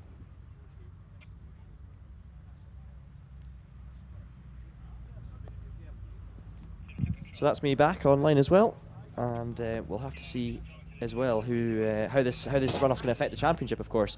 So just to run through the scoring system for the British Championship, it just goes up in points order in terms of how you finish inside the top 10. Of course, there's 12 qualifiers, but only 10 people score points, so there will be 2 people left empty-handed with a result here in the runoffs. But basically it's 10 points for a win, 9 points for second, 8 points for third, and so on, so forth, which is good because it keeps it all exciting, keeps it close. And yeah, it means that Wallace obviously can't lose his championship lead this weekend unless Alex Summers wins both runoffs and Wallace doesn't score any points.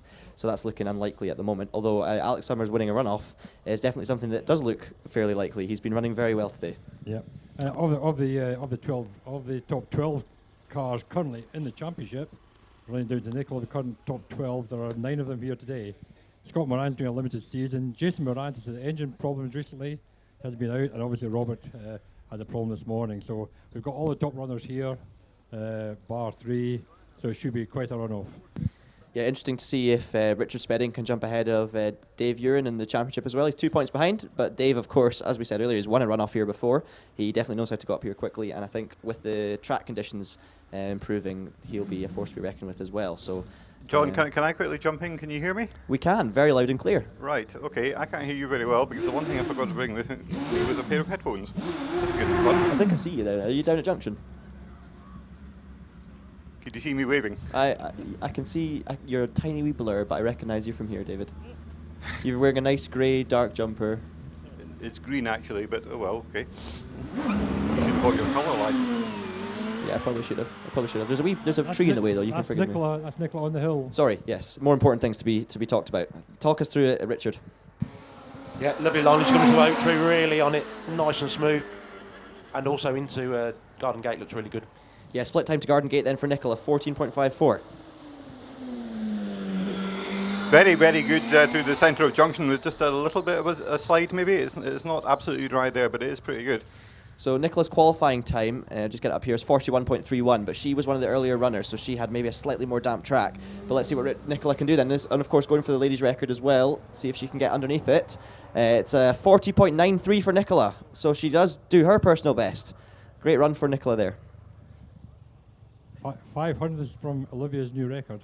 Absolutely. And does the ladies' record count if it's in the runoff, or does it have to be in the timed runs? If it's an overall record, they count in the runoffs. Yeah. I think it would, yes, because the outright record can be set in runoffs. Yeah. Yeah. Okay. Well, 500ths of a second, Nicola just missed out there. But I tell you what, 40.93 is a fantastic run. That's a moral draw, guys. Come on. She's straight back down the hill. Of course, because just to explain that, of course, Nicola, the only double-driven car, as John Brown was saying earlier, in the runoff. So she'll take that car back down, jump out, so Dave can jump back in, and we'll have the rest of the runners. So first up, as John was saying earlier, will be Harry Pick. So time for a very brief, amusing anecdote.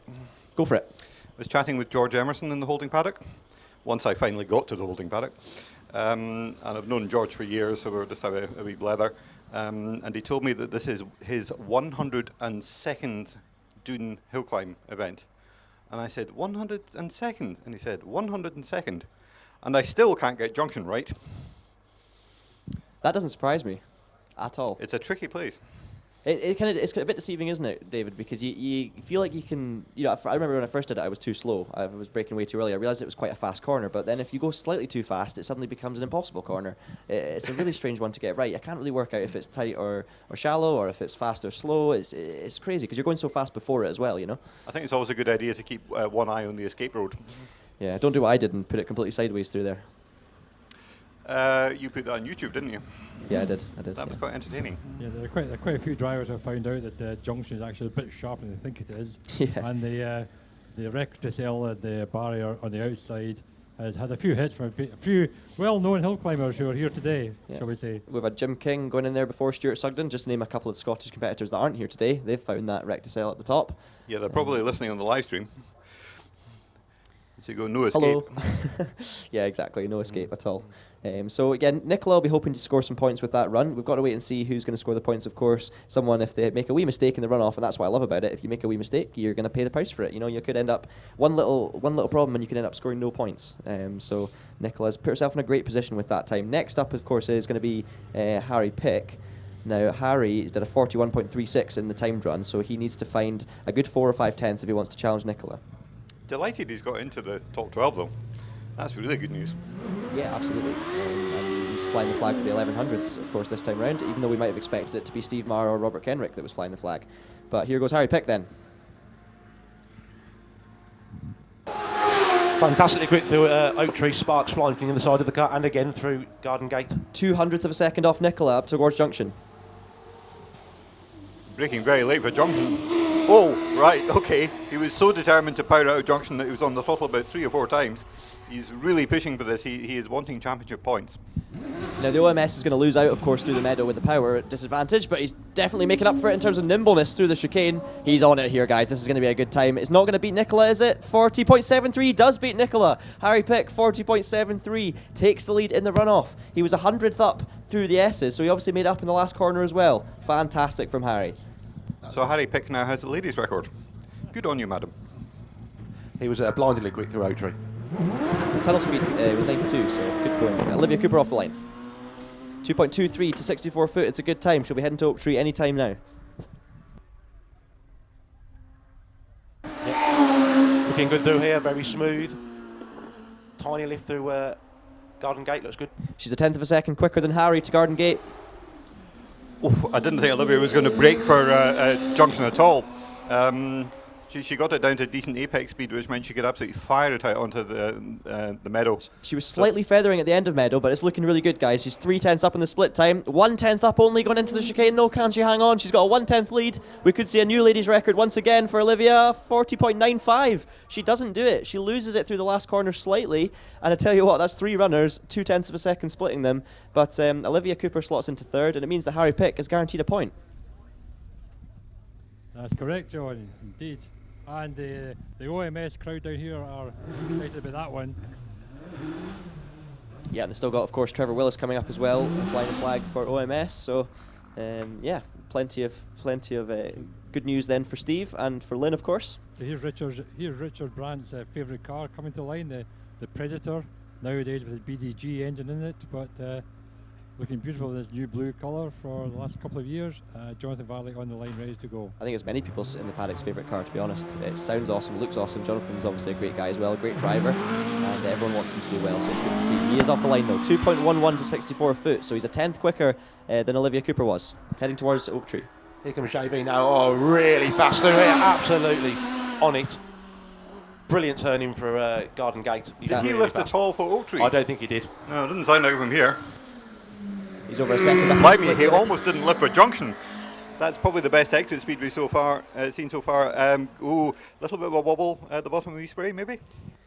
He's 1.5 seconds quicker, guys, in the split. This could be a sub 40 run for JV. As he battles away with the car in the chicane. It's looking good though, fully committed. What's the time going to be then? 38.39 for Jonathan Varley. That's a brilliant time. He's over 1.5 seconds quicker than Harry Pick, and that is laying down a marker. Mid-38 for JV. He will be delighted with that. And if that was a class run, that would have taken a whole second off the class record. I was going to say that's easily his personal best, yeah. Indeed. Yeah, that's great to see, and he'll be scoring some decent points with that run, I'm sure. And you know what it does show as well, guys? It shows that the track conditions are really, really good. Yeah, the sun's out down here now too, and he was absolutely bolted to the floor as he came through Oak Tree. Just looked incredible. I think you said he was very quick through the S's. I think he might have been encouraged by the fact they had a bit of a wobble in the later part of the meadow, for which he didn't have to lift, by the sound of it. So he knew that the car could shift around without any problem. So maybe he carried that idea into the S's.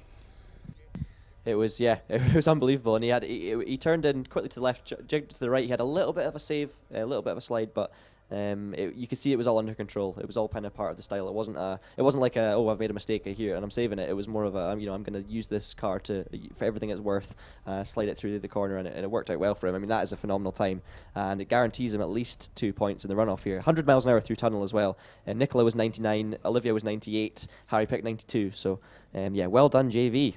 Happy day for GWR as well. So just a slight delay, as I said, for Dave Uren to get comfortable in the car and get the car up to the line. Normally speaking, you're only allowed a couple of minutes between cars in the top 12. But obviously, with a double driver, that is given a bit more latitude, and Dave's car now being pushed out towards the line. Let's look at the plastic of the front tyres. That'll come off shortly, and we'll have action again in about 1-2 minutes time.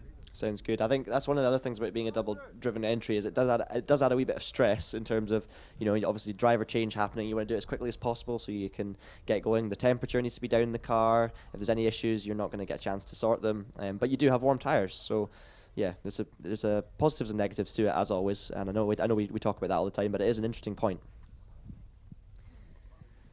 You can see on the live stream, I'm sure as well, we've got the camera down in the paddock, so we've seen Nicola jump out, looking happy enough with her run, cleaning up the tyres, and should be getting going soon. But yeah, you can see a lot of people standing around the clocks down there in the paddock. You've got the timer, so everyone knows what's going on down there. But you've also, of course, got the commentary, so they'll be able to hear us, giving them the times. And it's if you are at Doune as well, it's worth heading down to the paddock and having a wee wander about. We also got a wee wave from Les Much about 20 seconds ago, which was what we all needed. Yes, Eleanor's doing a good job here with the steady cam, and up towards the line. That Dave Uren coming up towards the line, warming his tyres up before the hump in the road. There's a little crack in the road. You have to warm your tyres up before you get to that junction in the road surface. But he's done that and sitting on the line. Doing one of those few hills that actually allowed tyre warming before the line still. A lot of hills that don't allow tyre warming any longer. So Dave is off the line then. It's a 38.39 he's looking to beat, set by Jonathan Varley. He's quicker to 64 foot though, and he heads towards Oak Tree. It looks mega quick though here, really smooth and tidy though. That Nick Mack engine sounding awesome. Yep, a couple of tenths quicker to Garden Gate as well than Jonathan, guys. He's won top 12 runs before, maybe he can do it again now. Not pushing too hard through the apex of junction. That was just kind of steadying the car ready for acceleration under the meadow. He was slowest in terms of speed to tunnel. Tell you what though, he's up by 8 tenths on the split. So yeah, it's looking very good indeed from Dave. Smooth and steady, and it's going very well. Not steady in terms of time, 37.50. Great time then from Dave Uren, and he jumps straight back into the runoff lead then.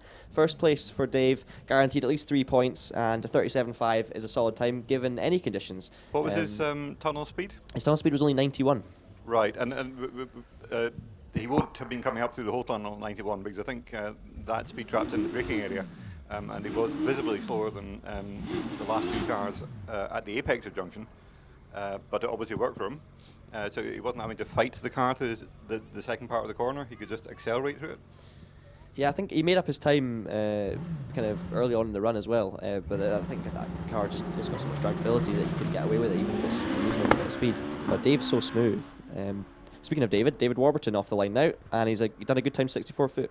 Big lift at first turn there, just as on the exit. Oh wow, baby Warby got a little twitch as it goes. Oh, flipping Nora, here comes well done. Garden Gate, like, incredible. Well saved, Richard. Really on it. Oh, incredible tunnel speed as well.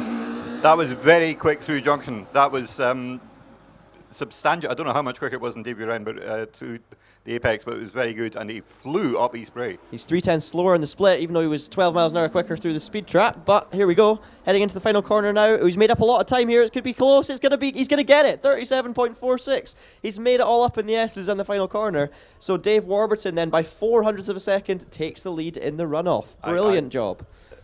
Everybody knows how good a driver he is, but I don't think anybody would have bet more than 25 pence on him being ahead of Dave Uren in a runoff. That is a fabulous result. And hello, Paul, by the way. Yes, I was going to say, yeah, welcome along, Paul. Oh, hello, guys. Yep, Baby Warby had a little twitch as he came through Oak Tree, and then had a massive one as he went through Garden Gate. I think if it was a speed trap right at the bottom of East Bray, we would see that Dave was quickest through there. Just absolutely There's a lot of tyre warming down here now. He was definitely quickest through tunnel as well. 3 miles an hour quicker than Jonathan Varley. A good 12 miles an hour quicker than Dave Uren as well. So I think that's down to late braking. the funny thing was though, he made up his time at the end of the run. It's actually after he was 3 tenths slower through junction, so he's made 3 tenths up through the S's and through the final turn. So Dave obviously just carrying the speed. He was saying when I think September last year. He said after, here we go. After a full season, he couldn't believe the turning speed on that car. So I think he's believing it now. How was that, Paul? Yeah, looking great. Yep, perfect speed, good line, not too much wheel spin. Pretty good. Oh, I tell you what, guys, his 64 foot time's not great, but Garden Gate time is unbelievable. It was fantastic through Oak Tree, really smooth out of the outside, This and is then he just went flying through Garden Gate, so smooth. Well, up here it's a maximum attack Sean Gould run. This is going to move. This is going to move the gate post so far. He's done 117 through the speed trap. Wow. Unbelievable. Watch this, guys. It's going to be an incredible time. 35.56 for Sean Gould. Takes it by a couple of seconds. That's not a marker. I don't know what is. That is unbelievable. When did we last have a sub 36 at Doune? It was a while ago. I think that's going to be at least 3 years ago. We said Sean Gould. Oh, no, hang on. No, sorry, wait a minute. September, there was some. Anyway, it's a really, really good run. That could have won several rounds over the last couple of years. It could win this round still. You know, that's put himself right in the mix. 117 was his tunnel speed, so he's 14 quicker than Dave Warburton. He was a second up to junction. He was second and a half up to S's. So that's commitment for you. And his 64 foot time was the slowest of a lot of them. As he came through Oak Tree and then up towards Garden Gate, it actually pulled the branches won the trees down as he went through. Trevor Willis on the line, Paul? Yeah, he's on the line now. He's lining up. Right, revs are up. Launch. Tidy, very clean. Big lift for turn 1. Incredible 64-foot time. What was the time? 1.93. Wow. Trevor really smooth, actually right out to the on the right hand side as he almost skirts the Armco, gets it nicely Trevor's turned famous for being very close to barriers here. Yeah, Oh, he launched it into junction, and it was too quick because he slid and he kicked up some dust on what's basically the escape road. So he's probably lost a couple there.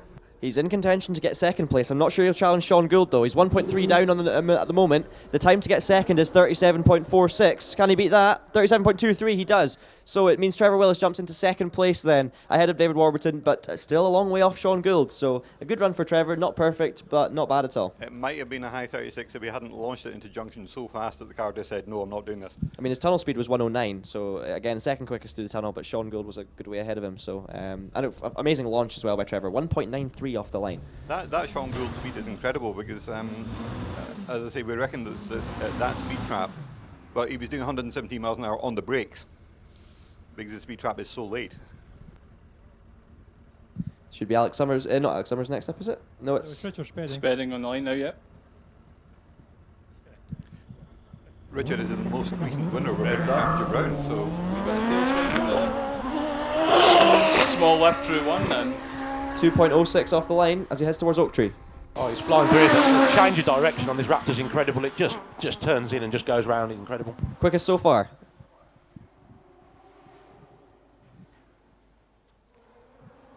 he was late on the brakes at the junction there. He's giving it everything. This is. I think he's looked at Sean Gould's time and thought, I fancy a piece of that. Guys, he's a 10th up on Sean Gould. He's identical to Sean Gould. Oh, he touches the grass through the chicane, gets away with it. Identical times to Sean Gould to the S's, 35.81. So it did cost him. He lost 3/10 through the chicane.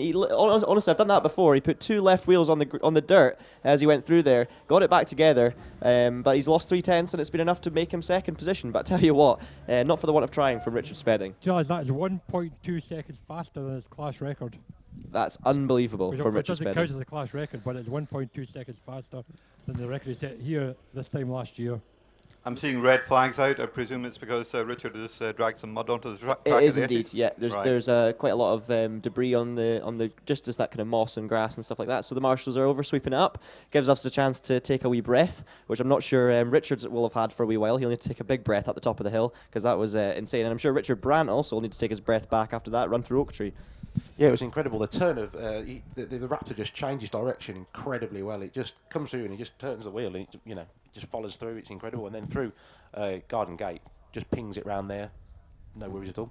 So we have had 9 runners then. It's Olivia Cooper who currently sits 9th, with Nicola Mingus in 8th place. Harry Pick is in 7th, so the start of the guaranteed point scorers. JV Jonathan Varley in 6th position. We thought that run might get him higher up the order, but apparently everyone's turned up the wick a bit, which is awesome to see. Dave Uren's in 5th position on a 37.5. David Warburton in 4th position on a 37.4.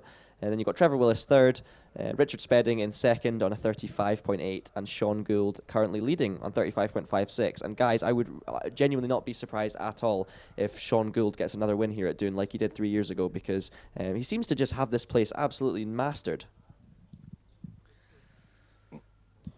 But I can see Wallace Mingus thinking, I could get that. I can see all of them thinking I can get that. Well, yeah, but but can you? I mean, obviously they can. They're capable of it. Yeah. But will they? Because I mean, anything a sub 36 here is as you say, going to put you right in contention for a win of a runoff. And the track's obviously there, but there's always the chance of overdriving if you know the grip's there and you're so desperate to get such a good time. So it's going to be interesting. But I wouldn't be surprised. I can confirm the track is definitely there. Yeah. Good time, by the way, Paul. Well done. Thanks for that, Jules. What's wrong, David? Looking back at the times for the last many years here at Doune, the last time we had a run-off win in the 35.5 was 3 years ago. In June 2016, we had a win by Scott and a 35.51. So that was the last time we were down that low into the run-off winners. But of course, in September 15, Alex did a 34.8. I think that was when the new surface came in, wasn't it? I'm not sure. You tell me. You're obviously here more often than I was. But probably, yeah, because in June 15, September 15, a lot of 35s going on. I mean, to me, it's testament to how competitive the championship is this year, because you've got the likes of Trevor Willis sitting there in third at the moment, could drop further down, and it's still an amazing time he's done. I think that the competition this year has just stepped up, and it's just fantastic to watch. As I said, this is one of the few hills where we can still do tyre warming, and I'm not sure how long that will last for, whether we can still have tyre warming for years in the future. We've had a couple of comments on the stream coming through as well. Sam Wilson is saying, woohoo, go OMS Racing. Great run-off so far. Now, Sam Wilson, I believe, normally drives the car that Harry Pick and Steve are sharing at the moment. So, yeah, thanks for watching, Sam. Glad you're enjoying it. We've also got a fantastic from Sam Walker. Jonathan Maycock, incredible time from Sean Gould, and also letting us know the extra camera has added a lot to the coverage. So, thank you. All the credit goes to Rich Danby for that one. But cheers, Jonathan. Glad you're really enjoying it, and hopefully you can enjoy the rest of the coverage here. We've got 3 more cars to go in the runoff, but of course we still have all of the second time runs, all of the second runoffs. Lots of excitement coming up. And that's good to see John Maycock, who left that comment, drives a supercharged Mazda, or he last year anyway, so looking in from down south in England. But Wallace is fired up and coming up towards the line. You'll certainly know about it when he is. Revs to about 13,000 RPM this engine, I think. Woo! On the line. Hello, Paul. Hello. This is, so basically falls silent for a second here at Doune, and but you'll know about it when Wallace launches from wherever you are in the hill, trust me. And when Paul is... Revs are up, you'll hear that. Very tidy through turn 1, absolutely flying towards Oak Tree. You could hear a slight lift there going into Oak Tree. Munches it through Oak Tree with a massive bang, and the back pop as he comes through and into Garden Gate. Split time's looking okay. Screaming through the tunnel. That was quick but controlled at the apex of junction. It was slightly slower than Trevor Willis, but Trevor Willis went sideways and Wallace didn't. Wallace about 3/10 off Sean Gould at the moment, so he's in and thereabout. Definitely top 3 potential. Nice and tidy through the chicane. Tell you what, guys, it's looking really good. Not going to do it though. 36.40 for Wallace Mingus. So he slots into that top 3 space as we thought, but he's 6/10 slower than Richard Spedding and a wee bit further off Sean Gould. I'm sure he'll be pretty happy with that, to be honest, though. I mean, it's really competitive. That keeps up his record of not being lower than 4th on any run so far this year, or any round so far this year. And this is why he's leading. He's been consistently top 4 all season so far.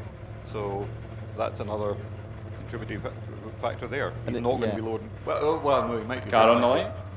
In such a competitive championship, that's what makes a big difference as well. Exactly, yeah. I think when different drivers are winning all the time, if you can finish top 4 all the time. Launch, pops and bangs, off the line. Oh, we wobble well at the bump in the first corner there. Towards the Oak Tree. Will looks phenomenal through here, right up against the arm goes to come, so kicking up all the dust right on the very edge, flying. Yeah, his split times are looking really good, right on par with the quickest. Not so quick to tunnel though in terms of speed. Oh, he's done a Trevor Willis. He carried too much speed into junction and got sideways, kicked up dust on the escape road. He's quickest to the split though. He's quickest to the split at junction. Is he really? So he obviously gained it on the entry. Coming through here now, 29.75, a little bit slower to the split in the S's. Could put him top 3 though, 36.21. It does jump him into 3rd. So he goes ahead of Wallace into 3rd position behind Richard Spedding and Sean Gould. Again though, I think that would have been a high 35 because he definitely lost time. Yeah, and the fact that he's so quick going into it in terms of his speed, in terms of his time, means he probably braked a bit later, so got the better split time, but therefore lost it on the exit through Meadow because he's lost his bit of time for the next part. To be honest, I'm not entirely sure he braked at all. That's looking good, guys, but there's ominous black clouds appearing, but we look like we might be straddled by them, which hopefully keeps the rain away. That's at least for Alex Summers. Hopefully we can get a good run in here. So last runner then coming up, former champion of course, Alex Summers. And one of the most exciting young prospects in the British HillClimb Championship. And this car sounds amazing, so I can't wait for the open mics this time round. Can he beat Sean Gould's 35.56? Time will tell. He's going to try. Marston's in the car, he's off. Good launch. Oh, so tidy around turn 1 and onwards to Oak Tree. I can hear the KF coming already. It sounds amazing. Oh, he's so fast through here. Absolutely incredible. Super smooth. Oh, guys, he's half a second quicker than Sean Gould so far. David will be with you shortly.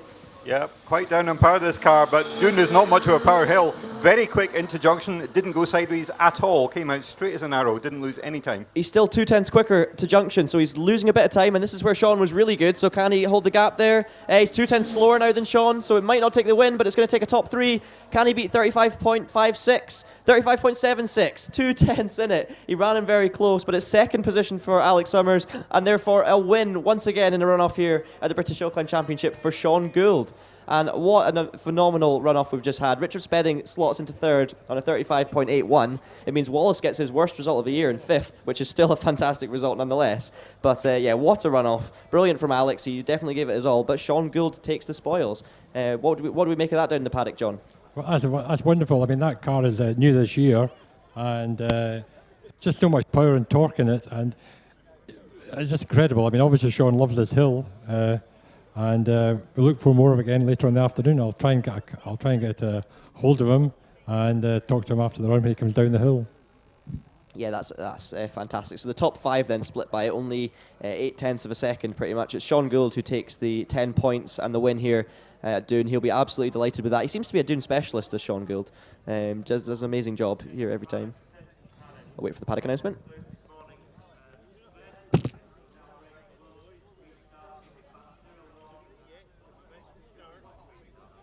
Okay, so that's Tim Thompson just announcing over the tannoy that we'll be breaking for lunch now with a 1 o'clock restart. So time for us to go get our breath. I might get some lunch or something and recharge my batteries, because that was too exciting. It was unbelievable. But yeah, Sean Gould, brilliant job. Richard Spedding as well, ran him very close, and Alex Summers of course as well, 0.2 of a second in it. But yeah, fully deserved from Sean Gould. That's your first runoff, obviously from Oak Tree, Richard. How can you tell us your live reaction of how that was? It was pretty incredible, to be fair. I mean, although Alex came second, he definitely looked the quickest through here. It's super smooth, just ride, straight down the middle of the track. Fantastic. But Sean, I say, when he came through, it just pulled the trees down. It was incredible. I mean, just the aero package on that car was incredible. Any notable moments for you there, David? Don't know if we still have David. He might have started wandering in the hill. Oh, that must have been a really notable moment for him to not see any. He probably heard me as well on his way down. But yeah, talking of recharging batteries, actually, I'm going to have to slope off as well and make sure this Clio's good to go, just in case. So I'm going to dive away and get some lunch and some batteries for my radio mic as well. That all sounds good. Well, yeah, I might also have to dive away shortly as well. But for lunchtime, we'll try and keep a stream going of commentary as well. I know once I get sorted, I'll be back up in the box and keep you going. And I'll try and get hold of these drivers and talk to them after those runs, and then go for my lunch as well. Don't tell them, just sneak up on them. I always do. Good to hear. Right, so yeah, well done then. 10 points goes to Sean Gould, 9 points to Alex Summers, and 8 points to Richard Spedding.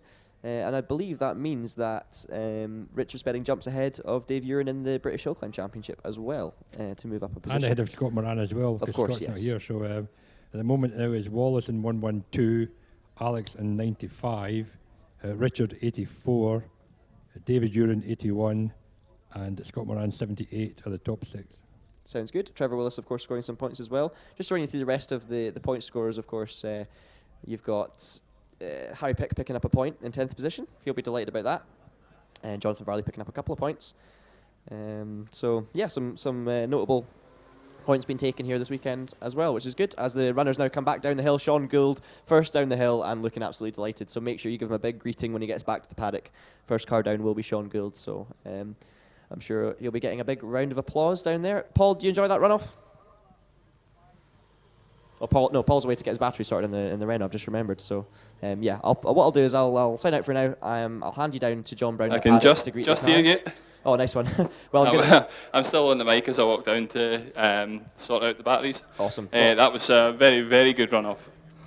Yeah, it was absolutely phenomenal. I'll pass the mic down to John Brown though as the cars come back down, so you can get the paddock reaction to the cars coming down the hill. Okay. So I'll be back with you shortly.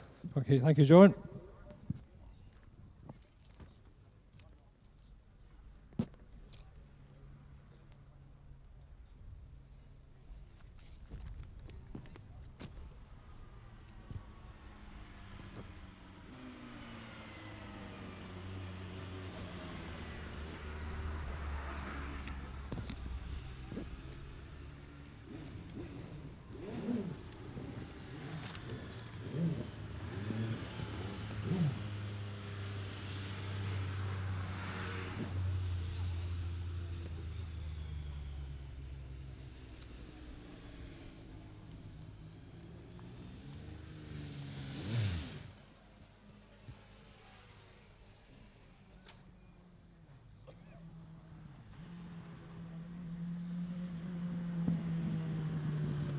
Sean Gould just been congratulated there by former HillClimb champion Chris Kramer, who of course won the championship in David Gould's first top level hill climber back in the 1980s.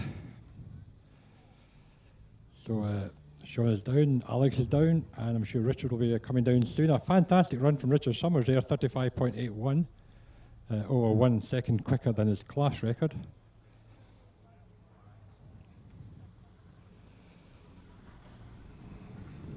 I'm still up in the box as well, John, so they're just watching the cars head back down the hill. So you'll have like Richard Spedding heading down quite late as well. But it's always a nice feeling down being at the paddock, seeing all the drivers come back down. Everyone's buzzing, and you get first chance for those friends and family down the paddock to kind of help and congratulate their friends on a great result. And the rivals as well. I mean, Alex has just got to congratulate Sean before he gets his helmet off. So the first thing to think of is the overall positions and how well others have done. So yes, fantastic atmosphere down here. And again, look at those ladies, both Olivia and Nicola in that run are under the old record. So that's 3 runs so far today under the ladies' record. And even with those brilliant runs, they weren't able to score points. Indeed. Just missed out, which is a real shame, but that's the way it goes when it's that competitive. And I'm sure they'll be fighting again this afternoon to get back into the runoff. Just a couple more comments on the stream as well, just from Robin Johnson, saying great coverage, brings back a lot of memories from the late 70s to see the hill climb. So yeah, thank you very much, Robin, for tuning in, and hopefully you can stay with us this afternoon. We'll bring you the second time runs and the rest of the action as well. And then we're going to also add in Jonathan Varley taking nearly a second off his previous best in the Predator. So it's a fantastic runs all round, and hopefully it'll stay dry and the track may warm up a little bit, and we'll get the same again in a few hours' time. Yeah, also a great run as well. Richard Spedding really needs a shout out. I will do, yeah. Because his time there in the runoff was sensational, miles under the class record. Yep. Just needs to do it again in the time runs.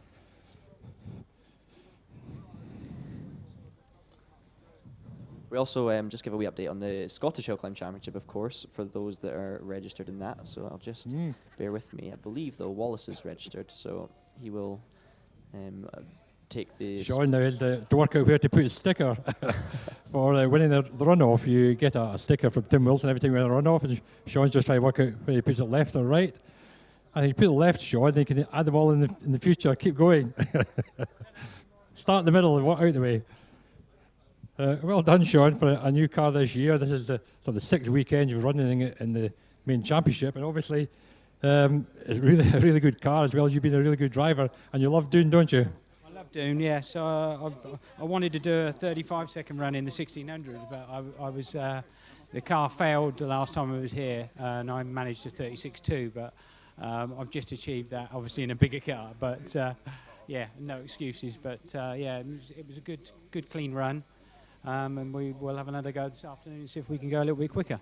Obviously, all the cars in the top 3 there are all totally different cars, yourself and Alex and Richard. So what's the strengths of your car in this hill? Say that again? What are the strengths of your car? Which are the main points that make it go quick in this hill?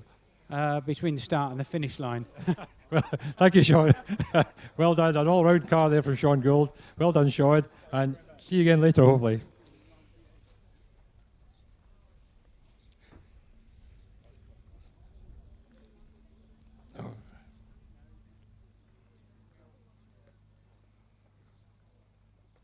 I'm heading now towards Richard Spedding, but I think the reception can go somewhere down here if I'm not in line with the aerial, so we'll see how we go on. All the GWR cars are parked up together, so we've got Richard and Jonathan side by side.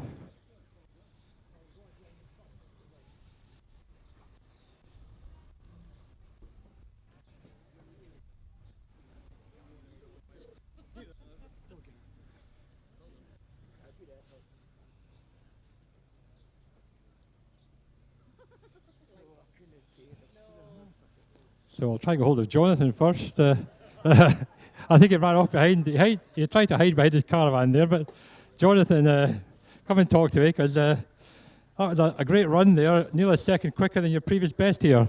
Yeah, it was tried very hard for that one. That's definitely one for Graham. The car was brilliant all the way up.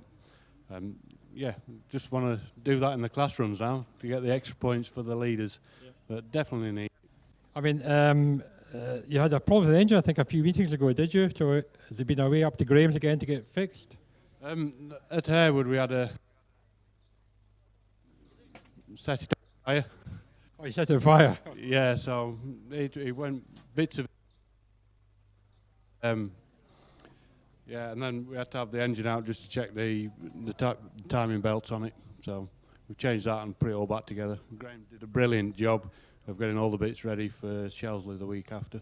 That's good, John. Thank you very much, Jonathan. Well done, Graham White, who also obviously got the Richard Spedding car into third. Richard is in the trailer. Look at his laptop, I believe. So I'll see if he comes out in a minute or two. But apologies for this breaking up. I think we're a wee bit away from the aerial at the moment. But I'll give Richard a few minutes to calm down, and we'll wander off and have another word with Olivia. Another great time, Olivia. Another sub 41, but no points. Close but no cigar. Indeed, and obviously there's more to come in the car, I'm sure, and yourself. Yeah, just over the moon. So hopefully it'll stay dry for this afternoon. Have another go. Good. Well done, Olivia. And well done, Liam. I'm sure you've had a good hand in this as well. Tyre polishing. No, I'm sure it's more than that. Well done, the Coopers.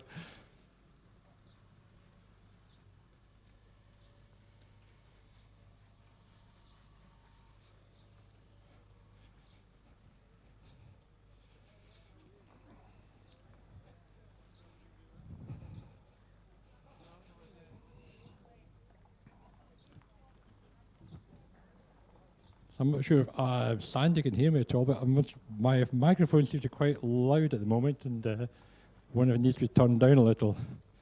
Anyway, here's Alex Summers, second in that runoff. Looks so close, Alex, almost there. Yeah, no, well done to Sean, that was unreal. New car to him, obviously, this year, and to get that time is just amazing. So fair play to Sean. Can't take it away from him, but, too close. It's a shame, but no, it's great. It's great to be on the podium, obviously. And it's good points. Yeah, you're doing that consistently this year. You're getting your points, but you just need a win, and that would be coming soon, I hope. Yeah, I mean, I suppose you have to tell yourself it's only one more point. But yeah, there is something about obviously winning. It makes it, it makes it special. But no, come here and do that is great. And I really enjoyed the run as well, which is, sometimes when you're at other hills, I'm not going to mention them, and it can be quite stressful and it's very quick. But here, most of the drivers, I'm sure, will agree, it's just amazing. It's like a bobsleigh run. So yeah, it's really good. Thank you very much, Alex Summers.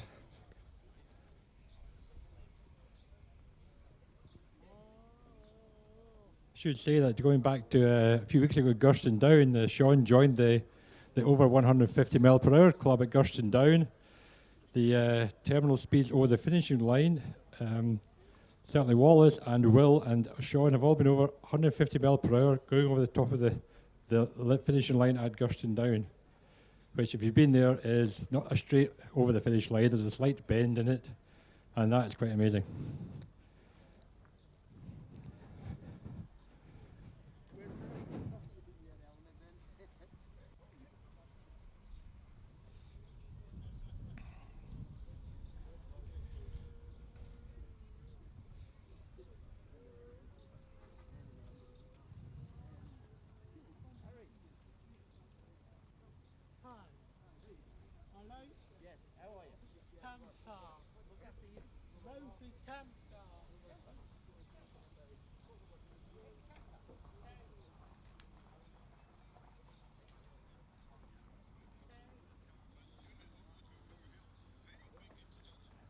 Glad to know that Alex is busy watching the live stream of his run. Alex and Richard and Debbie are all looking in at our live stream of that run of Alex's. Maybe you'll learn something from it. So not only are we entertaining, we're being used as a teaching tool.